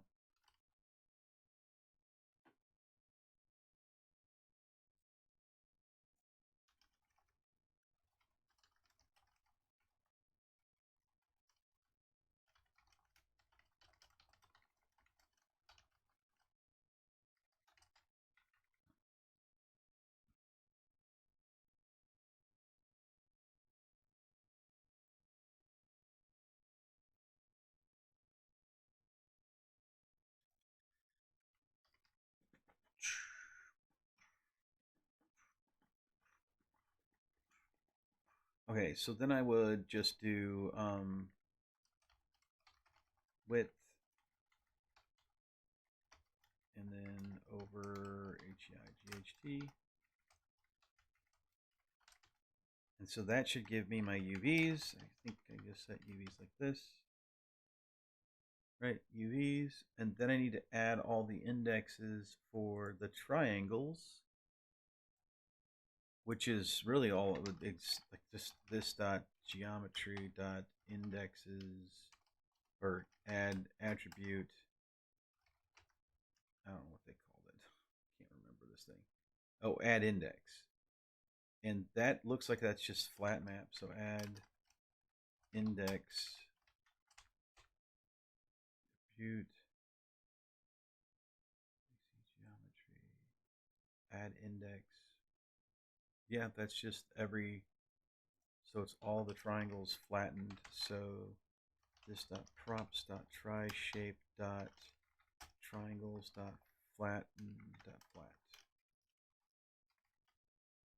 And that should be all it needs. So now that I've got the geometry loaded, I need to somehow put this into the renderer. So Pixie.js mesh.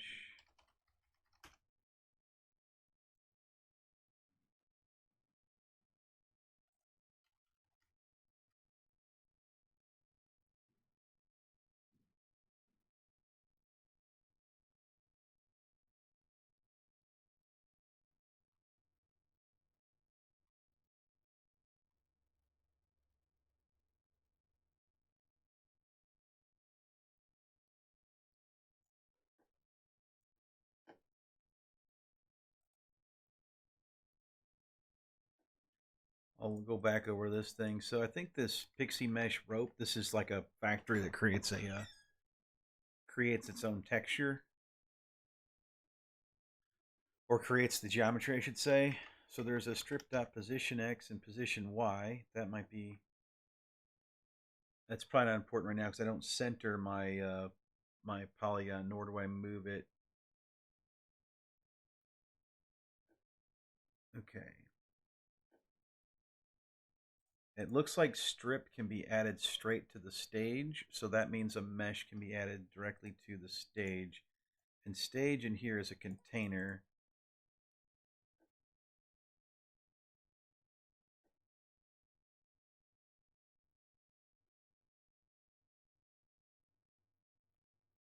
And it looks like you just say render a render stage. Okay, so I don't have a stage to put everything on right now.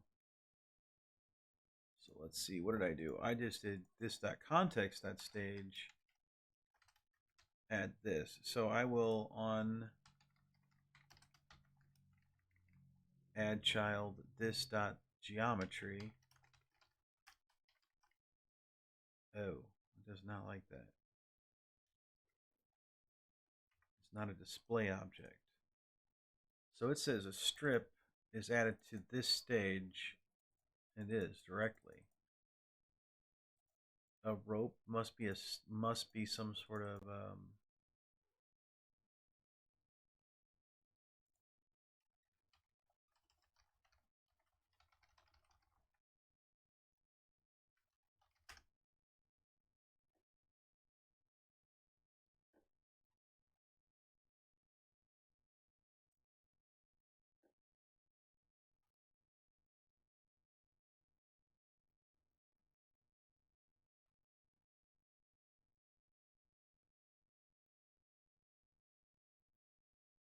oh, there's a simple mesh. What is simple mesh?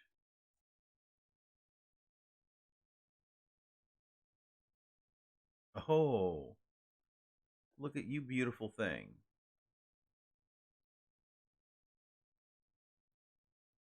It's way easier to set up, I think.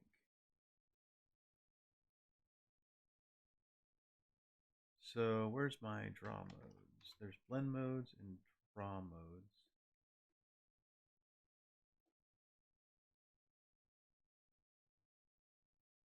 It's triangles. Okay.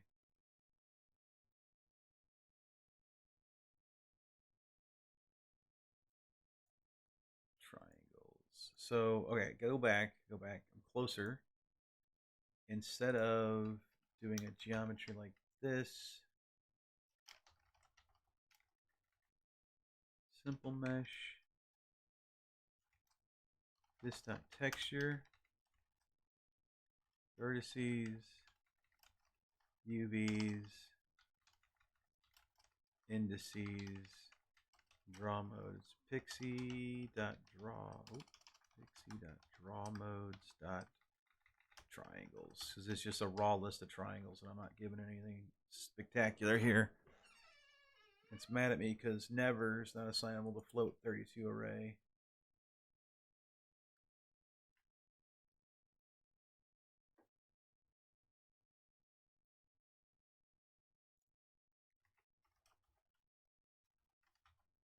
Do I literally have to create a float 32 array? Looks like I do. Okay, so there's no well, it kind of makes sense, right? You wouldn't want to auto conversion to float 32 array. That probably wouldn't make a lot of. But okay, this is looking positive. Simple mesh.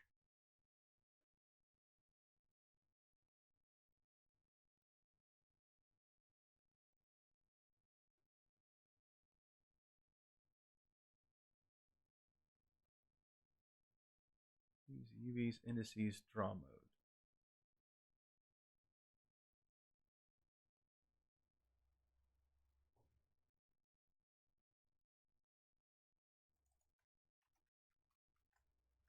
I wonder if there's some examples somewhere I can just kind of read.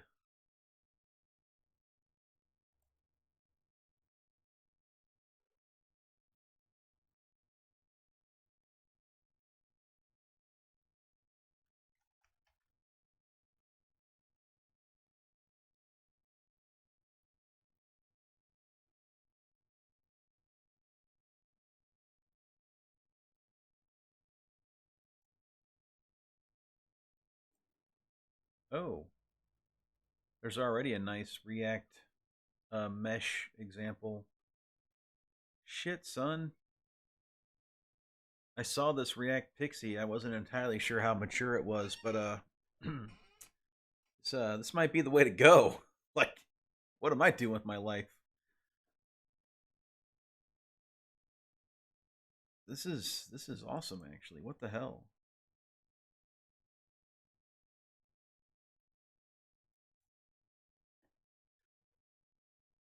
You couldn't get any better than this. You can't get any easier than that. Hey, it's some straightforward stuff right there. This is basically what I'm already writing. So components. I wonder how React declarative style. Pixie V. So let's do this.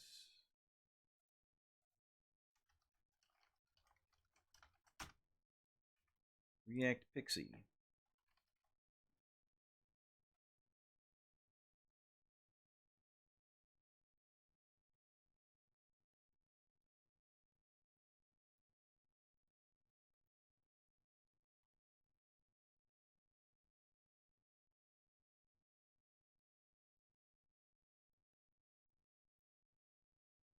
I see.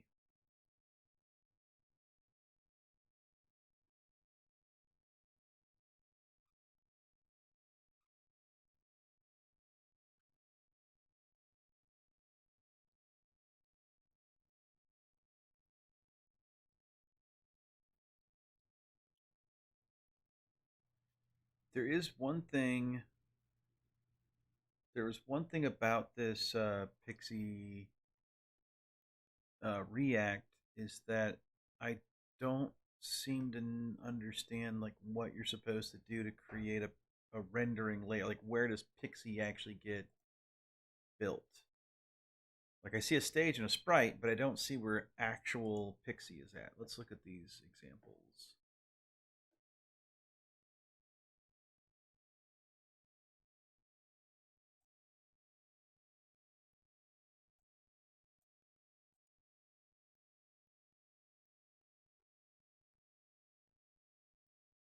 It is just the stage. I feel like this creates like full screen graphics or something. Like,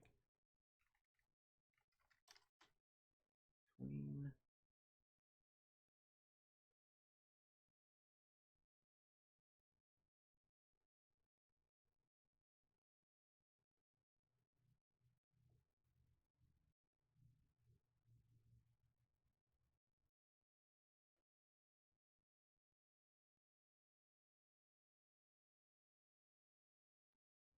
Oh, interesting. That's funny. They actually just use an SVG cover. I wonder if this stage is a Pixie stage or if it's Pixie, and if you can have multiple stages or if it's just one stage. And then does it automatically resize but without rescale? Because it took me a while to get resize without rescale working in my setup. I'm kind of like divided on what I want to do. I don't know what the faster choice would be here, but yeah, I'm just gonna stick with. I'm just gonna do this simple mesh thing. I need a const. Was this float 32 array? Float 32 array. X equals y equals float 32 array dot from any iterable, and it's gonna be the simple mesh is texture, and then it's vertices, and that's my XY. So that's this thing here.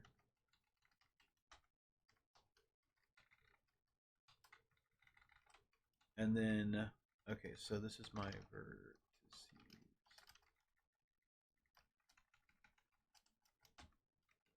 And then this is UVs, which is probably also a float 32 array, which indeed is a float 32. UVs equals float 32 array from.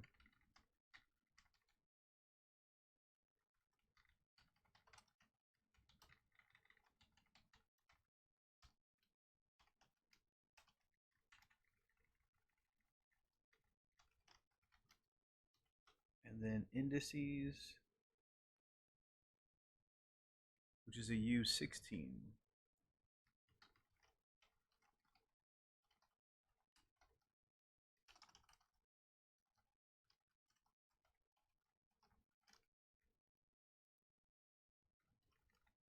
think this is all I have to do for that. Flat. Okay, so this should be addable to my stage, and it is. Okay. Let's. How bad is it going to explode? I feel like it's exploded. Oh, something. Oh, that's right. I stopped the server because I added the.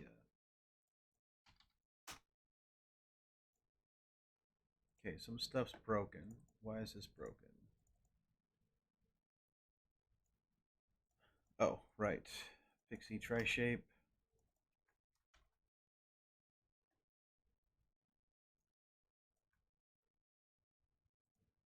No, what's this? Oh, vertices, UVs, indices. Oh, I just didn't pass it.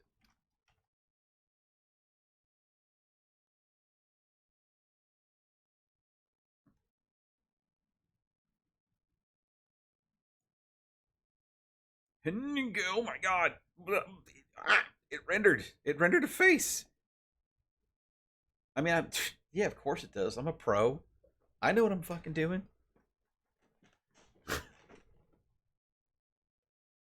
It rendered a face. Ugh! Now I gotta get the warping. I want to get. Oh, I'm so close to get. Uh. Okay, I think I understand also how to do this with the mesh stuff. So, or sorry, so okay, the meshes from Pixie also allow me to the materials. I can shove a shader in it, and with the I know, yeah. Otherwise, I go over my 5 hour limit that I seem to be constantly going up to getting. Like, I'm not gonna do another 5 hour. Okay, here I am for another 5 hour stream. Okay. So if I get the I gotta get this warp thing. Oh, what just happened?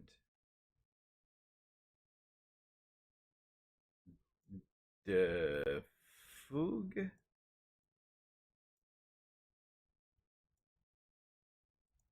That is obvious. So it rendered. Oh, you know what? I know it. I know what's going on. I suspect. No, pixie tri shape, sprite texture. I feel like yeah. I'm doing goofy stuff here. I don't need any of this actually because right now nothing updates. So I just whatever. Yeah, that was just me being dumb. But so the warp mesh now, uh, yeah, now it's just a matter of being able to update those vertices in real time somehow. So I need to figure out what I pass to this to get the warp to happen. I want to pass. I'll pass this mesh into here to get the warp on. Let's start there. Let's just start there. We'll get the. So one of the things that I needed to do as well as what I'm doing uh, in here is okay, so I need the rectangle to actually be a normalized size to the bounding box of your mesh that you send in, right? So this is my mesh I send in. I need my warp box to actually start at that size. So that's important more than probably just getting the mesh onto it. But let's get the mesh onto it and see what happens. So the mesh grid does not know how to handle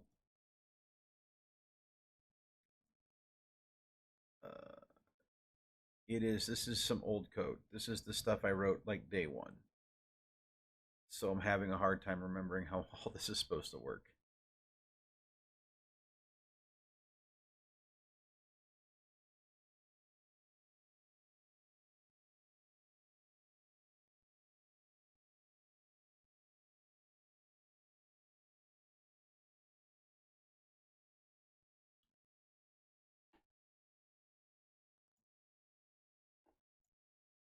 Yeah.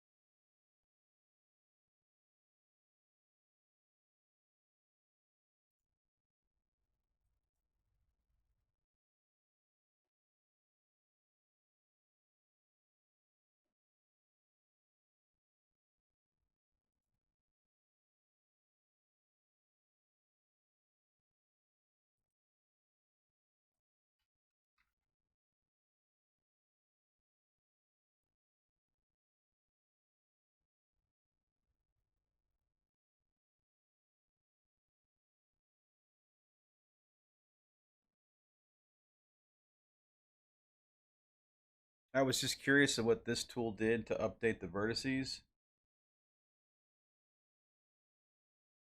Stranger said, "I'll be here as long as it takes. There's no escape." Yeah, that's what it feels like most of the time.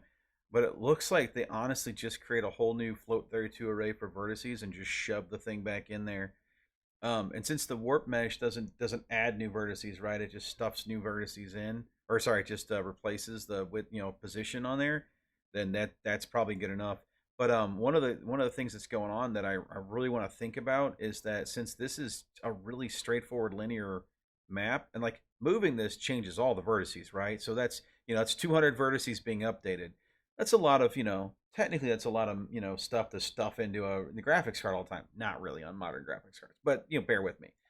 If I flip it around to where I send in a uniform to a shader, where I send in my control points. So this is 1, 2, 3, 4, 5, 6. So there's 9 points here, right? So 9 points, and then the control points are 2, 4, 6, 8, plus 3, 6, 9, 12, so 20. And then there's 4, so 24 control points, plus the 9 points that you send into it. So that's 33 points. So 33 floats times 2, so 66 floats. And if I send in 66 floats into a geometry shader, it can do all this work with the vertices on its own inside the geometry shader, and that means all these vertices get updated like super fast because it's all in geometry shader. But I still need the JavaScript version of the Bezier conversion this here because I still want to do what I was talking about before, is build like a linear animation interpolator exporter, so that just this thing sort of kind of works in all programming languages that you might want to export this thing to. So you can export the vertices as a frame list, and hell, I can maybe make a Pixie.js export, it builds a stage for you and all that other stuff. Just does the right things, builds a container, stuffs your animation model into the Pixie.js thing, and you're off to the races. And without exporting a lot of the Bezier stuff, that way, because you don't need the Bezier curves to make this look good inside of a game. You just need the linear tool. Yeah, you most likely just need some of the linear transforms and you interpolate through them, and it'll be fine. Much easier to send frames of animation to the graphics card than get constantly update this math. Build a lookup table. It's a time space calculation, time memory, uh, calculation optimization. All right, so the mesh grid warp mesh vertices.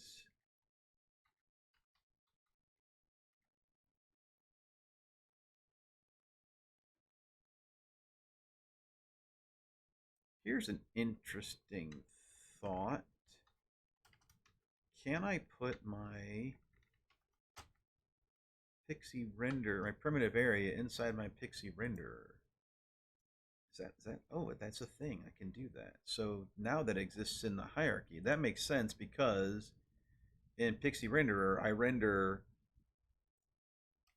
the Pixie provider and then I render children. So all I do is set up the Pixie renderer, which it injects its own canvas stuff here at the top level, and really it's just HTML. There's no Pixie renderer isn't anything specifically special. Okay, stop rambling and start coding. Okay, so what is this going to take? Well, I'm thinking this mesh grid, right? So this is the mesh grid. That's the dots. That's not important, but I'll leave it on the display. Then we have this primitive circle, which I know isn't important. I don't remember what draggable is even for in this. I think this was to set the offset so you could drag something around the screen.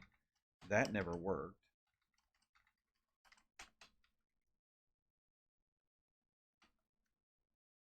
So let's see. Is this okay? This is still working.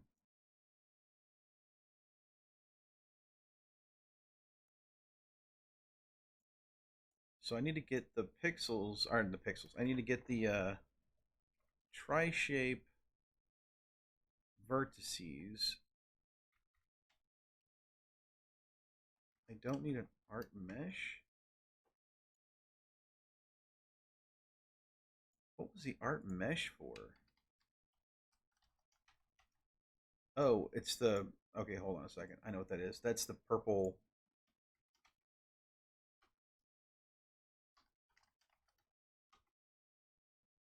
Yeah, that's the lines inside of this warp area. That's what draws the lines.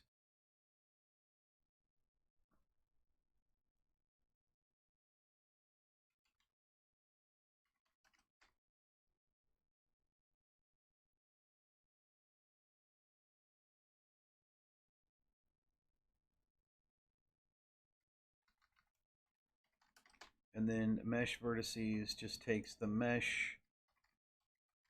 This is what actually lets you modify it. Yeah, that's the tool. Mesh and then set mesh. And it looks like I load the mesh up.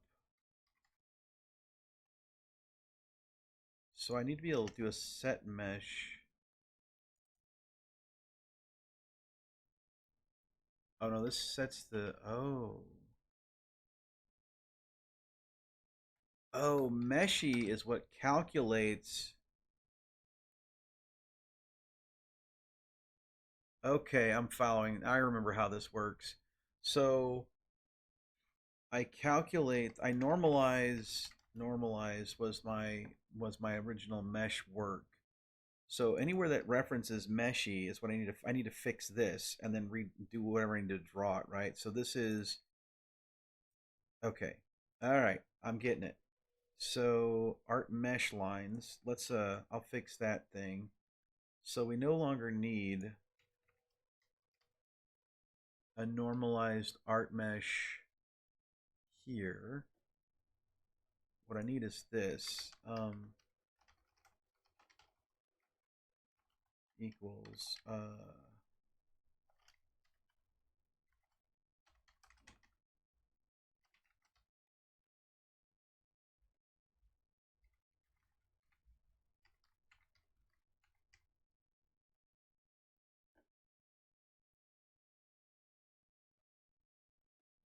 we got stuff all kind of out of order. This is sort of out of whack. So the issue is that I can't do anything unless I have state dot tri shapes 0. So I can do this, right? And so that doesn't happen on the first render. So meshy has to be let meshy. We'll say tri mesh, tri shape. And this will be normalized. I will set that to tri mesh normalized. And so then I want to, when I want to normalize my tri shape.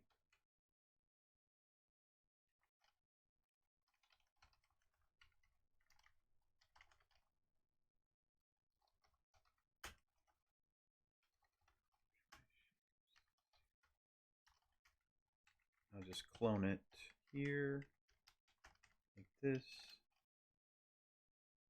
Why are you mad at me? Oh, no, because I need to do, it's an object.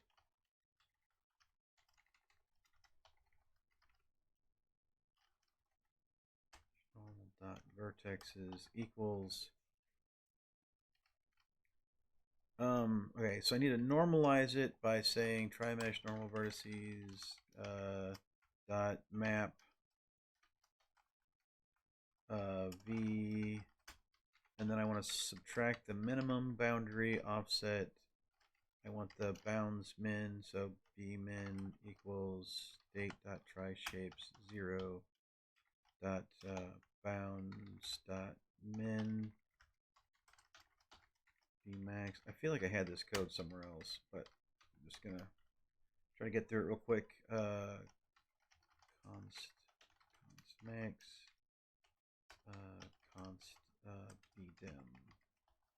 So bmin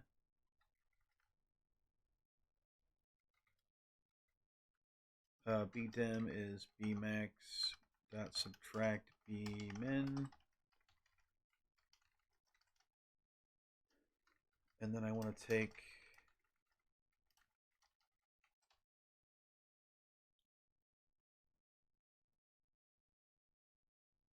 my normalized vertice range. I want to take the v. I want to return this. It's going to be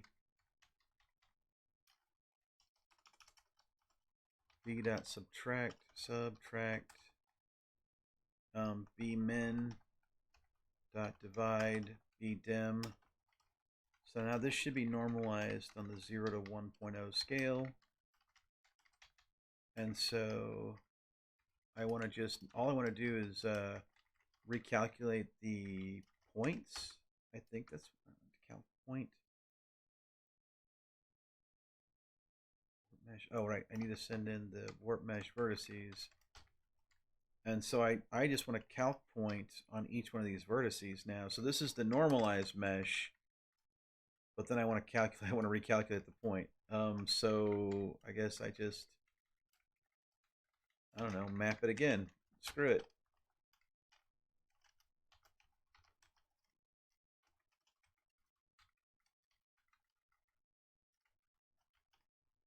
V like this. And so now, as long as trimesh normal is Adelio is defined, it should be normalized and calculated against the vertex array, the array, and trimesh normal could be stuffed into trimesh normal. Why is it being annoyed? Is used before assigned. What?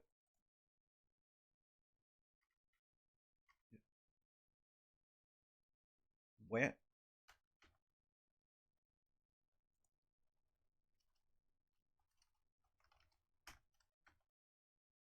It's forcing me to set it type undefined. It's not. Are you? What? What? What?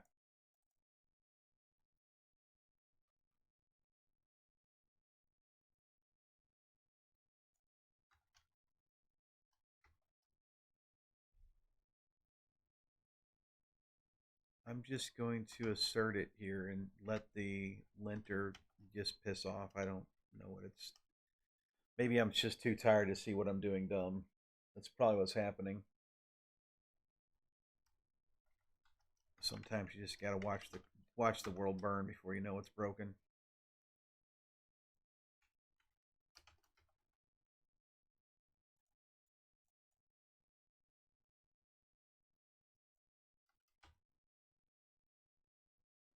Why are you being pissy? What did I ever do to you? Oh, that's right, because ArtMesh no longer exists. That just draws the lines, so I'm not too worried about that for the moment. Oh, Jesus. So, okay, so it sent off the shape, and it does, the update doesn't work because I don't have that. That's not part of my tooling at the moment for the mesh, but that's fine. So it sent the artwork off to the shape, but it got weird because it's because I'm sending in the normalized vertices and not and the normalized vertices get texture mapped differently. So that's not what I want to do. So when I draw the art tri-shape, I want to send in, I need the original vertex array. It needs to be, because that needs to get mapped onto UVs. So I probably need to come up with an intermediary that calculates all the UVs and then gives me something I can do to modify the vertices, because it's using the verts to calculate the UVs. So let's I will push in vertexes, and we'll just use whatever the original vertex is. This it's a float 32 array, so that's what I'll expect it to be.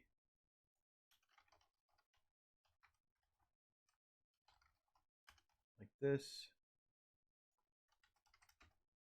And we'll go back over to here. So now I need to, now that I've designed this, I've normalized the vertices. Yeah, I'll definitely have to come up with a new structure to sort of define these. But I think we're about there. We're about to have the warp mesh doing the right thing. I'll have to get the update working. And then so the vertexes here go into... Okay. Okay, let's do this. Let vertexes colon float 32 array, and then vertexes equals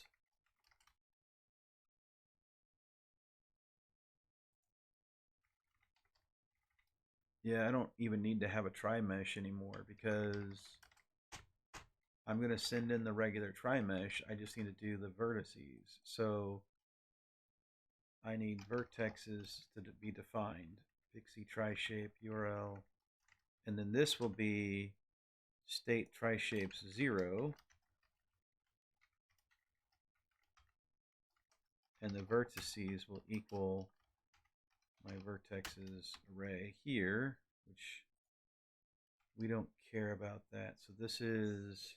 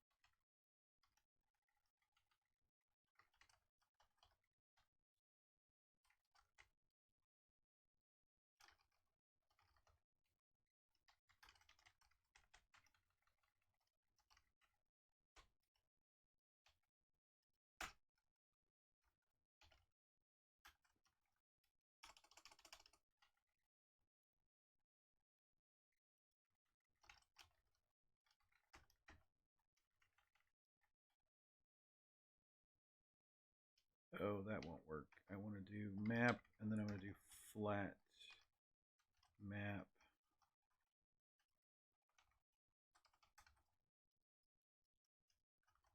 And this will be v dot x, v dot y, v dot y.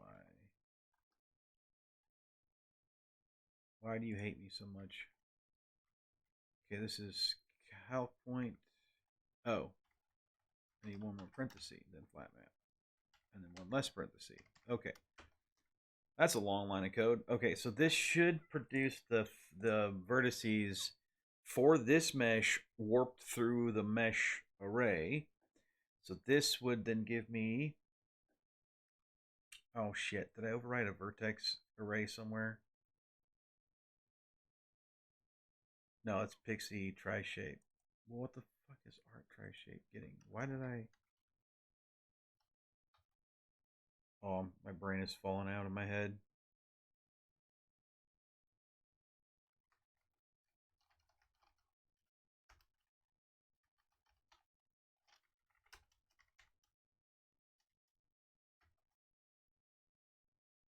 I don't need to. Okay, that doesn't even need to be there. Okay. Brain's falling on my head. Getting late. Getting to the end of my rope. Okay. So now Pixie Tri-Shape needs to have vertices as its thing, which it does have, which for some reason it's mad at me for. Right, because it doesn't believe that it exists, but I just have to demand that it does. And it'll probably break horribly. Okay, so now it still works. Okay, that's good. So now this is rendering correctly, but now what I need to do is in here, I need to, oh, this is where it gets weird again, because I'm actually getting,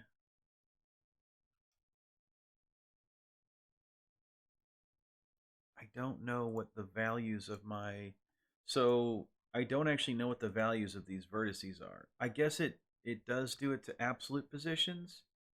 It does.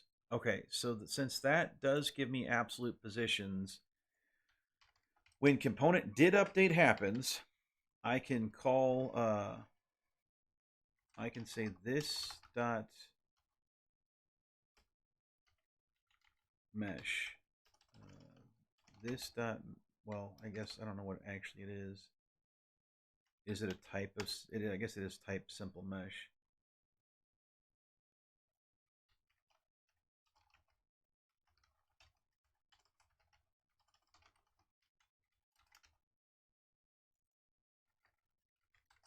Simple mesh, pixie dot simple mesh. Okay, and so then I want to say simple mesh dot. There's you have probably a special way to set the actual properties on this.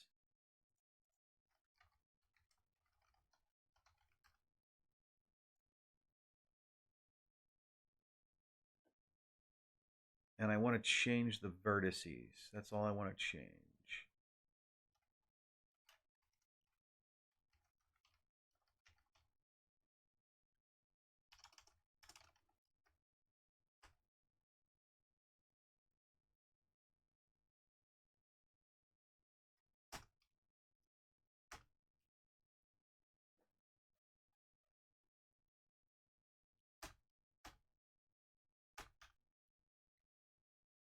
Okay, so I have to do it to the geometry.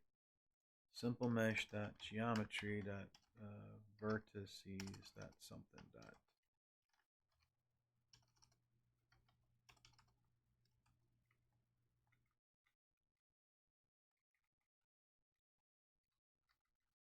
Okay. The geometry represents a model. It consists of two components, geometry style and data. Right. But does add attribute just override it? Like, that doesn't make sense to me. What does add attribute do? It adds an attribute to the geometry. Note that stride and start should be undefined if you don't know them, not zero. Interesting. Oh yeah, definitely not zero. You definitely don't want it to be zero.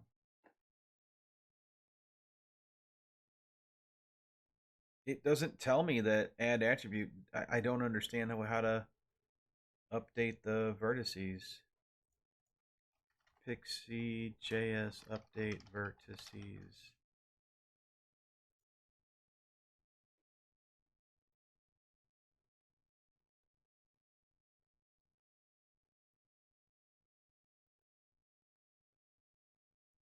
What? Oh.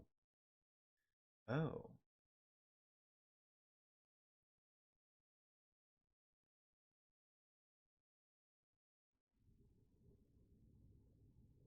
Buffer. Is the buffer attached to one of your attributes? So I want to get the buffer. I want to say this dot simple mesh geometry dot get buffer of,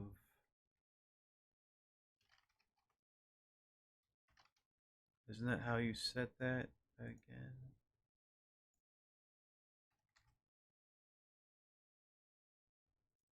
It's positions.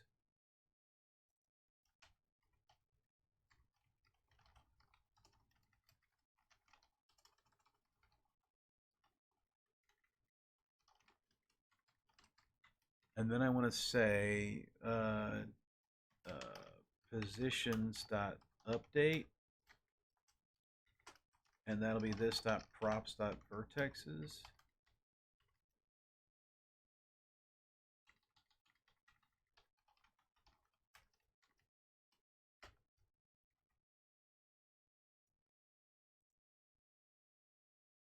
Ugh. Crashy, crashy. Cannot read property buffer of undefined.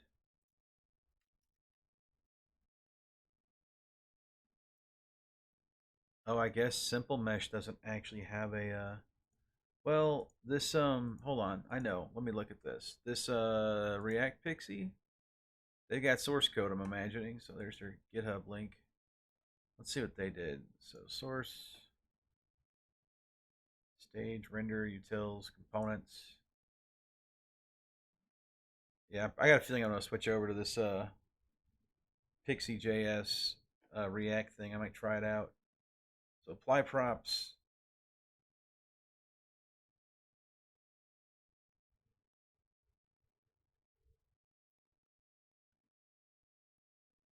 Oh, what the hell?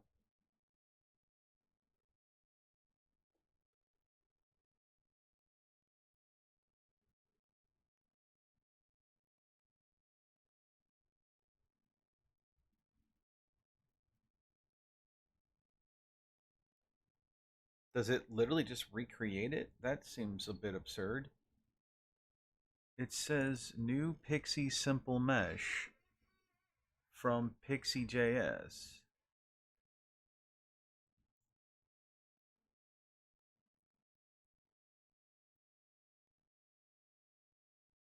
I feel like I'm getting like bamboozled here. Something doesn't make sense. I'm guessing this tool, they are a little more tightly coupled to React, like React, because if you rewrote your own React DOM, then all this stuff would make more sense. So I got a feeling that there's something going on in here that does all the right thing for property propagation between components. Yeah, this looks like this is a much robust, more robust solution than what I'm building around my stuff. Um, cannot read property buffer of undefined, so it can't.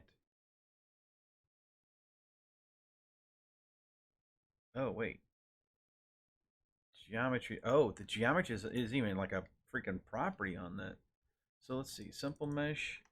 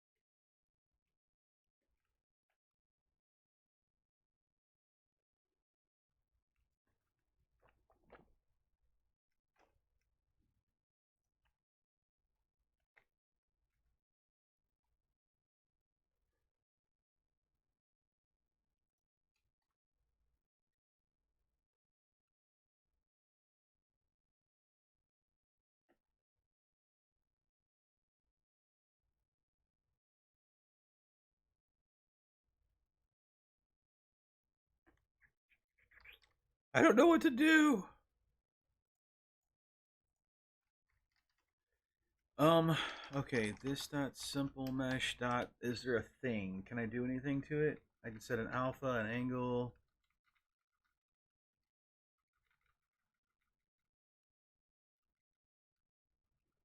There is a geometry, but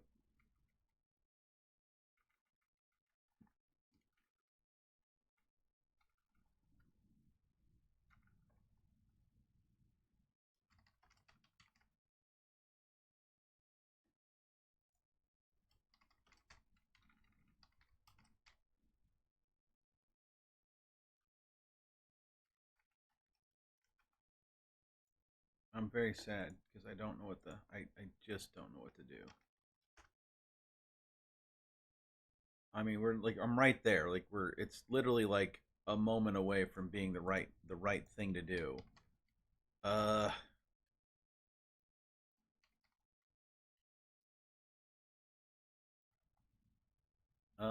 I could do the horrible thing to do. Oh, oh, why am I even thinking about this? Why would I do this? Oh, please don't do it. Yeah, I don't care. Let's just do it the horrible way.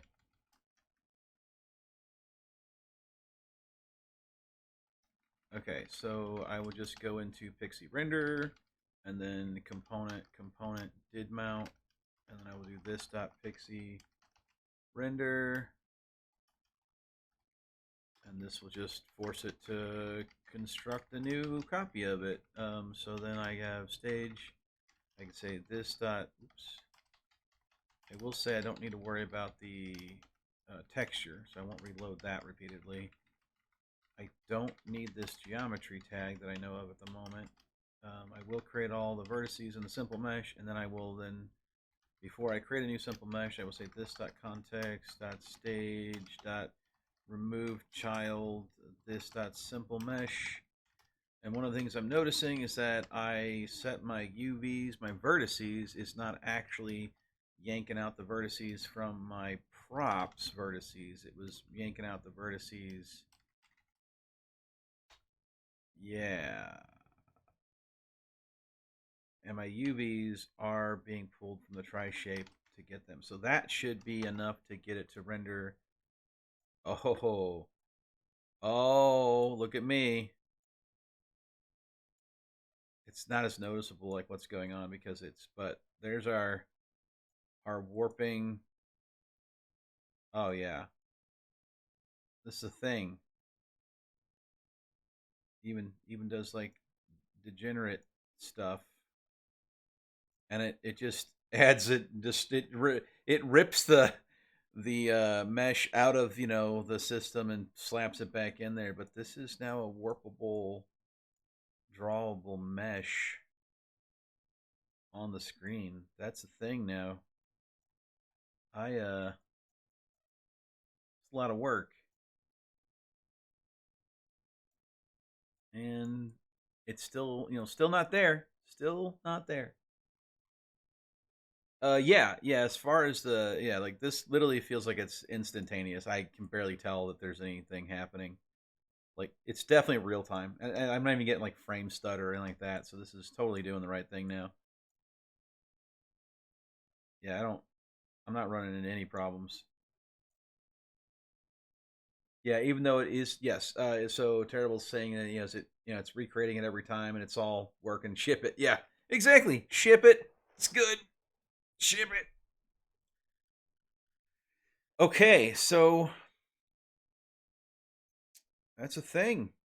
I can warp meshes and I can draw I can draw the stuff and things. Let me go and like pick a different one of the oh, I have it all bound to like tri-shape 0 like it's my lookup. I was going to swap it out, but then I was like, "Oh shit, it's x equals 0." Let's see. Let's get a tri-shape. We'll say index state tri-shapes index. Oh yeah, I got a lot of these here. Um uh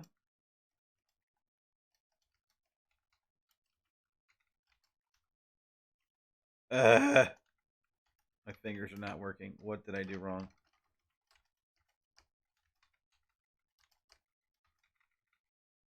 Okay, so there's another 0 here.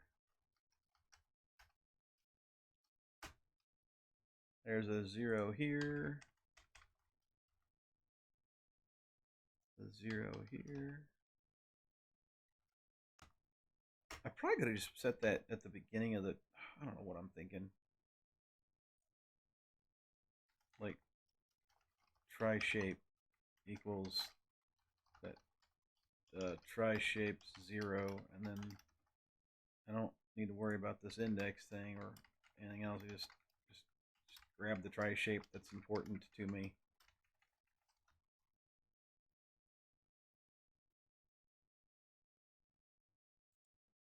Why does it keep telling me this? It's used before fucking declared shit. What? I feel like my brain is falling apart.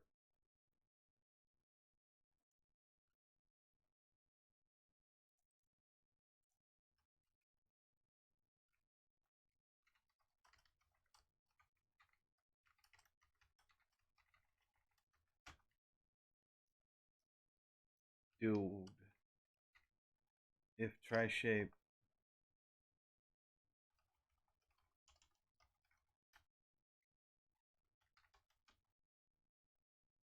Oh, fuck me. It's because I have to find a try shape in here. Because I'm a moron. Okay. It's late. Doing a thing.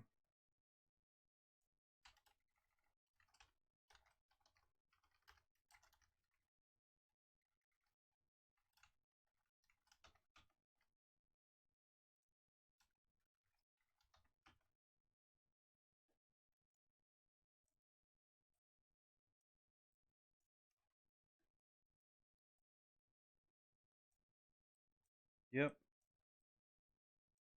Alright, so now I should also. I don't know why I lost my other drawing of it, but maybe that's because of the way maybe I refresh completely and it dropped something. That's don't care about that. I don't care about the offset thing. This cursor is no longer important at all. Okay. Yeah, let's look at some other features of the texture and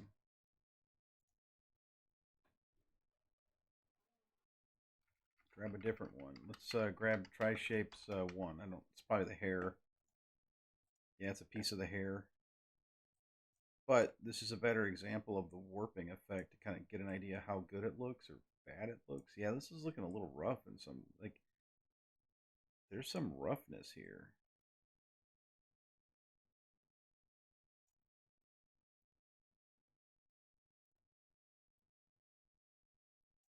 I need to draw the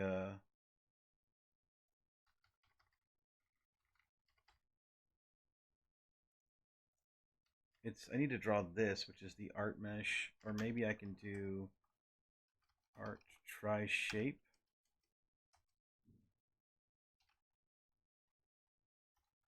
Try shape equals try shape.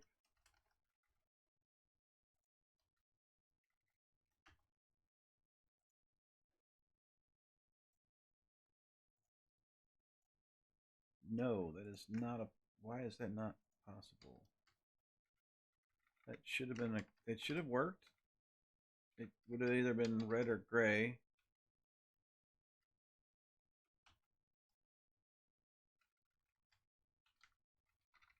Okay, hold on a second. Wait a tick. Why are you not updating? That's not even refreshing the screen. Okay, wait a minute. Why are you not drawing things? We're in a primitive area. I should be getting an art try shape for the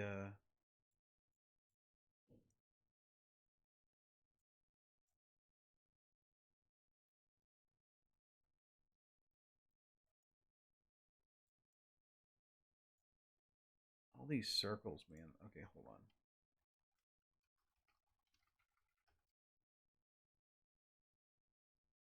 I'm returning a group for all of them. Not important. Well, I've gotten to a good spot. I rendered the first texture ever. So, okay, Terrible Plan has a wall of text. Let me go through this. Ship, it needs blending at the polygon edges, maybe, or just more polygons. Auto carve every defined triangle into at least 10 more than the user draw. That's a maybe. I just need to see what's happening to the actual triangles. It could be that there's something more fundamental, because sometimes when you send triangle meshes off to the GPU, like depending on how you're drawing them, there's like some other stuff that can, I don't know. Like I feel like it's just a me thing, and that's, or don't forget, this used to be like a really tall, it used to be this, and now it's like being stretched. See, like that's weird. This is almost like there's triangles overlapping each other. So I feel like there's something just calculated wrong. Like this doesn't look even close to what the right thing should be. And so I want to see what this looks like with it drawn over the top of this, but I'm not seeing how to draw that. It's originally was this art mesh which took verts and lines, but I don't have I don't have a good way to handle that. So verts would be, I'm not even calculating the verts in a way that I can use them. Yeah. I need a whole nother let verts colon vector2 array, and then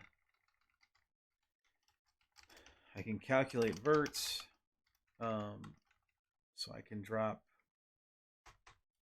this and this, and I don't need the flat map on this one, and then I will need on this verts.flatmap. All right, so now I'm calculating the verts to draw the mesh. I can slap the verts here. I need to generate some sort. Oh, wait, can I not do that? Verts is vector2 array verts. Of course, it's used before it's assigned. Do I have a reference to verts somewhere in this fucking?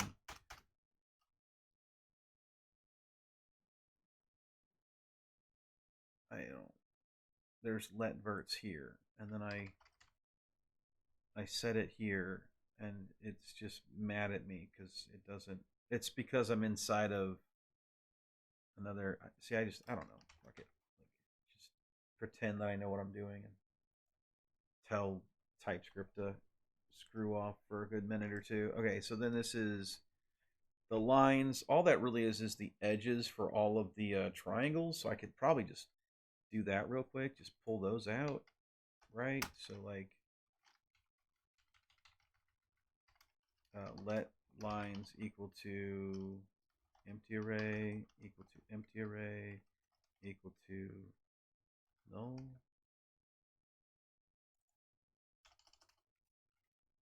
Yeah.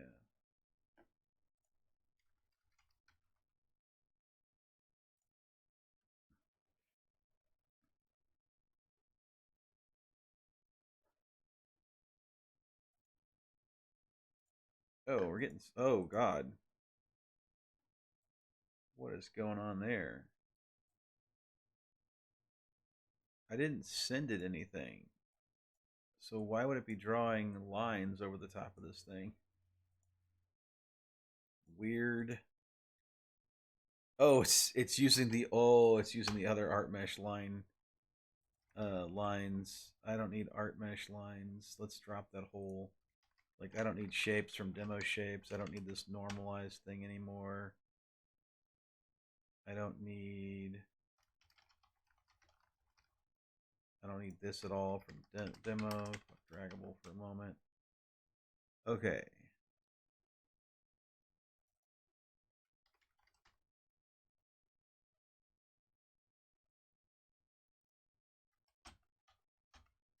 Lines. And then just do this. Try shape dot triangles dot for each t this, and I'll just say lines equals empty array, and then lines dot push. I think it just needs to start and end, so it's going to be like t t dot, I think it's t0, right? Triangles t0 t1 t2 as an array. No. What the hell is T? It is a number array. Oh, because this needs to be a fucking number array. So for each triangle,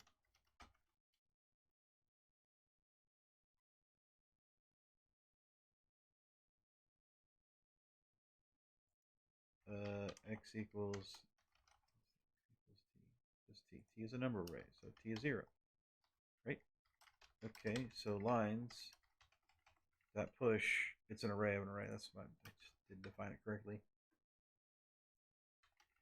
Okay, so yeah, that's going to be a line from T0 to T1, a line from T1 to T2, a line from T2 to T0, and it'll push a lot more lines than necessary, but at least it'll draw them. And now it's all mad because I have all this other random stuff in here that I don't care about.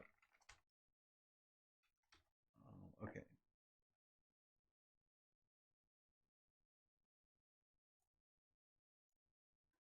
Yeah, so now I can see what's going on. Okay, so this makes plenty of sense now what's happening.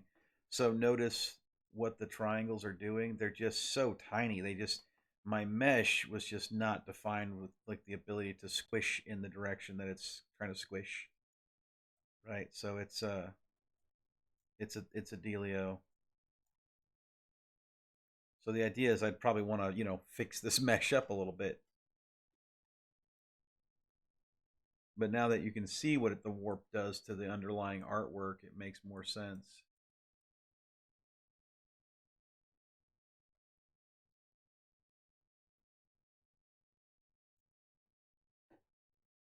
The still having the problem that it works way faster with the editor off. Oh yeah, this is like, hold on a second. It looks so derpy. I need a scale that I need a thing that scales this correctly.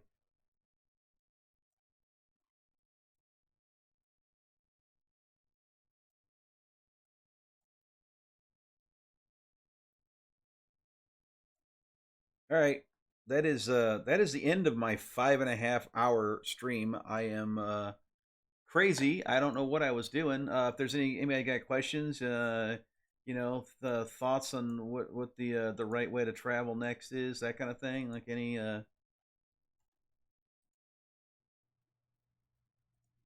anything at all? Any follow ups?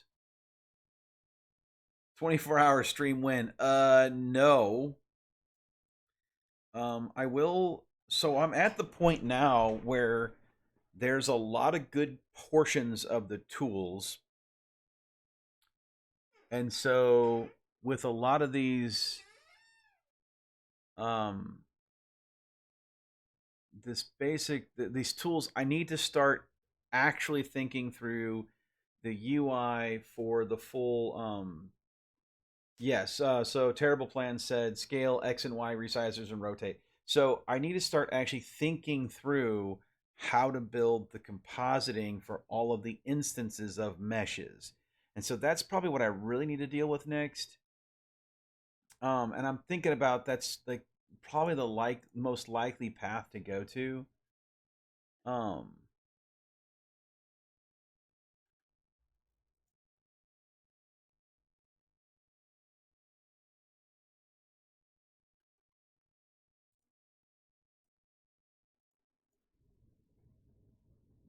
Stranger saying maybe not have the save button directly besides the load button or have a prompt to prevent.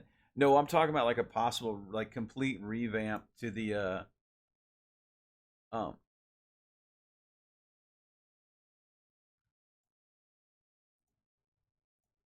yeah.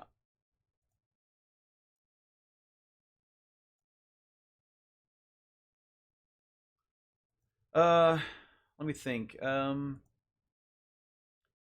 Yeah, so I will be that'll probably be the direction I'll take it is I'll start really mapping out what the UI is supposed to look like now that I have the ability to warp textures.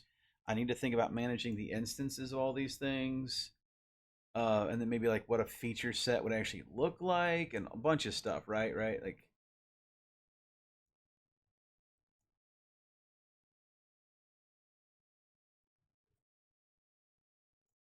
we're gonna uh, we're gonna do this. We're gonna jump in here on the exit of my stream here.